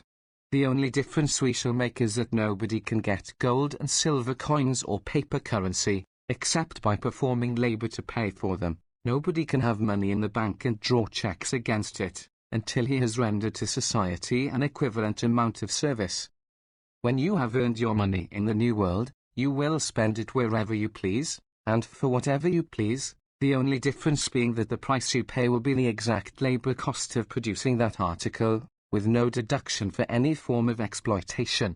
As I wrote 16 years ago in the Industrial Republic, you will be able to get, if you insist upon it, a 7-legged spider made of diamonds, and the only question society will ask is, have you performed services equivalent to the material and labor necessary to the creating of that unusual article of commerce? Of course, society won't put it to you in that complicated formula. It will simply ask, have you got the price? Which, you observe, is exactly the question society asks you at present. The next thing that everybody wants to know is, shall we all be paid the same wages? I answer, yes and no, because there will be 3 systems of payment. There will be a basic wage, which everybody will get for every kind of useful service necessary to production. This will be, as it were, the foundation of our economic structure. On top of this will be built a system of special payments for special services, which are of an intellectual nature, and cannot be standardized and dealt with wholesale. In addition, there will be for a time a third arrangement, applying to agricultural work, which is in a different stage of development, and to which different conditions apply. Let us take, first, our standard wage. The census of our utopian commonwealth reveals that we have 10 million able-bodied workers engaged in mining, manufacturing, and transportation, this including, of course, office work and management, everything that enters into these industries. By scientific management, the best machinery, and the elimination of all possible waste, we find that they produce $80 million worth of goods an hour. A portion of this we have to set aside to pay for the raw materials which they do not produce, and for the upkeep of the plant, and for margin of error, what our great corporations call a surplus. We find that we have $50 million per hour left, and that means that we can pay for labor $5 per hour, or $20 for the regular 4-hour day. This is our standard wage, received by all able-bodied workers. But quickly we find that our industries are not properly balanced. A great many men want to work at the jobs which are clean and pleasant, such as delivering mail, and very few want to work at washing dishes in restaurants and cleaning the sewers. There is no way we can adjust this, except by paying a higher wage, or by reducing the number of hours in the working day, which is the same thing. The only other method would be to have the state assign men to their work, and that would be bureaucracy and slavery, the essence of everything we wish to get away from in our cooperative commonwealth. What we shall have, so far as concerns our basic industries, is a government department, registering with mathematical accuracy the condition of supply and demand in all the industries of the country. Our demand for shoes is increasing, for some reason or other, 1,000 more shoe workers are needed, therefore the price of labor in the shoe industry has increased 5 cents per day, or whatever amount will draw that number of workers from other occupations. On the other hand, there are too many people applying for the job of driving trucks, therefore we reduce slightly the compensation for this work. There are more men who want jobs in Southern California than in Alaska, therefore the payment for the same grade of work in Alaska has to be higher. All this is not merely speculation, it is not a matter of anybody's choice, it is an automatic, self-adjusting system, subject to precise calculations. The only change from our present system is from guesswork to exact measurement. At present we do not know how many shoes our country will require next season, neither do we know how many shoes are going to be made, neither do we know how many people can make shoes, nor how many would like to learn, nor how many would like to quit that job and take to farming. It would be the simplest matter in the world to find out these things, far simpler than it was to register all our possible soldiers, and examine them physically and mentally, and train them and feed them and ship them overseas to the Kaiser. Of course, we drafted the men for this war job, but in the New World nobody is drafted for anything. It is any man's privilege to starve if he feels like it, it is his privilege to go out into the mountains and live on nuts and berries if he can find them.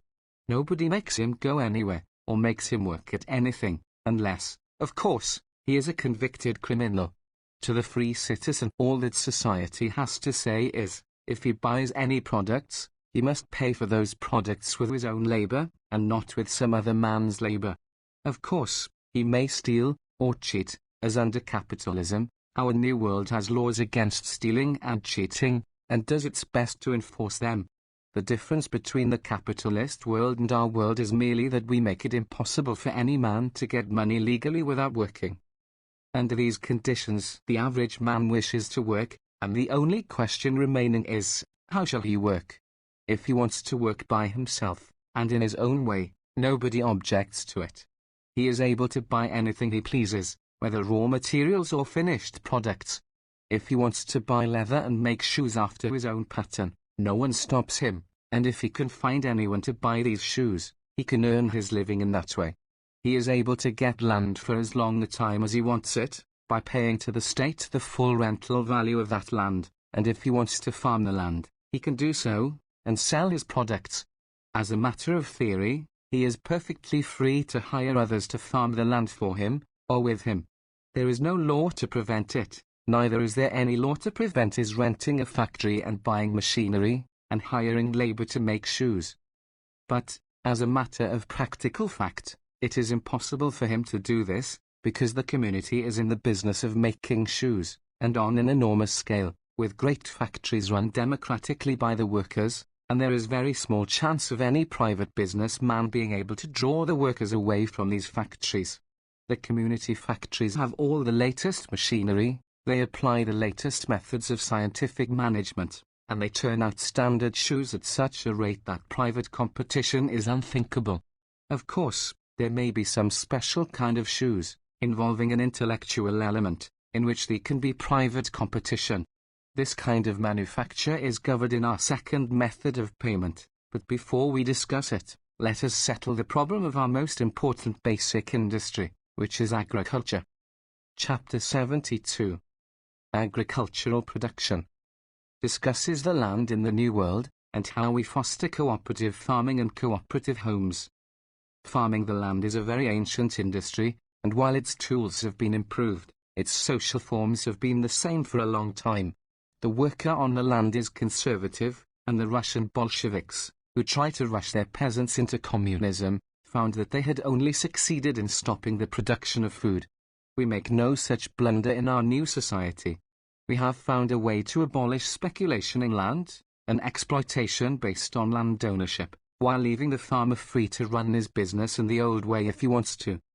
In our new society, we take the full rental value of all land which is not occupied and used by the state. The farmer and the city dweller alike own their land, in the sense that they have the use of it for as long as they please, but they pay to the state the rental value of the land, minus the improvements. So they cannot speculate in the land or rent it out to others, they can only use it, and they only pay for what they actually use. They may put improvements on the land, with full assurance of having the use and benefit thereof, and they may sell the improvements, and the new owner enters into possession, with no obligation but to pay the rental value of the unimproved land to the state. The farmer goes on raising his products, and if he wants to drive to town and deliver them to his customers, he may do so, but he finds it cheaper to market them through the great labor cooperatives and state markets. As there is no longer any private interest involved in these activities, no one has any interest in cheating him, and he gets the full value of the products, less the cost of marketing.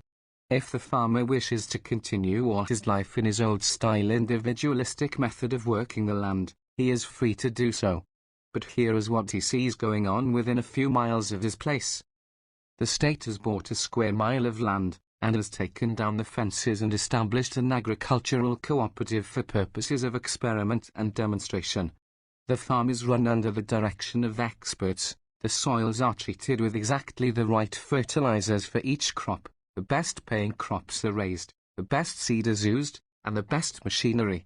The workers of this new agricultural cooperative receive the standard wage, and they live in homes specially built for them, with all the conveniences made possible by wholesale production. Also, these cooperators live in a democratic community. They determine their own conditions of labor, being represented on the governing board, along with the experts appointed by the state.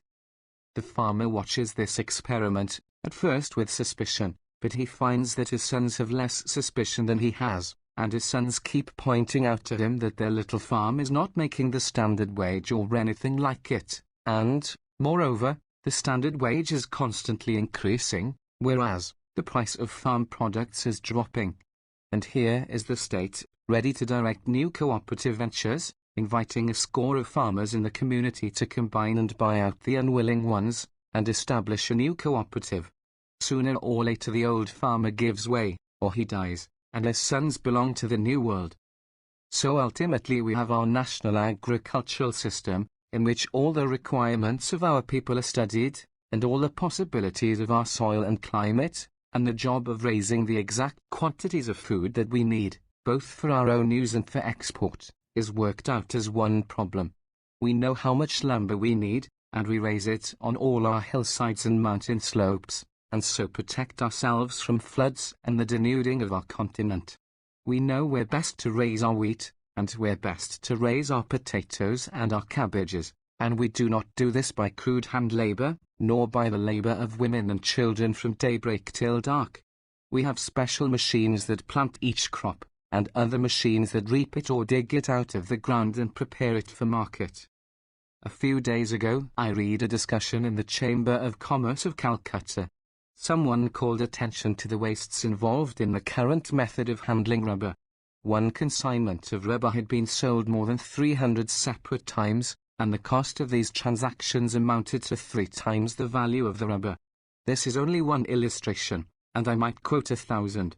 If you doubt my figures as to the possibility of production in a new society, remind yourself that a large percentage of the things you use have been bought and sold many scores of times before you get them. Consider the cabbage, for which you pay 6 or 8 cents a pound in the grocery store, and for which the farmer gets, say, half a cent a pound. In this new world, the state has an enormous income, derived from its tax on land values. It no longer has to send around men once a year to ask you how many diamond rings your wife has, and to tax you on your honesty, if you have any. It no longer has to make its money by such lying devices as the tariff. Therefore its moral being is no longer poisoned by a tariff lobby. It taxes every citizen for the right to use that which nature created, and leaves free from taxation that which the citizen's own labor created. This kind of taxation is honest, and fair to all, because no one can evade it. The state uses the proceeds of this land tax in the public services, the libraries and research laboratories and information bureaus, in free insurance against fire and flood and tempest, and in a pension to every member of society above the working age of 55, or below the working age of 18. Of course, the state might leave it to every man to save up for his old age, but not all men are this wise, and the state cannot afford to let the unwise ones starve. It is more convenient for the state to figure that all men, or nearly all, are going to be old, and to hold back some of their money while they are young and strong, in the certainty that when they are old, they will appreciate this service. Also, the state takes care of the sick and incapacitated, and the mentally or physically defective. But we do not leave these latter loose in the world to reproduce their defects. We have in our new world some sense of responsibility to the future, and there is nothing to which we devote more effort than making certain that nothing unsound or abnormal is allowed entrance into life. The problem of the care of children is a complicated one, and our new society is in process of solving it. We look back on the old world in which the having of children was heavily taxed, in the form of an obligation to care for these children until they were old enough to work. Then the parents were allowed to exploit the labor of the children, so that among the very poor the raising of children was a business speculation, like the raising of slaves or poultry. But in our new world we consider the interest of the child, and of the society in which that child is to be a citizen. We decide that this society must have citizens, and that the raising of the future citizens is a work just exactly as necessary and useful as the raising of a crop of cabbages. Therefore, we pay a pension to all mothers while they are raising and caring for children. At the same time we assert the right to see that this money is wisely spent, and that the child is really cared for. If it is neglected, we are quick to take it away from its parents, and put it in one of our 24-hour-a-day schools. We realize that the home is an ancient industry, even more ancient than agriculture, and we do not try to socialize it all at once. But just as we demonstrate to farmers that the individual farm does not pay, so we demonstrate to mothers the wastefulness of the single laundry, the single kitchen, the single nursery. We establish community laundries, community kitchens, community nurseries, and invite our women to help in these activities, and to learn there, under expert guidance, the advantages of domestic cooperation. We convince them by showing better results in the health and happiness of the children, and in the time and strength of the mothers. So, little by little, we widen the field of cooperative endeavor, and increase the total product of human labor and the total enjoyment of human life. Chapter 73. Intellectual Production discusses scientific, artistic and religious activities, as a superstructure built upon the foundation of the standard wage. Karl Kautsky, intellectual leader of the German social democracy, gives in his book, The Social Revolution, a useful formula as to the organization of the future society. This formula is, communism in material production, anarchism in intellectual production. It will repay us to study this statement, and see exactly what it means. Material production depends directly upon things, and as there is only a limited quantity of things in the world, if any one person has more than his share, he deprives some other person to that extent. So there have to be strict laws concerning the distribution of material products. But with intellectual things exactly the opposite is the case. There is no limit in quantity, and any one person can have all he wants without interfering with anybody else. Everybody in the world can perform a play by Shakespeare, or play a sonata by Beethoven, and everybody can enjoy it as much as he pleases without keeping other people from enjoying it all they please. Also, material production can be standardized. We can have great factories to turn out millions of boxes of matches, each match like every other match, and the more alike they are the better. But in intellectual affairs we want everyone to be different, or at least we want everyone to be free to be different, and if someone can become much better than the others, this is the most important kind of production in the world, for he may make over our whole intellectual and moral life. For the production of material things our new society has great factories owned in common, and run by majority vote of the workers, and we place the products of that factory at the disposal of all members of society upon equal terms. That is our communism in material production. On the other hand, in our intellectual production we leave everybody free to live his own life, and to associate himself with others of like aims, and we place as few restrictions as possible upon their activities. This is the method of free association, or anarchism in intellectual production. Our problem would be simple if material and intellectual production never had to mingle. But, as it happens, every kind of intellectual production requires a certain amount of material, and every kind of material production involves an intellectual element. Therefore, our two methods have to be combined, and we have a complex problem which we have to solve in a variety of different ways, and upon which we must experiment with open minds and scientific temper. First, let us take the intellectual elements involved in the production of purely material things, such as matches and shoes and soap. Let us take invention. Naturally, we do not want to go on making matches and shoes and soap in the same old way forever. On the contrary, we want to stimulate all the workers in these industries to use their wits and improve the processes in every possible way. The whole of society has an interest in this, and the soap workers have an especial interest. Our soap industry has an invention department, with a group of experts appointed by the Executive Committee of the National Council of Soap Workers. All soap workers are taxed, say 5 cents a day, for the support of this activity. Likewise, the state contributes a generous sum out of its income toward the work of soap research.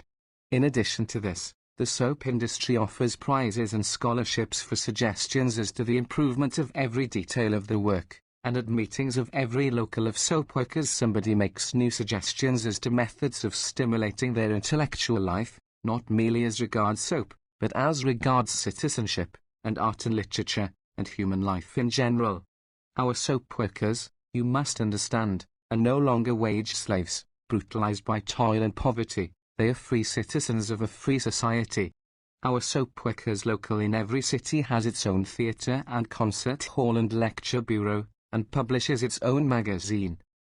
Every industry has its immediate intellectual problems, its trade journals in which these are discussed, and its research boards in which they are worked out. The ambitions of the young workers in that industry are concentrated upon getting into this intellectual part of their trade. Examinations are held and tests are made to discover the most competent men, and written suggestions are considered by boards of control. It is, of course, of great importance to every worker that the channels of promotion should be kept open, and that the man who really has inventive talent shall get, not merely distinction and promotion, but financial reward, so that he may have time and materials to continue his experiments. This research department, you perceive, is a sort of superstructure, built upon the foundation of our standard wage, and this same simile applies to numerous other forms of intellectual production.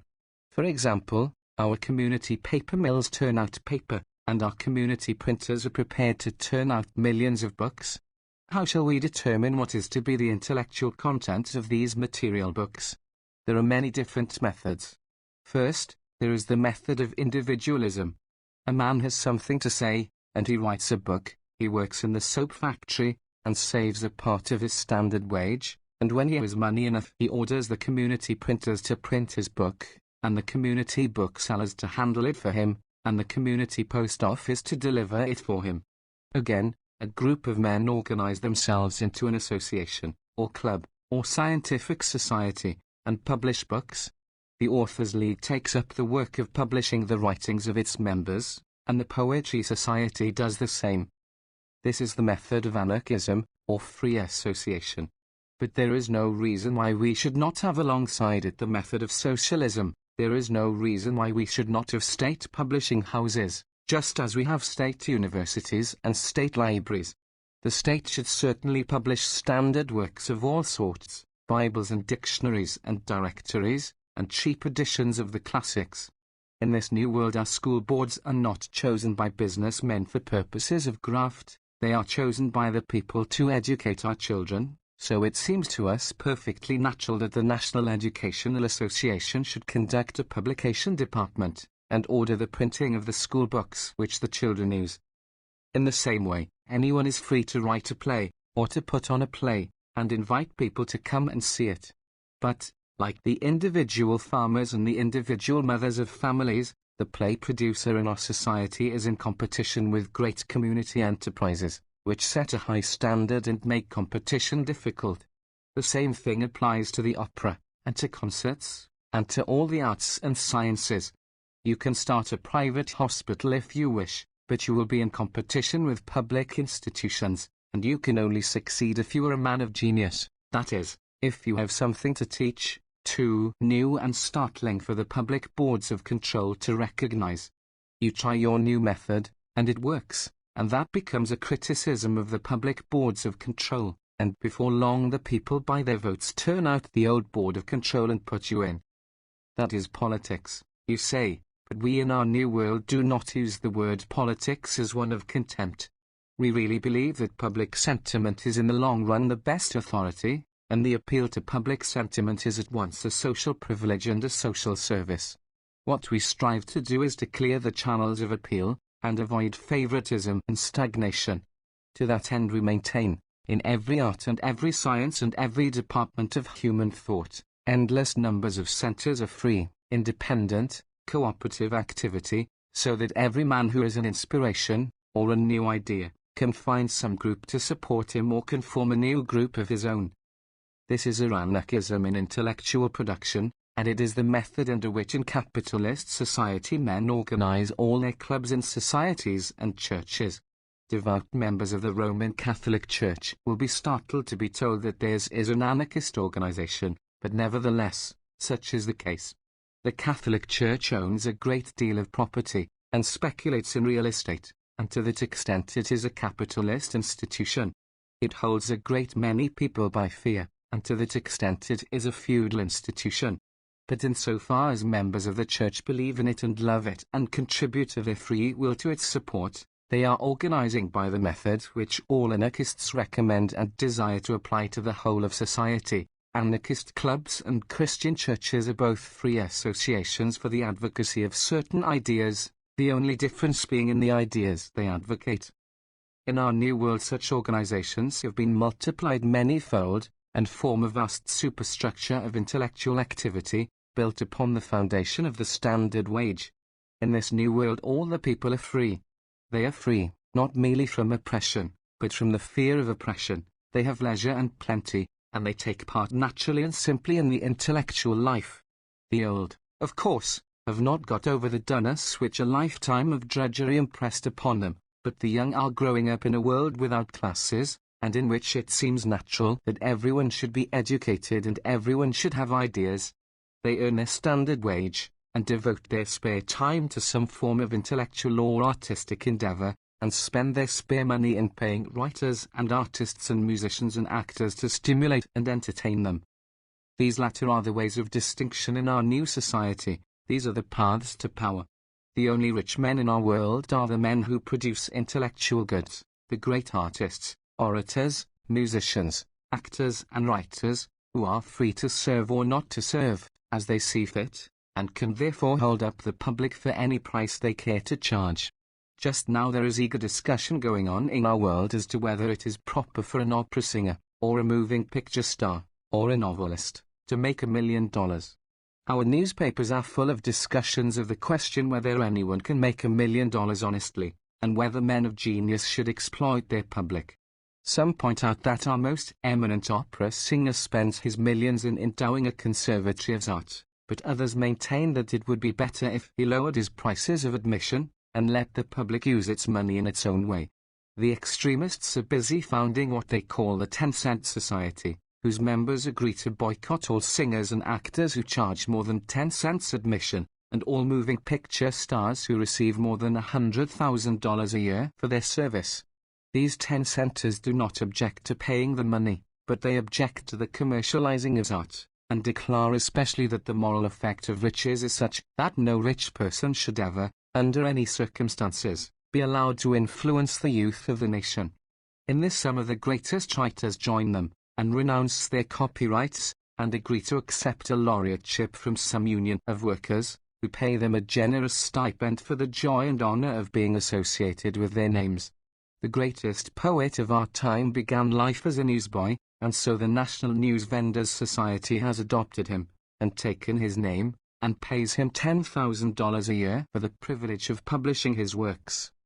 Chapter 74. Mankind Remade. Discusses human nature and its weaknesses, and what happens to these in the New World. We have briefly sketched the economic arrangements of the cooperative commonwealth. Let us now consider what are the effects of these arrangements upon the principal social diseases of capitalism. The first and most dreadful of capitalism's diseases is war, and the economic changes here outlined have placed war, along with piracy and slavery, among the half-forgotten nightmares of history. We have broken the iron ring, and are no longer dependent upon foreign concessions and foreign markets for the preservation of our social system and the aggrandizement of a ruling class. We can stay quietly at home and do our own work, and as we produce nearly everything we need, we no longer have to threaten our neighbors. Our neighbors know this, and therefore they do not arm against us, and we have no pretext to arm against them. We take toward all other civilized nations the attitude which we have taken toward Canada for the past 100 years. We have a small and highly trained army, a few regiments of which are located at strategic points over the country. This army we regard and use as we do our fire department. When there is widespread damage by fire or flood or storm or earthquake, we rush the army to the spot to attend to the work of rescue and rebuilding.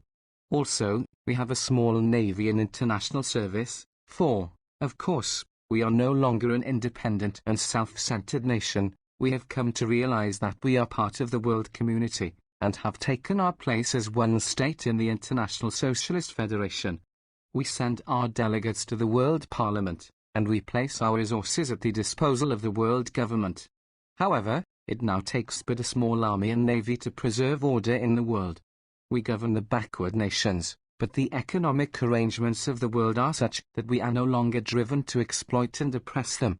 We send them teachers instead of soldiers, and as there are really very few people in the world who fight for the love of fighting, we have little difficulty in preserving peace. We pay the backward peoples a fair price for their products which we need. Our world government takes no money out of these countries, but spends it for the benefit of those who live in the countries, to teach them and train their young generations for self-government. Next, what are the effects of our new arrangements upon political corruption and graft? The social revolution has broken the prestige of wealth. Money will buy things, but it no longer buys power, the right to rule other men. It no longer buys men's admiration. Everybody now has money, and nobody is any longer afraid of starvation. It is no longer the fashion to save money, any more than it is the fashion to carry revolvers in drawing rooms or to wear chainmail in place of underclothing. So our political life is cleansed of the money influence. People now get power by persuading their fellows, not by buying them or threatening them. The world is no longer full of men ravenous for jobs, and ready to sell their soul for a position. So it is no longer possible to build up a machine based on desire for office. The changes have resulted in an enormous intensification of our political activities. We have endless meetings and debates. We have so many propaganda societies that we cannot keep track of them. And some of these societies, like the Catholic Church, have a large membership and large sums of money at their disposal. But a few experiments at carrying elections by a campaign chest have convinced everybody that to have the facts on your side is the only permanent way to political power. Our new society is jealous of attempts to establish any sort of ruling class, and the surest way to discredit yourself is to advocate any form of barrier against freedom of discussion, or the right of the people's will to prevail. Next, what is the status of crime? We have too recently escaped from capitalism to have been able to civilize entirely our slum population, and we still have occasional crimes of violence, especially crimes of passion. But we have almost entirely eliminated those classes of crime which had to do with property, and we have discovered that this was 95% of all crime. We have eliminated them by the simple device of making them no longer profitable. Anybody can go into our community factories, and under clean and attractive working conditions, and without any loss of prestige or social position, can earn the means of satisfying his reasonable wants by 3 hours work a day.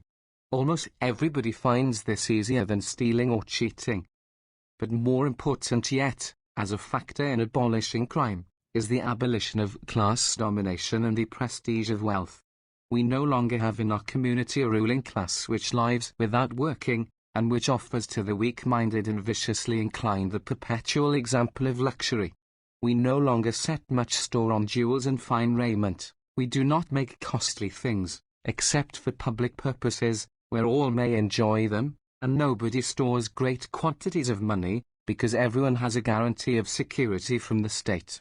So we are gradually putting our policemen and jailers and judges and lawyers to constructive work. Next, what about disease? The diseases of poverty are entirely done away with. We are now able to apply the knowledge of science to the whole community, and so we no longer have to do with tuberculosis and typhoid, or with rickets and anemia in children, or with heavy infant mortality. We have sterilized our unfit, the degenerates and the defectives, and so do not have to reckon with millions of children from these wretched stocks. We now give to the question of public health that prominence which in the old days we used to give to war and the suppression of crime and social protest. Our public health officers now replace our generals and admirals, and we really obey their orders. Next, as to prostitution. Just as in the case of crime, we are still too close to capitalism not to have among us the victims of social depravity, both men and women. We still have a great deal of vice which springs from untrained animal impulse, and we have some cultivated and highly sophisticated pornography. But we have entirely done away with commercial vice, and we have done it by cutting the root which nourished it. Women in our communities are really free, and by that we do not mean the empty political freedom which existed in the days of wage slavery. We mean that women are permanently delivered from economic inferiority, by the recognition on the part of the state of the money value of their special kind of work, the bearing and training of children. This kind of work not merely receives the standard wage, it also receives the best surgical and nursing treatment free. Housework and homemaking are legally recognized services, and the woman before marriage and after her children have been nursed is free to go into the community factories and earn for herself the standard wage, with no loss of social position. Consequently, no woman sells her sex, and no man buys it. This does not mean, of course, that we have solved the sex problem in our new society. There are two great social problems with which we have to deal, the first of these being the sex problem, and the second the race problem. Our scientists are occupied with eugenics, and we are finding out how to guide our young people in marriage, so that our race may be built up, and the ravages of capitalism remedied as quickly as possible. Also, we are trying to find out the laws of happiness and health and love. We are founding societies for the purpose of protecting love, and, as hinted in the Book of Love, we have a determined social struggle between two groups of women, the mother women and the mistress women, those who take love gravely, as a means of improving the race, and those who take it as a decoration, a form of play. Our men are embarrassed by having to choose between these groups, and occupy themselves with trying to keep the struggle from turning into civil war. Second, the race problem. Our economic changes have, of course, done away with some of the bitterest phases of this strife. White workingmen in the North no longer mob and murder Negro workingmen for taking their jobs, and in the South our land values tax prevents the landlord from exploiting either white or Negro labor. But our white race is still irresistibly bent upon preserving its integrity of blood, and the more fussing among the Negroes have come to realize that there can never be any real happiness for them in a society where they are denied the higher social privileges. There is a movement for the development of a genuine Negro Republic in Africa, and for mass emigration. Also there is a proposition, soon to be settled at an election, for the dividing of the United States into 3 districts upon racial lines. First, there are to be, in the far South, 3 or 4 states which are inhabited and governed solely by Negroes, and to which white men may come only as temporary visitors, a large group of states in the North which are white states, and to which Negroes may come only as visitors, and finally, a middle group of states, in which both whites and black are allowed to live, as at present, but with the proviso that no one may live there who takes part in any form of racial strife or agitation. This program gives to race-conscious Negroes their own land, their own civilization, their own chance of self-realization. It gives to race-conscious white men the same opportunity, and it leaves to those who are not troubled by the problem a country where black and white may dwell in quiet good fellowship. Finally, what has been the effect of our economic changes upon the purely personal vices which gave us so much trouble and unhappiness in the old days? What, for example, has been the effect upon vanity? You should see our new crop of children in our high schools. There are no longer any social classes among them. The rich ones do not arrive in private automobiles, to make the poor ones envious, and they do not isolate themselves in little snobbish cliques. They arrive in community automobiles, and all wear uniforms, one of the simple devices by which we repress the impulse of the young toward display of personal egotism. They are all full of health and happy play, and their heads are busily occupied with interesting ideas. Our girls are trained to thinking, instead of to personal adornment. They are developing their minds, instead of catching a rich husband by sexual charms. So we have been able, in a single generation of training, to make a real and appreciable difference in the amount of vanity and self-consciousness to be found among our young people. And the same thing applies to a score of other undesirable qualities, which, under the system of competitive commercialism, were overstimulated in human beings. In those old days everyone was seeking his own survival, and certain qualities which had survival value became the principal characteristics of our race. Those qualities were greed and persistence and acquisitiveness, cunning and subtlety, also bragging and self-assertiveness. In that old world people destroyed their fellows in order to make their own safety and power. They wasted goods in order to be esteemed, to preserve what they called their social position. But now we have cut the roots of all these vile weeds. We have so adjusted the business relationships of men that we do not have to have hysterical religious revivals in order to keep the human factors alive in their hearts. We have established it as a money fact, which everyone quickly realizes, that it pays better to cooperate. There is more profit and less bother in being of service to others. So we have prepared a soil in which virtues grow instead of vices, and we find that people become decent and kindly and helpful without exhortation, and with no more moral effort than the average man can comfortably make. Of course, we have still personal vices to combat, and new virtues to discover and to propagate, but this has to do with the future, whereas we are here confining ourselves to those things which have been demonstrated in our new society.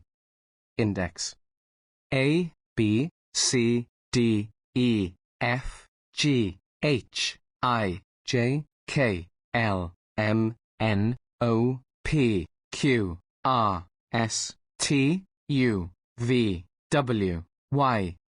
Abortion, 61. Abortions, 30. Advertising, 163. Agricultural cooperative, 206. Anarchism, 210. Anarchist, 89, 90. Anarchy, 172. Anglo-Saxon, 62, 111. Appeal to reason, 149. Aristocratic doctrine, 116. Armour, 128. Atherton, Gertrude, 87. Babies, 63. Bachelorhood, 52. Bacon, Francis, 51.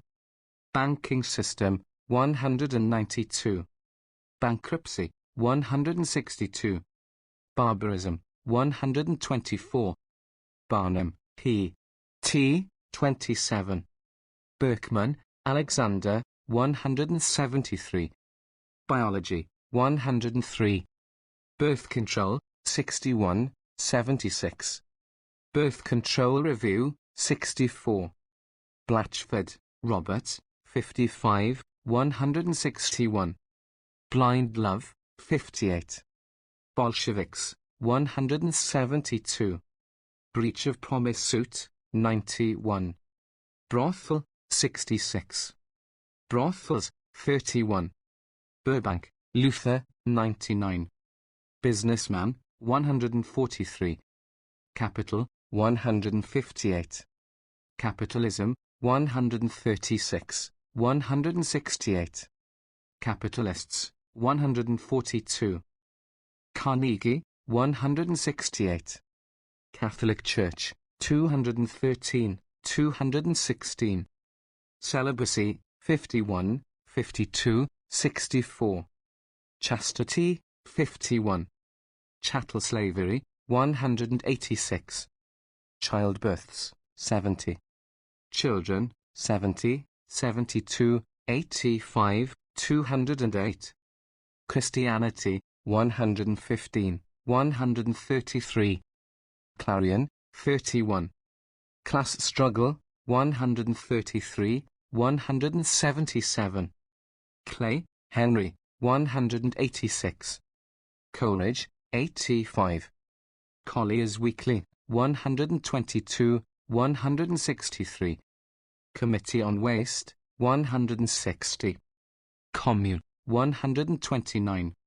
Communism, 10, 170, 210. Compensation, 179. Competition, 108, 127. Competitive wage system, 148. Complex, 49. Comstock, Anthony, 20. Confiscation, 179. Congress, 138. Contraception, 61. Cooperation, 109, 199, 200. Coquetry, 38. Corporation, 127. Courtship, 91. Credit, 152, 154, 192, 200. Credit cards, 202. Crime, 164, 216. Culture, 62. Cutting, H. C. 200. Dances, 15. Debs, Eugene V. 155. Degeneration, 121. Demimont, 80. Democratic Doctrine, 115. Dictatorship, 180, 183, 185. Dill, James B., 25. Disarmament, 157. Discouragement, 164. Disease, 217. Divorce, 32, 93, 97. Double standard, 5. Douglas Plan, 199. Dumping, 152. Economic evolution, 123. Economic man, 108. Emerson, 186. Emulation, 112. Engagements, 72. England, 120, 156, 175. Eugenics, 58. Evolution, 122. Exogamy, 105. Exploitation, 181. Exploiting, 148. Exports, 153. Factory system, 129. Farming, 206. Favorable balance, 151. Fear, 122, 164. Federal Reserve Act, 154. Feminist, 69.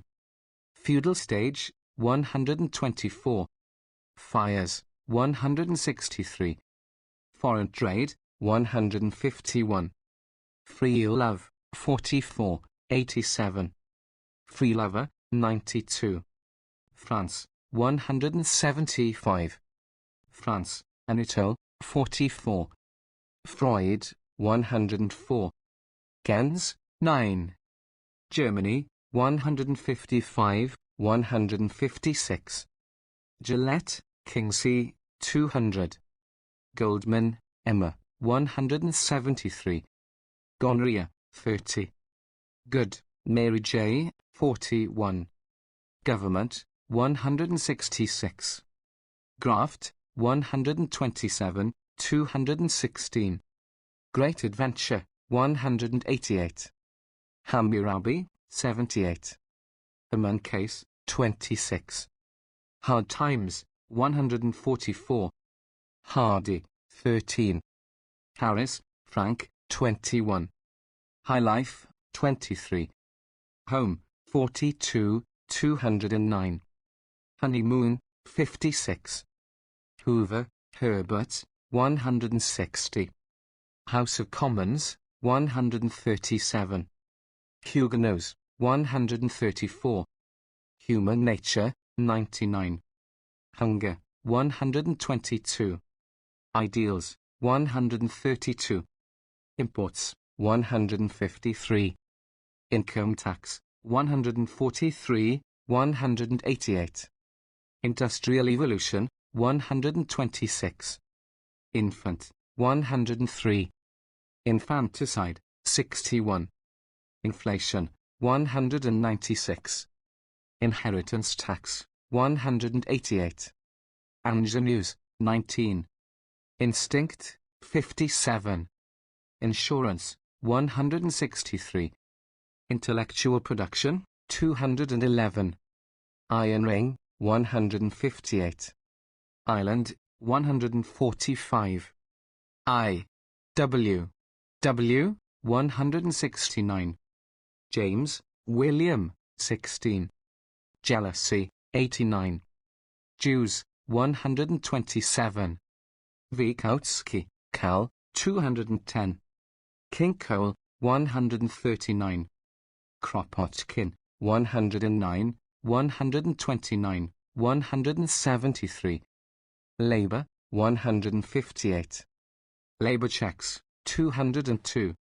Labor union, 199. Laissez-faire, 110. Land tax, 190. Land titles, 179. Land values, 208. Late marriage, 67.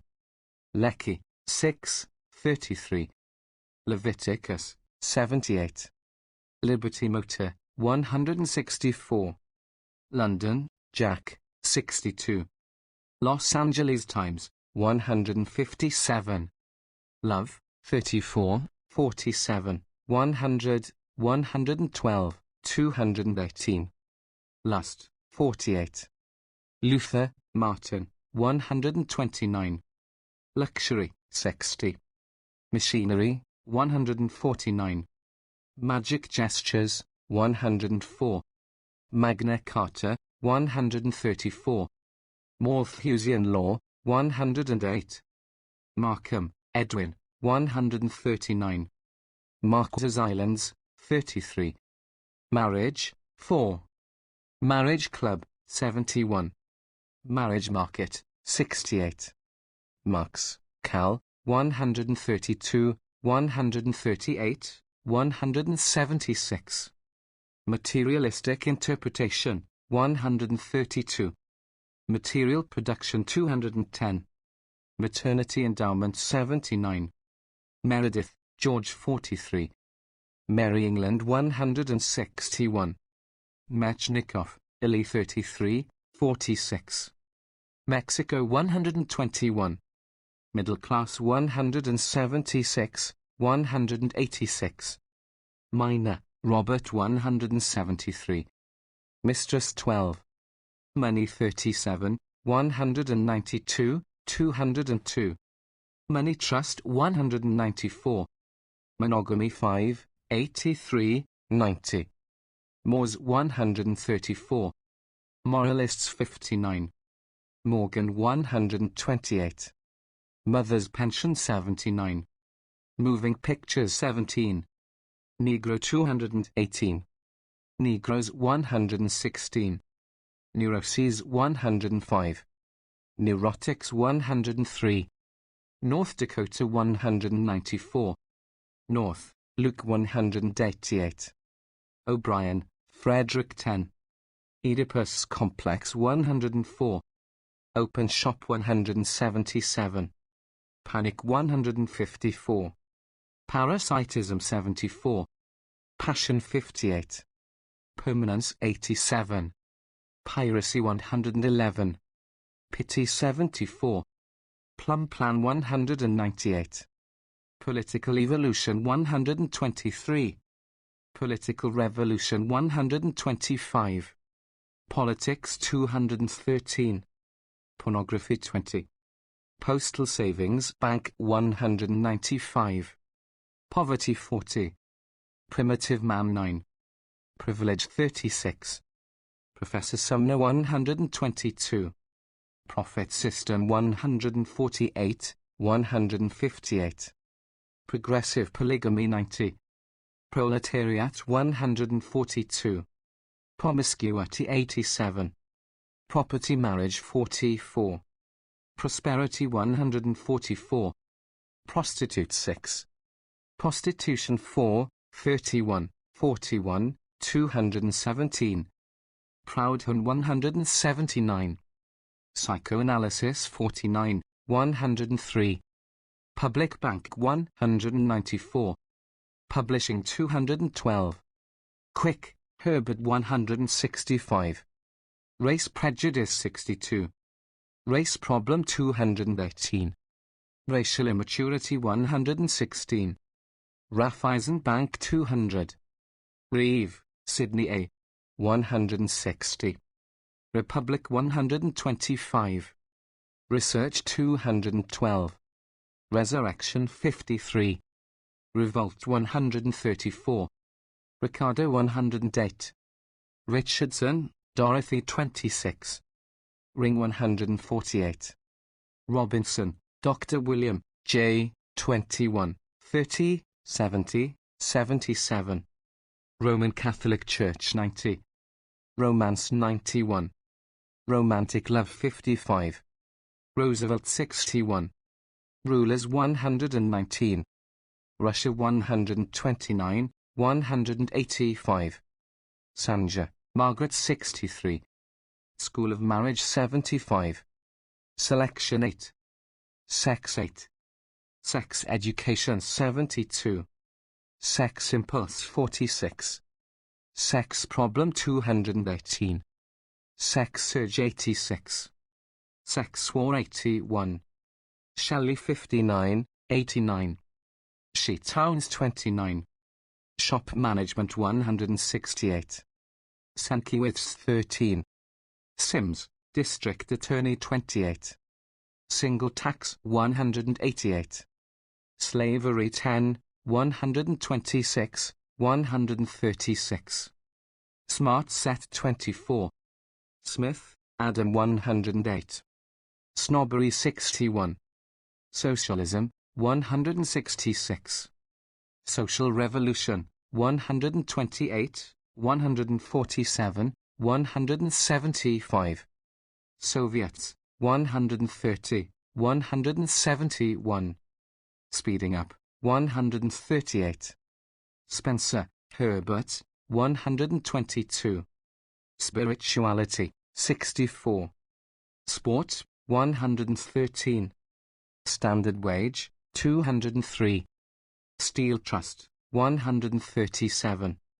Stopes, Drive, Marie C. 77 strikes. 162 syndicalism, 167 syphilis, 30 taboo, 9 tariff, 153 taxes, 191 Tennyson, 38, 120 the brass check, 31, 137 the conquest of bread, 173 the cost of competition, 160 the industrial republic, 202 the jungle, 139 the lady, 12 the long day, 26, 29 the nature of man, 33 the profits of religion, 137 the social revolution, 210 the stranglehold, 200 Thompson, A.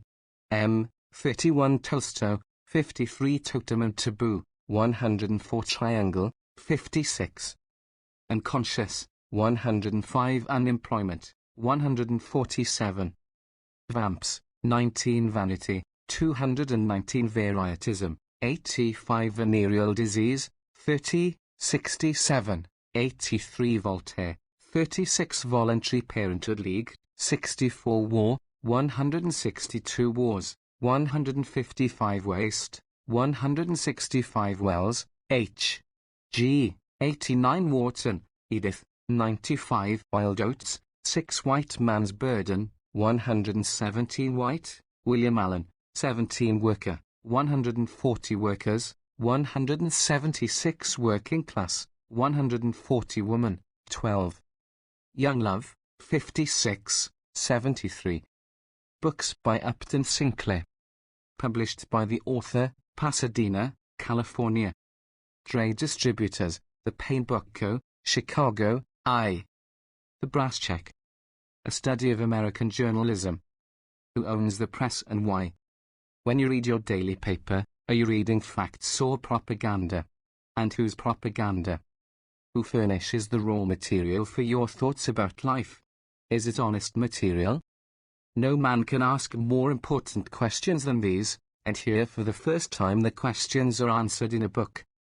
The first edition of this book, 23,000 copies, was sold out 2 weeks after publication. Paper could not be obtained for printing, and a carload of brown wrapping paper was used. The printings to date amount to 144,000 copies. The book is being published in Great Britain and colonies, and in translations in Germany, France, Holland, Norway, Sweden, Denmark, Italy, Hungary and Japan. Herman Bessemer, in the News Journal, Vienna. Upton Sinclair deals with names, only with names, with balances, with figures, with documents, a truly stunning, gigantic fact material. His book is an armored military train which with rushing pistons roars through the jungle of American monsterlies, whistling, roaring, shooting, chopping off with berserker rage the obscene heads of these evils. A breathtaking, clutching, frightful book is The Brass Check. Prices of all books, unless otherwise stated: cloth $1.20, 3 copies $3, 10 copies $9, paper 60c, 3 copies $1.50, 10 copies $4.50. All prices post-paid. The Book of Life. A Book of Practical Counsel. Volume 1, Mind and Body. Discusses truth and its standards, and the basis of health, both mental and physical. Tells people how to live, in order to avoid wastes and pain, and to find happiness and achieve progress. Volume 2, Love and Society. Discusses health and sex, love and marriage, chastity, monogamy, birth control, divorce. Explains modern economic problems, socialism, revolution, industrial democracy, and the future society. Prices of volumes 1 and 2 bound in 1, cloth $1.50, paper $1. Either of the 2 volumes separately, cloth $1.20, paper 60c. The Jungle. This novel, first published in 1906, caused an international sensation. It was the best-selling book in the United States for a year, also in Great Britain and its colonies. It was translated into 17 languages, and caused an investigation by President Roosevelt, and action by Congress. The book has been out of print for 10 years, and is now reprinted by the author at a lower price than when first published. although the cost of manufacture has since more than doubled. Not since Byron awoke one morning to find himself famous has there been such an example of worldwide celebrity won in a day by a book as has come to Upton Sinclair. New York Evening World. It is a book that does for modern industrial slavery what Uncle Tom's Cabin did for black slavery. But the work is done far better and more accurately in the jungle than in Uncle Tom's Cabin. Arthur Brisbane, in the New York Evening Journal. King Coal. A novel of the Colorado coal country. Clear, convincing, complete. Lincoln Steffens.